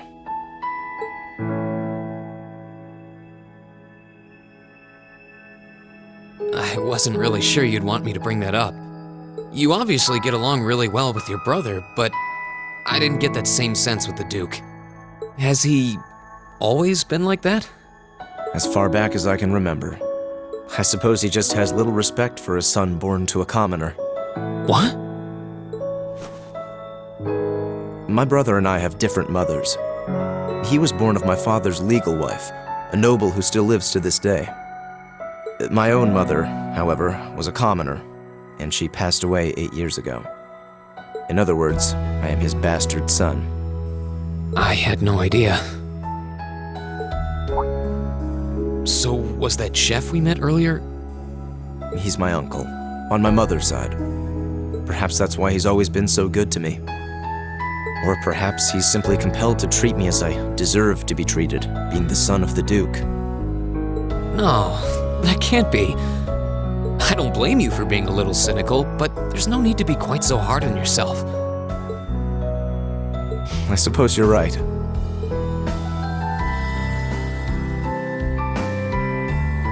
I'm sure you have your differences, but you do get along with your brother, right? You could say that. He's treated me well ever since I was taken in 8 years ago. He was the one who taught me my swordsmanship, and who trained me in the ways of court etiquette. I knew it. Pardon? There's just something honest, I guess you could say, about the way you fight. It shows that whoever taught you was someone you really trusted. When we first met him this afternoon, I had a hunch he might have been the one. What's wrong? Nothing at all. You just keep reminding me how unlike a noble you truly are. I get that a lot. Is your injury from this afternoon on the mend? It's fine, honestly. There's no pain, and the wound's closed up like it was never there. I'll have to be sure to thank Emma's grandmother for her help someday. That's good to hear. Still, from where I stand, you are something of a danger to yourself. I am? On the day of the entrance ceremony, when the trapdoor opened beneath us, you acted instantly to protect Elisa. There wasn't even a moment's hesitation. Ah.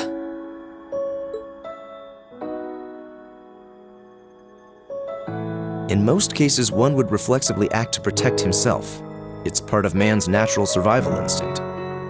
Yet you put another before yourself, not even pausing to question the validity of that decision. And you did exactly the same thing with us today. I'm sure most people would see that as an act of selflessness and sing your praises for it. But to me, it comes across as abnormal, perhaps even twisted. I don't know how to respond to that. I wasn't expecting you to see through me quite so clearly. Well, I owed you as much for having seen through me first. Still, the point stands. You need to be more cognizant of the effects your actions have on those around you. If not for your health, then for your reputation. That selflessness of yours can just as easily be perceived as arrogance, after all. I know it can. And you're not the first person to tell me that. What's the point in saving others if you can't spare even a moment to save yourself? That's what my old master always used to say to me. Was it now?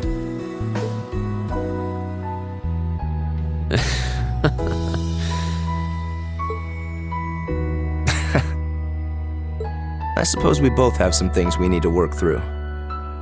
Yeah, but for now, we need to get a good night's sleep. If we stay up too late tonight, we're going to be dead to the world tomorrow, and that wouldn't be fair to the others. I agree, it wouldn't be fair. To the girls, at least. I'd hate to be so tired as to limit my potential. Hear, hear. Good night, Eustace. Pleasant dreams.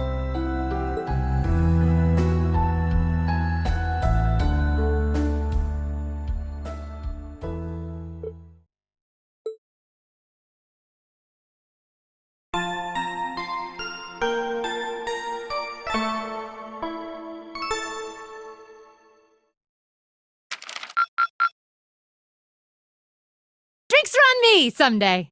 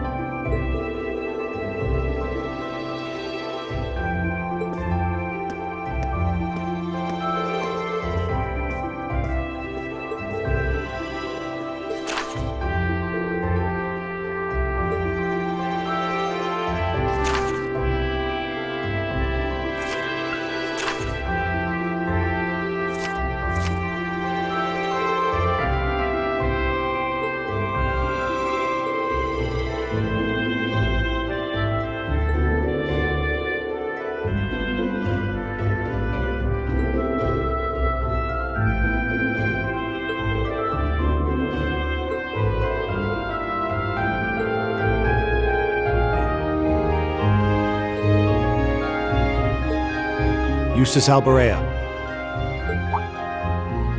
What is it, Machius Regnitz? I will accept no more failures.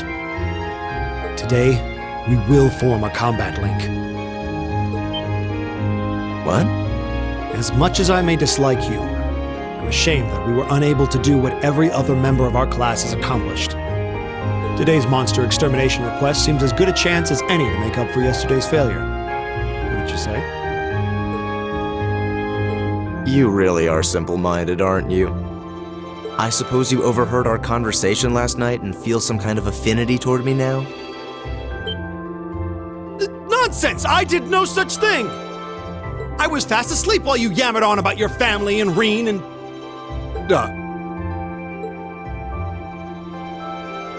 Machius.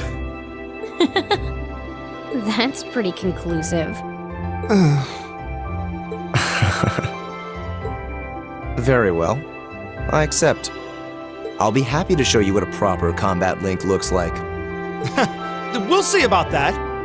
Fortunately, I have more than enough generosity of spirit to endure being paired with an arrogant noble like you. Maybe today's field study will go more smoothly than yesterday's after all. Lord Eustace.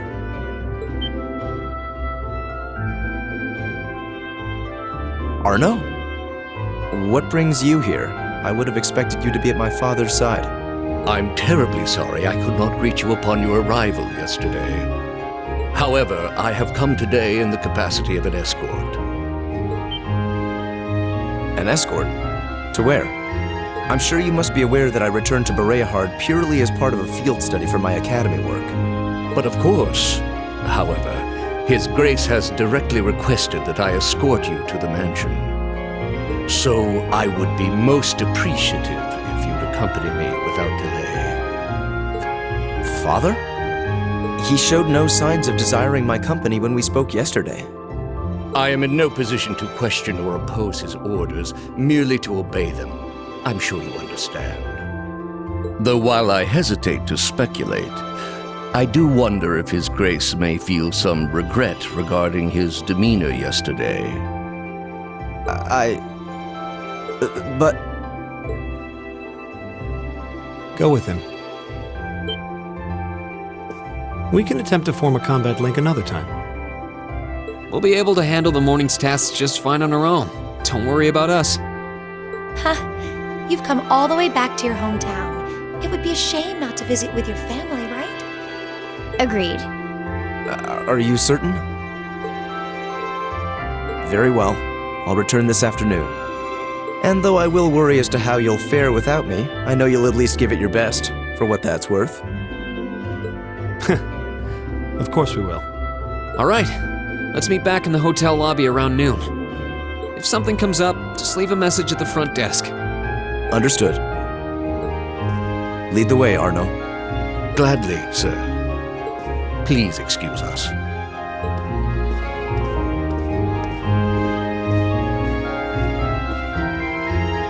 Well, let's get started. We wouldn't want to give Eustace any further reason to worry, now would we? Huh, certainly not. Still... What? What is it? If you have something to say, just say it. Oh, it's nothing. Nothing at all. She's probably thinking, the worst is over, and it's all thanks to your eavesdropping. Good boy. Just stop that! Just stop looking at me like I'm some hapless babe! Rean, you do know I still haven't completely forgiven you for lying, don't you? Are you still hung up on that? And Emma, I hope you're ready to score second on our midterms because I'm not about to lose to you again. But don't even think about giving those exams any less than your very best. I intend to best you when you're in top form. You will? And as for you, Fee, I've been wanting to say this for a long time now. Sleeping in class is an affront to our education. You need to start treating classes more seriously. Listen, take proper notes. Raise your hand now and then. And stop covering your ears when I'm talking to you. I can't hear you. Anyway, we've got a lot to do, so how about we get to it? Right.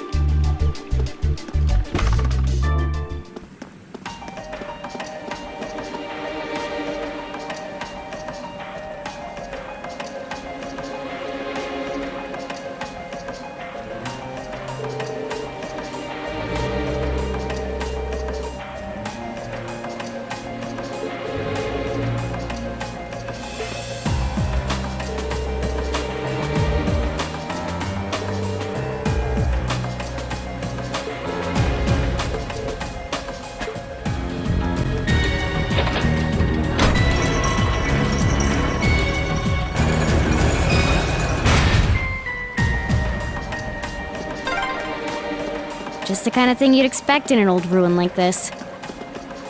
Do you think it's powered by the water flowing through here?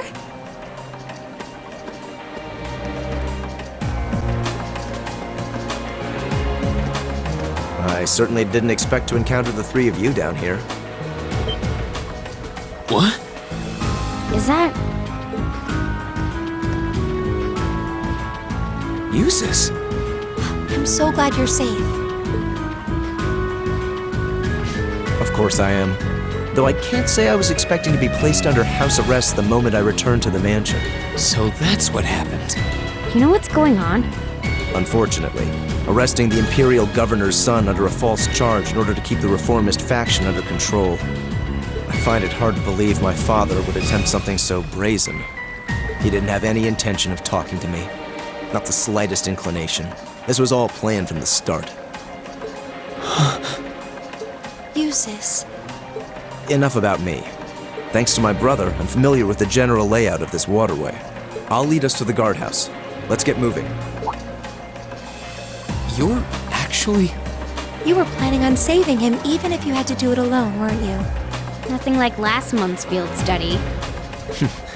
Don't get the wrong idea. I just can't condone my father's actions. Besides, he's no doubt huddled up, crying and lonely in the corner of his cell right now. It's worth rescuing him just to see that.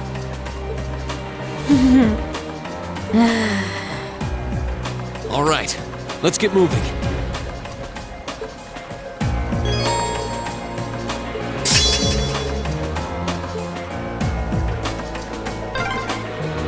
The entrance to the guardhouse is to the west. We should hurry.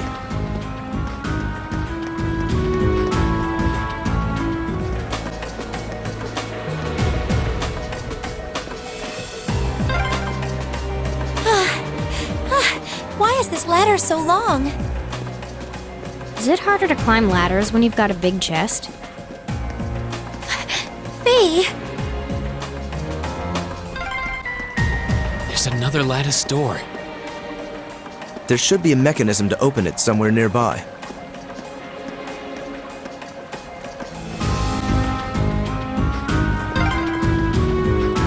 I'm exhausted. It's gotta be the chest. Fee, that's enough. Honestly.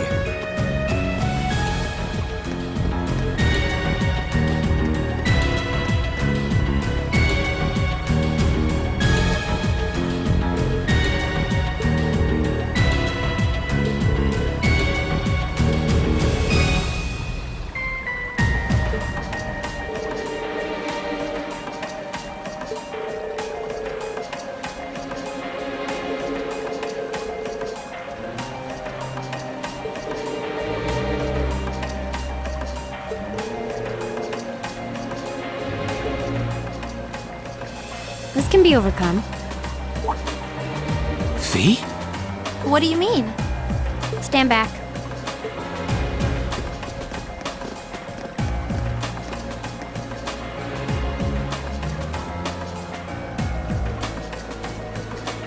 What are you doing? I know this smell.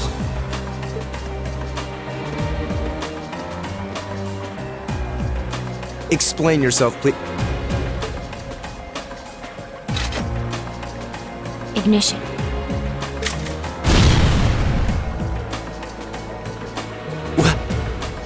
What?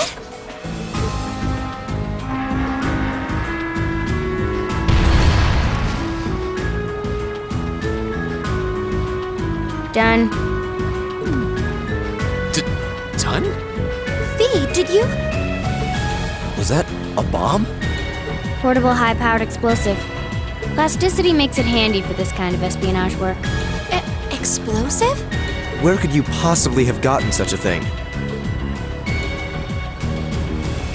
Fee, I think at this point we have a right to know. What exactly is your background? Rean! The day of the entrance ceremony, I saw you dodging that trap floor the rest of us fell into. You're 2 years younger than us, yet you're physically no weaker at all. In fact, I'd say when it comes to combat situations, you seem almost like you're holding back. Impossible. Guess you got me. Before I came to the academy, I was a Jaeger. That's where I learned how to handle explosives and use my gun swords. That's all. A Jaeger? I wasn't expecting that. I've heard that term before. The best of the best mercenary outfits are known as Jaeger Corps. Jaeger Corps are almost synonymous with the Grim Reaper. Do you think I'd be going to school with a Jaeger? Me? A Reaper? No, that's not... I spoke out of turn. I mustn't let prejudices get the better of me. That's right. Knowing her past doesn't change who she is now. Thanks for telling us, V. And I'm sorry for prying. Not bothered. But we should hurry if we want to save Machias. Yeah, you're right. All right, let's press onward.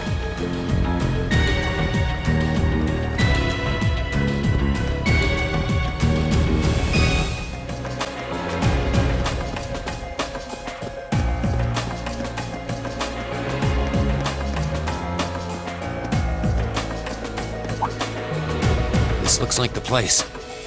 Looks like an underground prison, all right. Indeed, it must be here somewhere. Am I hearing things? Machias! And still in one piece by the sound of it.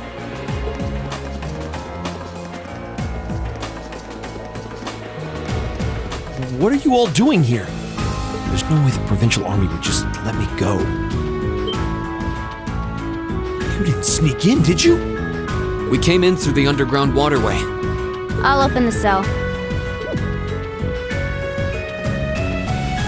How are you going to... What the...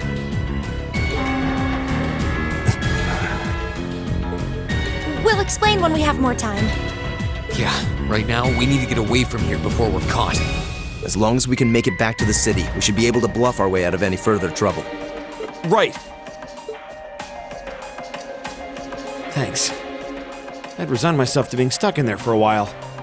I must admit, though, I'm surprised you, of all people, would come to my aid. I only came to get a glimpse at your tear-stained face. Plus, I thought this might be a good opportunity to pay back my father. I see. What? Voices? Damn. It's... Oh, Lord Eustace? As much as I would love to praise you for a job well done, I'm afraid I'm going to have to ask you to take a short rest. Huh? Let's clean house. Roger that. Right!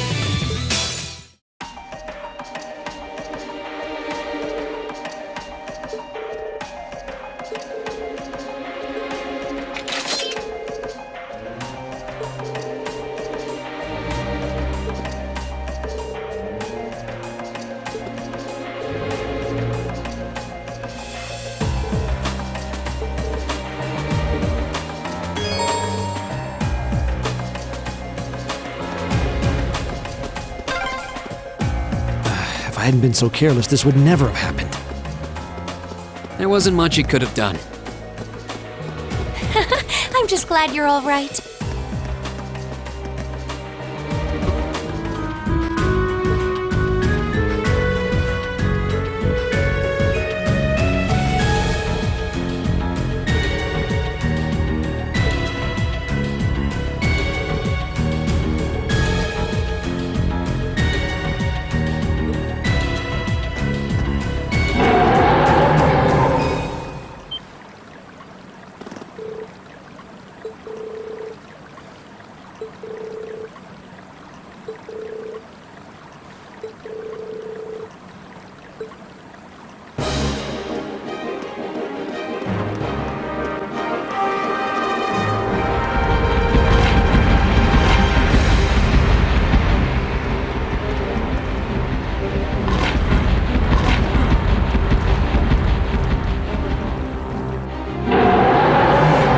Two of them, and they're big.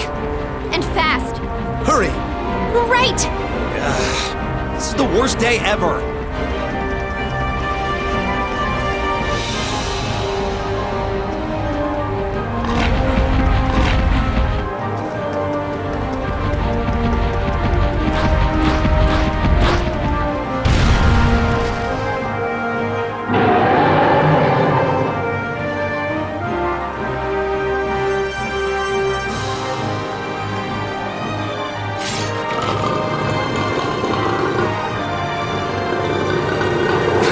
We're surrounded.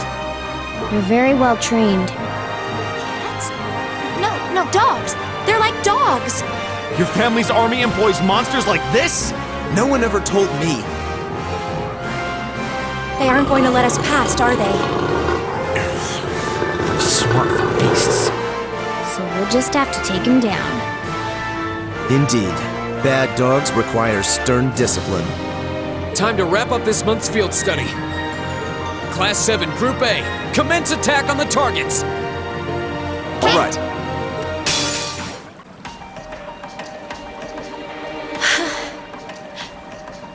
We did it. That was tough. I thought we were done for. I have no intention of letting filthy beasts get the better of me, trained or otherwise.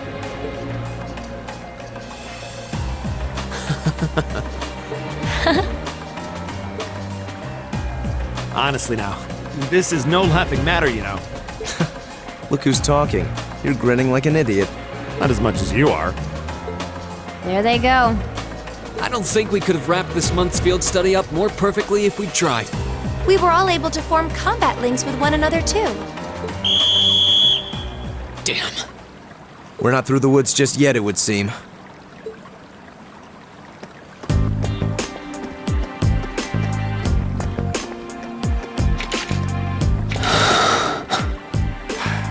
Looks like the end of the road. You've pushed your luck one step too far this time! Are you that desperate to be thrown in a cell with Ragnitz? If you want to arrest us, go right ahead. Lord Eustace! What are you doing here? I thought you'd been locked in the mansion!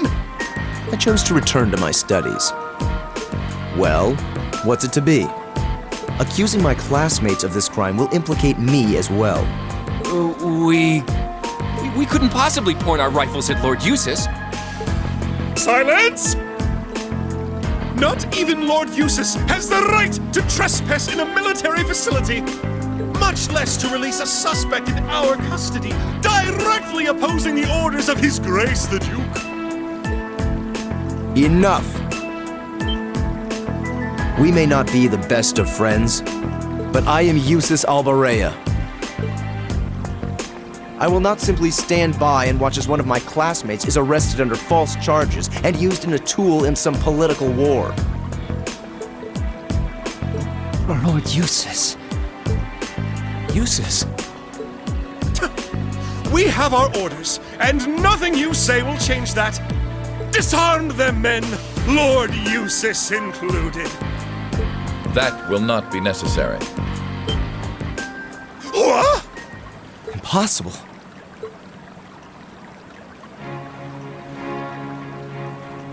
Lord Rufus? Lord Rufus!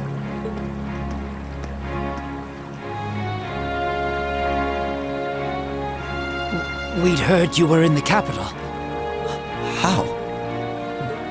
I received a message from the Academy at noon today, and I returned by airship as quickly as I could. With your instructor. What? Looks like you've all done a fine job.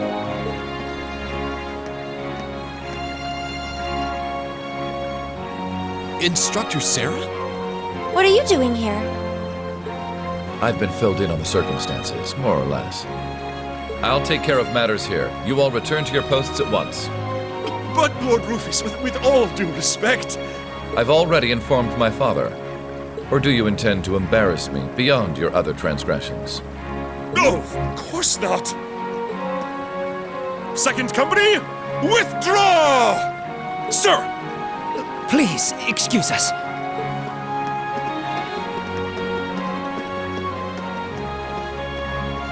Oh my. Well, you can tell they're well trained, if nothing else. The Provincial Army takes its training very seriously, of course. Though I resent the mere notion that it could be misused so grievously. I'm sure you do. So, what brings you here, instructor? Seriously, why are you here? Your timing is a little too convenient. Did you come after receiving word from the Provincial Army? Nope. I actually heard about what was happening a little earlier from a friend of mine. As soon as the news reached my ears, I shot to my feet and got right in contact with the director here. And he was kind enough to give me a ride on his airship back from the capital. I don't know what to say. Honestly, you seem to be prepared for virtually everything. Wait a second. Director? Oh, you don't know yet, do you? I also serve as a permanent member of the Academy's Board of Directors. Perhaps we'll have the opportunity to meet again in that capacity. The Board of Directors? Why is this the first I'm hearing of this? I decided to keep it a secret so I could see the look on your face when you found out. I'm not the only member of the board, though, of course. I'm simply one of 3 permanent members. That explains why you knew so much about Class 7. Way too well prepared. Still, I had no idea my father would attempt something so foolish while I was away. He's always been an obstinate man, but he's simply gone too far this time. As a member of the Academy's board, I cannot remotely condone the unlawful arrest of a student. Rufus? Thank you for your concern.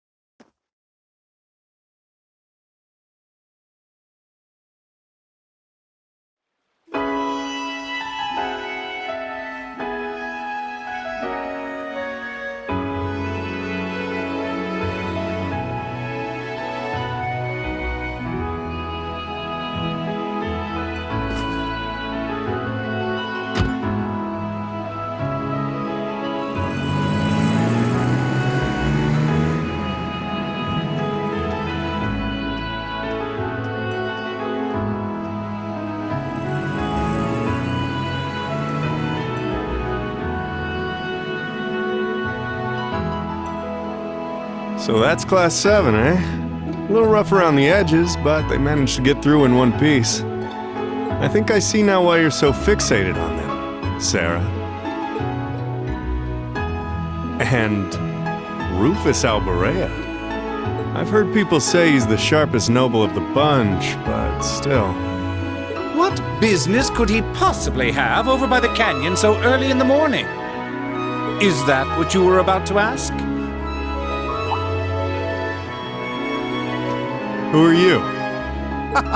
Pay me no mind, I'm but a low-ranking noble.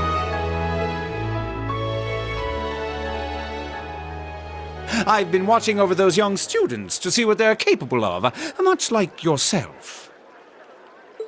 Really now? You'll forgive me for asking, but you look awfully like someone a couple of acquaintances mentioned to me a long time ago. You wouldn't happen to have some fancy-sounding stage name or anything, would you? Ha ha! You'll just have to find that out on your own. Your acquaintances wouldn't be a certain innocent young couple from a foreign land, though, would they? You'll just have to find that out on your own. Indeed. Well, if you'll please excuse me, it's almost time for the airship to depart, and I really must be getting back to Heimdall. May we meet again, young bracer. Do give my regards to the Purple Lightning, if you would.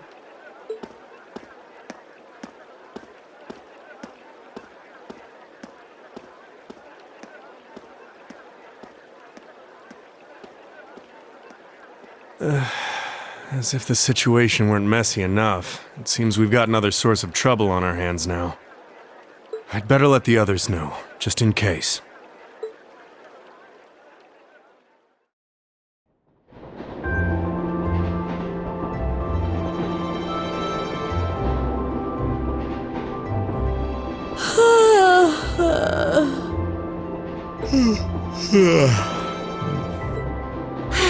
And you call yourselves teenagers. Unlike me, you actually get to go to sleep every night. You should be full of energy by this point in the day.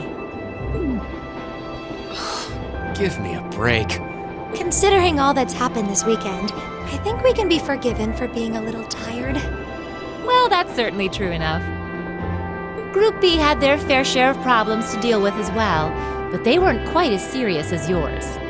Although they were of a similar nature. What do you mean exactly?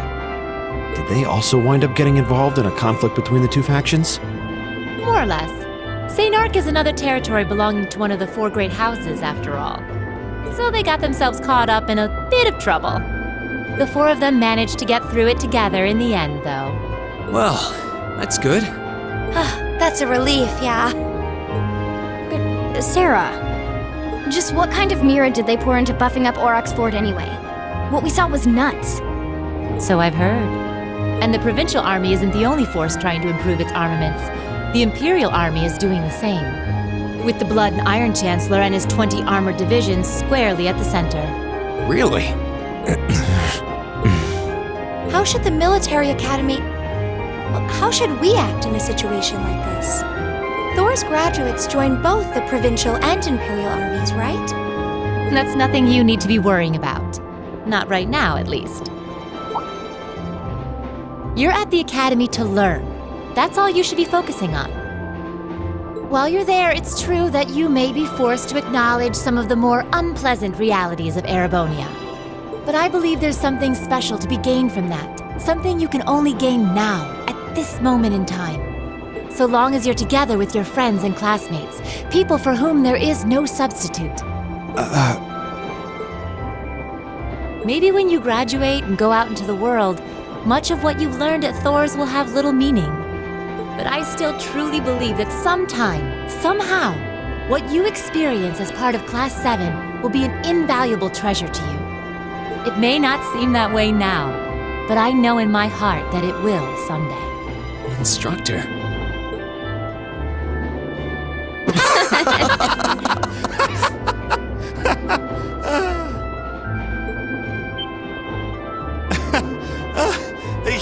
You almost had me there for a moment. That was the last thing I ever thought I'd hear from you.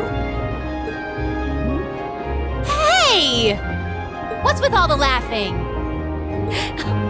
I'm really sorry. Your words were quite touching, but... Coming out of your mouth, they were just... painfully droll. Something we can only gain now, at this moment in time. So long as we're with our friends and classmates, for whom there is no substitute. Stop that! Are you trying to kill me? You kids are awful. I was being serious, you know. Why must this instructor thing be so difficult sometimes?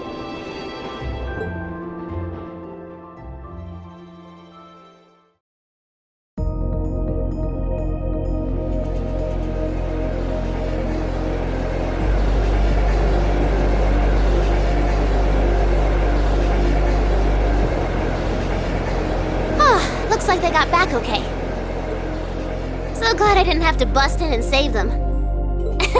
I thought it was all over when I got spotted at the fort, though. Hey, White Rabbit here! Everything went A-okay. Don't sweat the details. I did what I was supposed to. No sign of them, though, but I did find a bunch of other interesting stuff. What? Fake intel? Someone managed to get a leg up on you and Gramps? Must have been one heck of a guy. Huh? Me? I'm gonna go meet up with Claire now. Gotcha! See you then, Lecter! I wonder what that military academy they mentioned is all about. Sounds kind of fun. Lammy! Yep, we're done here. Let's get going, Aragetlum.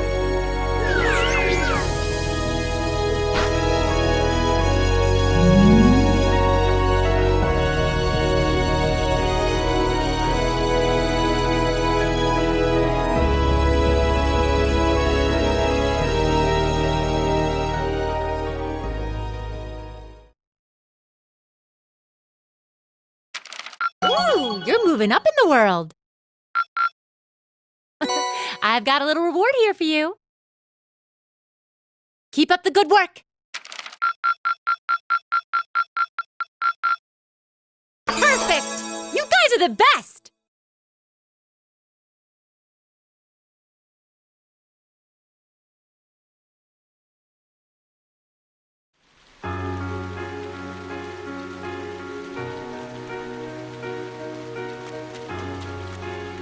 It was the middle of June. With summer well underway, a rainy spell seemed to hang over Trista.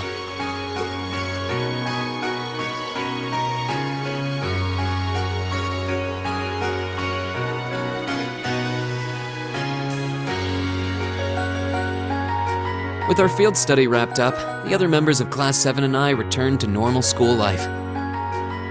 But just when we thought we'd gotten used to the challenging lessons and the breakneck workload, a moment of dread washed over us, making our blood run cold. As you all know, tomorrow marks the start of your midterm exams. I'm no good with all these papers and essays and circling answers, so I won't really be able to help you much.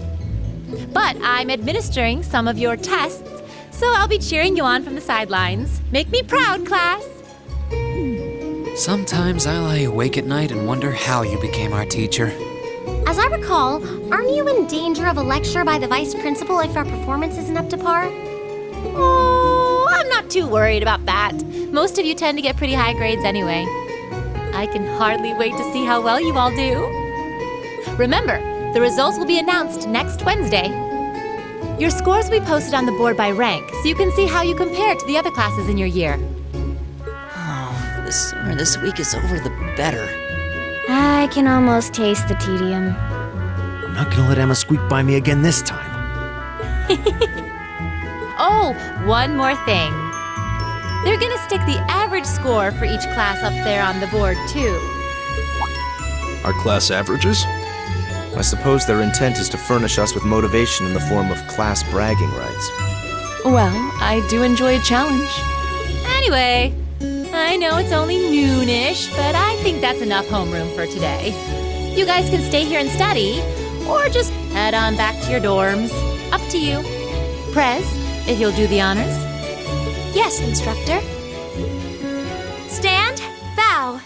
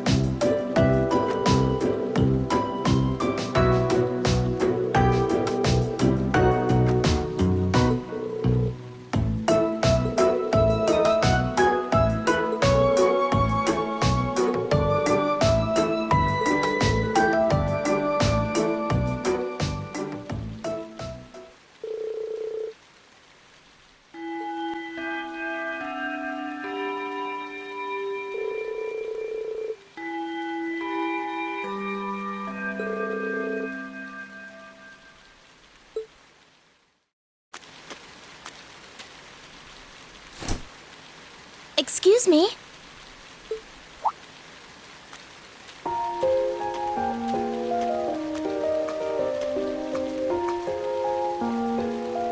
I do apologize for stopping you on a rainy day like this. Do you know if this is the building in which I might find the principal's office? Oh, yeah, you're in the right place. His office is in the East Wing, first floor. The receptionist might have gone home already, but I can show you the way if you'd like. Thank you for your kindness. But I couldn't possibly trouble you more than I have already. I'll be able to find the way, I'm sure. Well then, if you'll excuse me, Master Rean.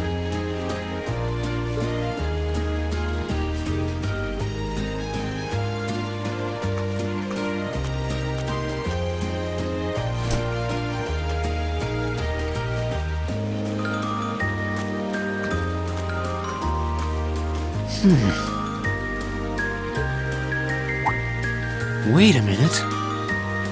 How does she know who I am? Rean?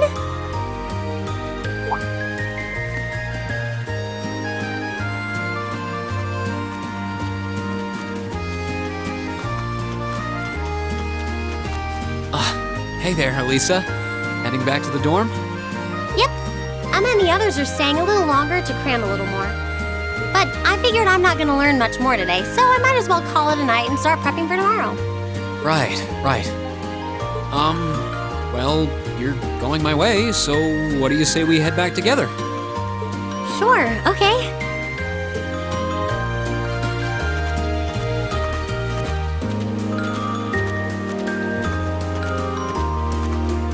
Hey, it's not often the two of us get to walk back to the dorms together, is it? Well, at least I got something good out of this downpour. Is there even a filter between your brain and your mouth? No need for that between friends. But you're in good company. My sister's asked me that before, too. She must be a saint to have put up with you all these years. Anyway, how do you feel? All prepped and ready for our exams? Not sure. I gave it the best I've got. Still, I've got that nagging feeling I could have hit the books a little harder. I wish I was as smart as you. Back when we took the entrance exam, only Emma and Machias scored higher than you, right? Eustace came in a little higher than me, too. Back home, I usually came in near the top in exams. I guess that goes to show that Erebonia has no shortage of smart people. No doubt about that. Bookworms pour in here from all corners of the Empire. You said you're from Ruhr, right?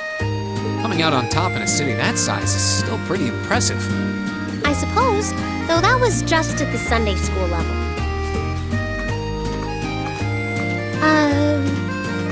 Aren't you curious about, my family and stuff? You mean the mysterious Elisa R., agent of national intrigue? Well, yeah, of course I am. But you probably have good reasons for keeping it under wraps, so I don't want to pry. It's not that major or anything. Especially compared to what you and Fee have told us about yourselves. I've never really thought my family circumstances were a big deal, though Fee's past sure came as a surprise. I wonder now, when I look at her, what her life in the Jaeger Corps must have been like. It seems like Instructor Sarah knows more about her past than we do.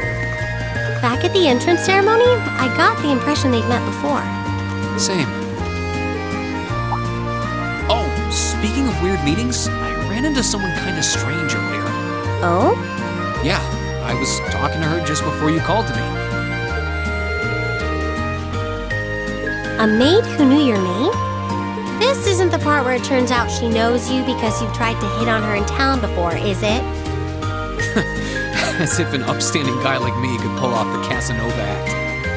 She seemed a couple years older than us, maybe 20 or so. A maid in her early 20s.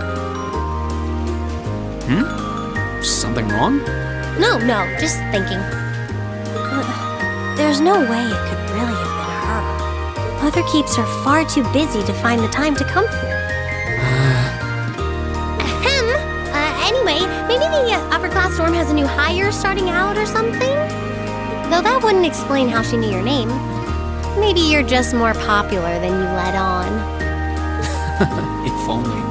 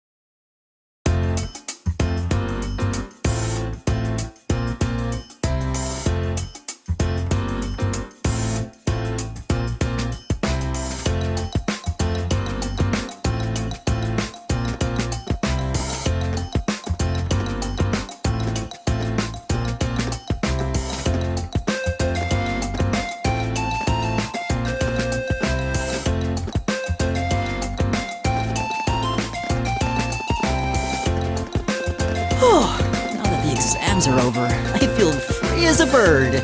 And I'll keep on soaring, at least until the results come back.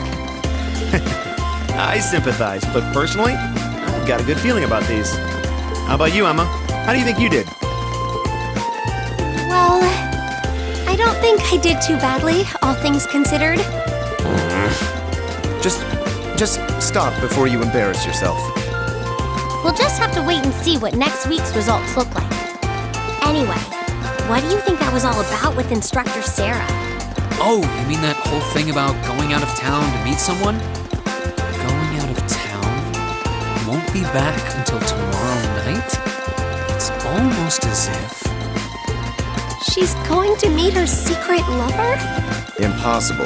The Empire hasn't yet turned out a man desperate enough to woo that alcoholic typhoon. You have a point.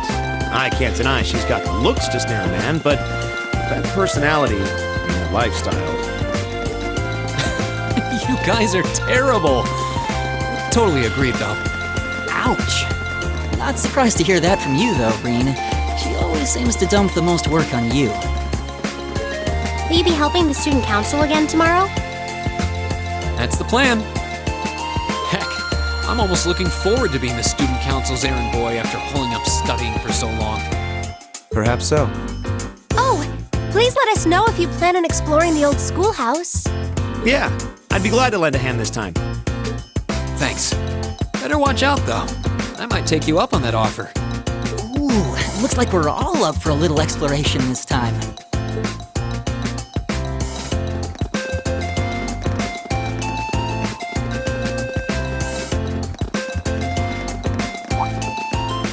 Come to think of it, where did Gaius run off to?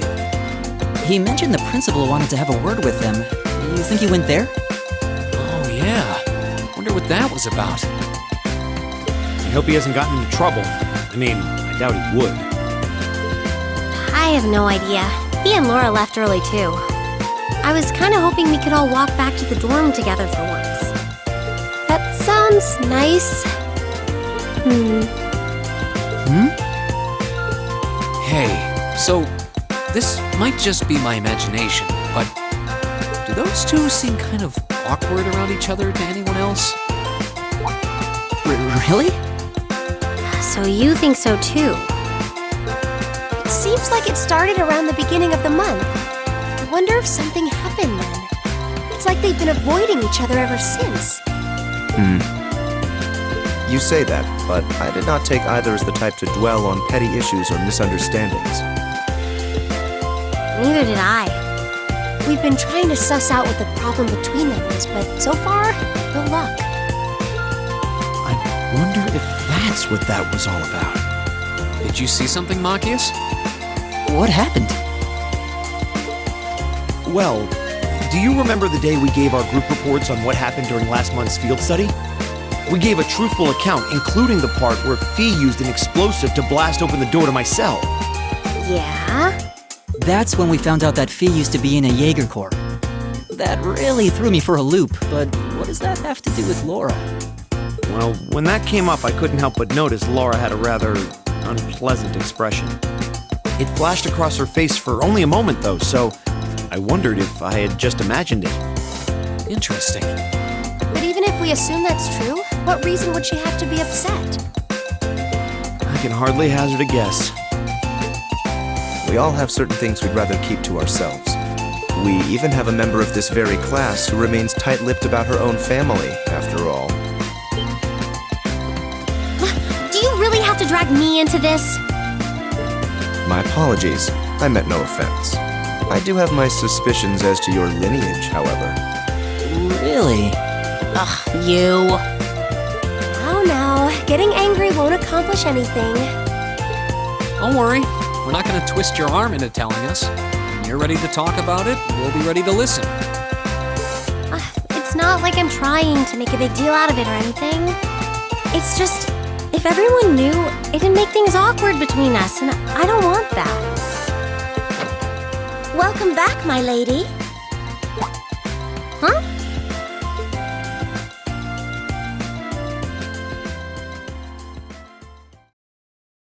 What? Sharon? It's so delightful to see you again.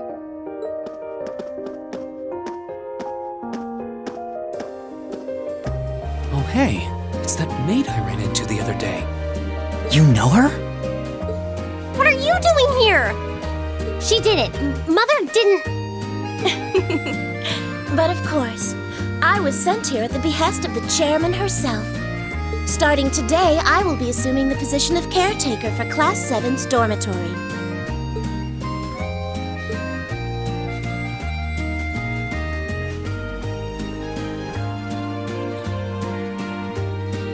It's a pleasure to make your acquaintance, everyone.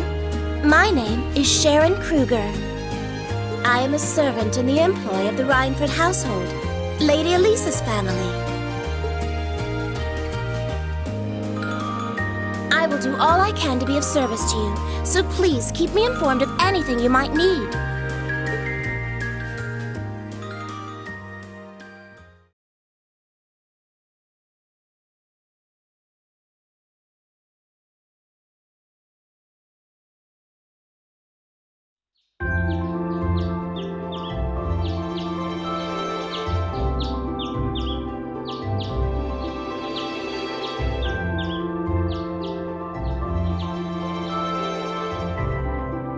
Whoa!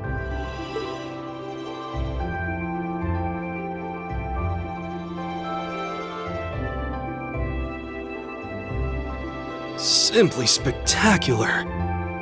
Just how many different types of food are there here? This looks more than edible. I believe this is what they call an imperial breakfast? That's right, Emma. It's a traditional Erebonian style of breakfast. I must apologize. It's taken me some time to familiarize myself with this kitchen, so my cooking has been a bit lackluster. Come now, Sharon. Your skill is something to be praised. This is far more colorful and varied than the breakfast served in my own home. I would compare this spread favorably with the breakfast served in the Duke's household. I'm honored that you think so. I've also brewed both tea and coffee if anyone would like some.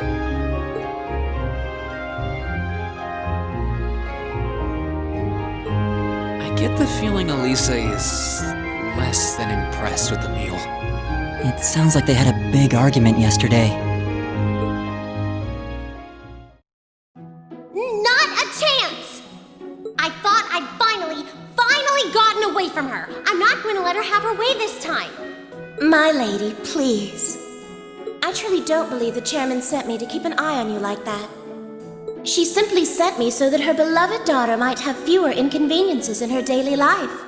I can take perfectly good care of myself, thank you very much.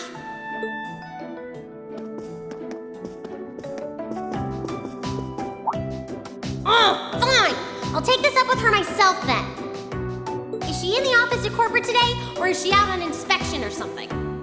I believe she'll be dining with the Ministry of Railways president in the capital today.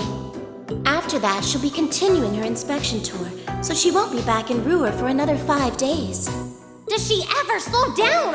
I'm surprised she doesn't burn through a pair of shoes a week. Anyway, I'm not going to take this lying down. She's stuck her nose into things one too many times. I can't believe that R actually stood for Elisa Rhineford. And from the sound of it, her mother's the company chairman too. Yeah, I wasn't expecting that Elisa's mom is basically in charge of the continent's biggest industrial company. Her family's probably got more money than most of the aristocracy. I can see why she'd want to keep her family under wraps, what with all the nobles here. Anyway, I object to everything about this. Considering how busy Mother is, I'm sure she needs your assistance far more than I do. I knew it. You're really concerned about her, aren't you? The way you two care so much for each other deep down is one of the reasons I'm so proud to serve you. That's preposterous. Oh, my lady, I almost forgot to mention that I made plenty of your favorite apricot jam. Would you like me to spread some on your toast? Ooh, really? I mean, stop treating me like a child. Though yes, I would like some jam. It's almost heartwarming to watch. Looks like Sharon's got her number.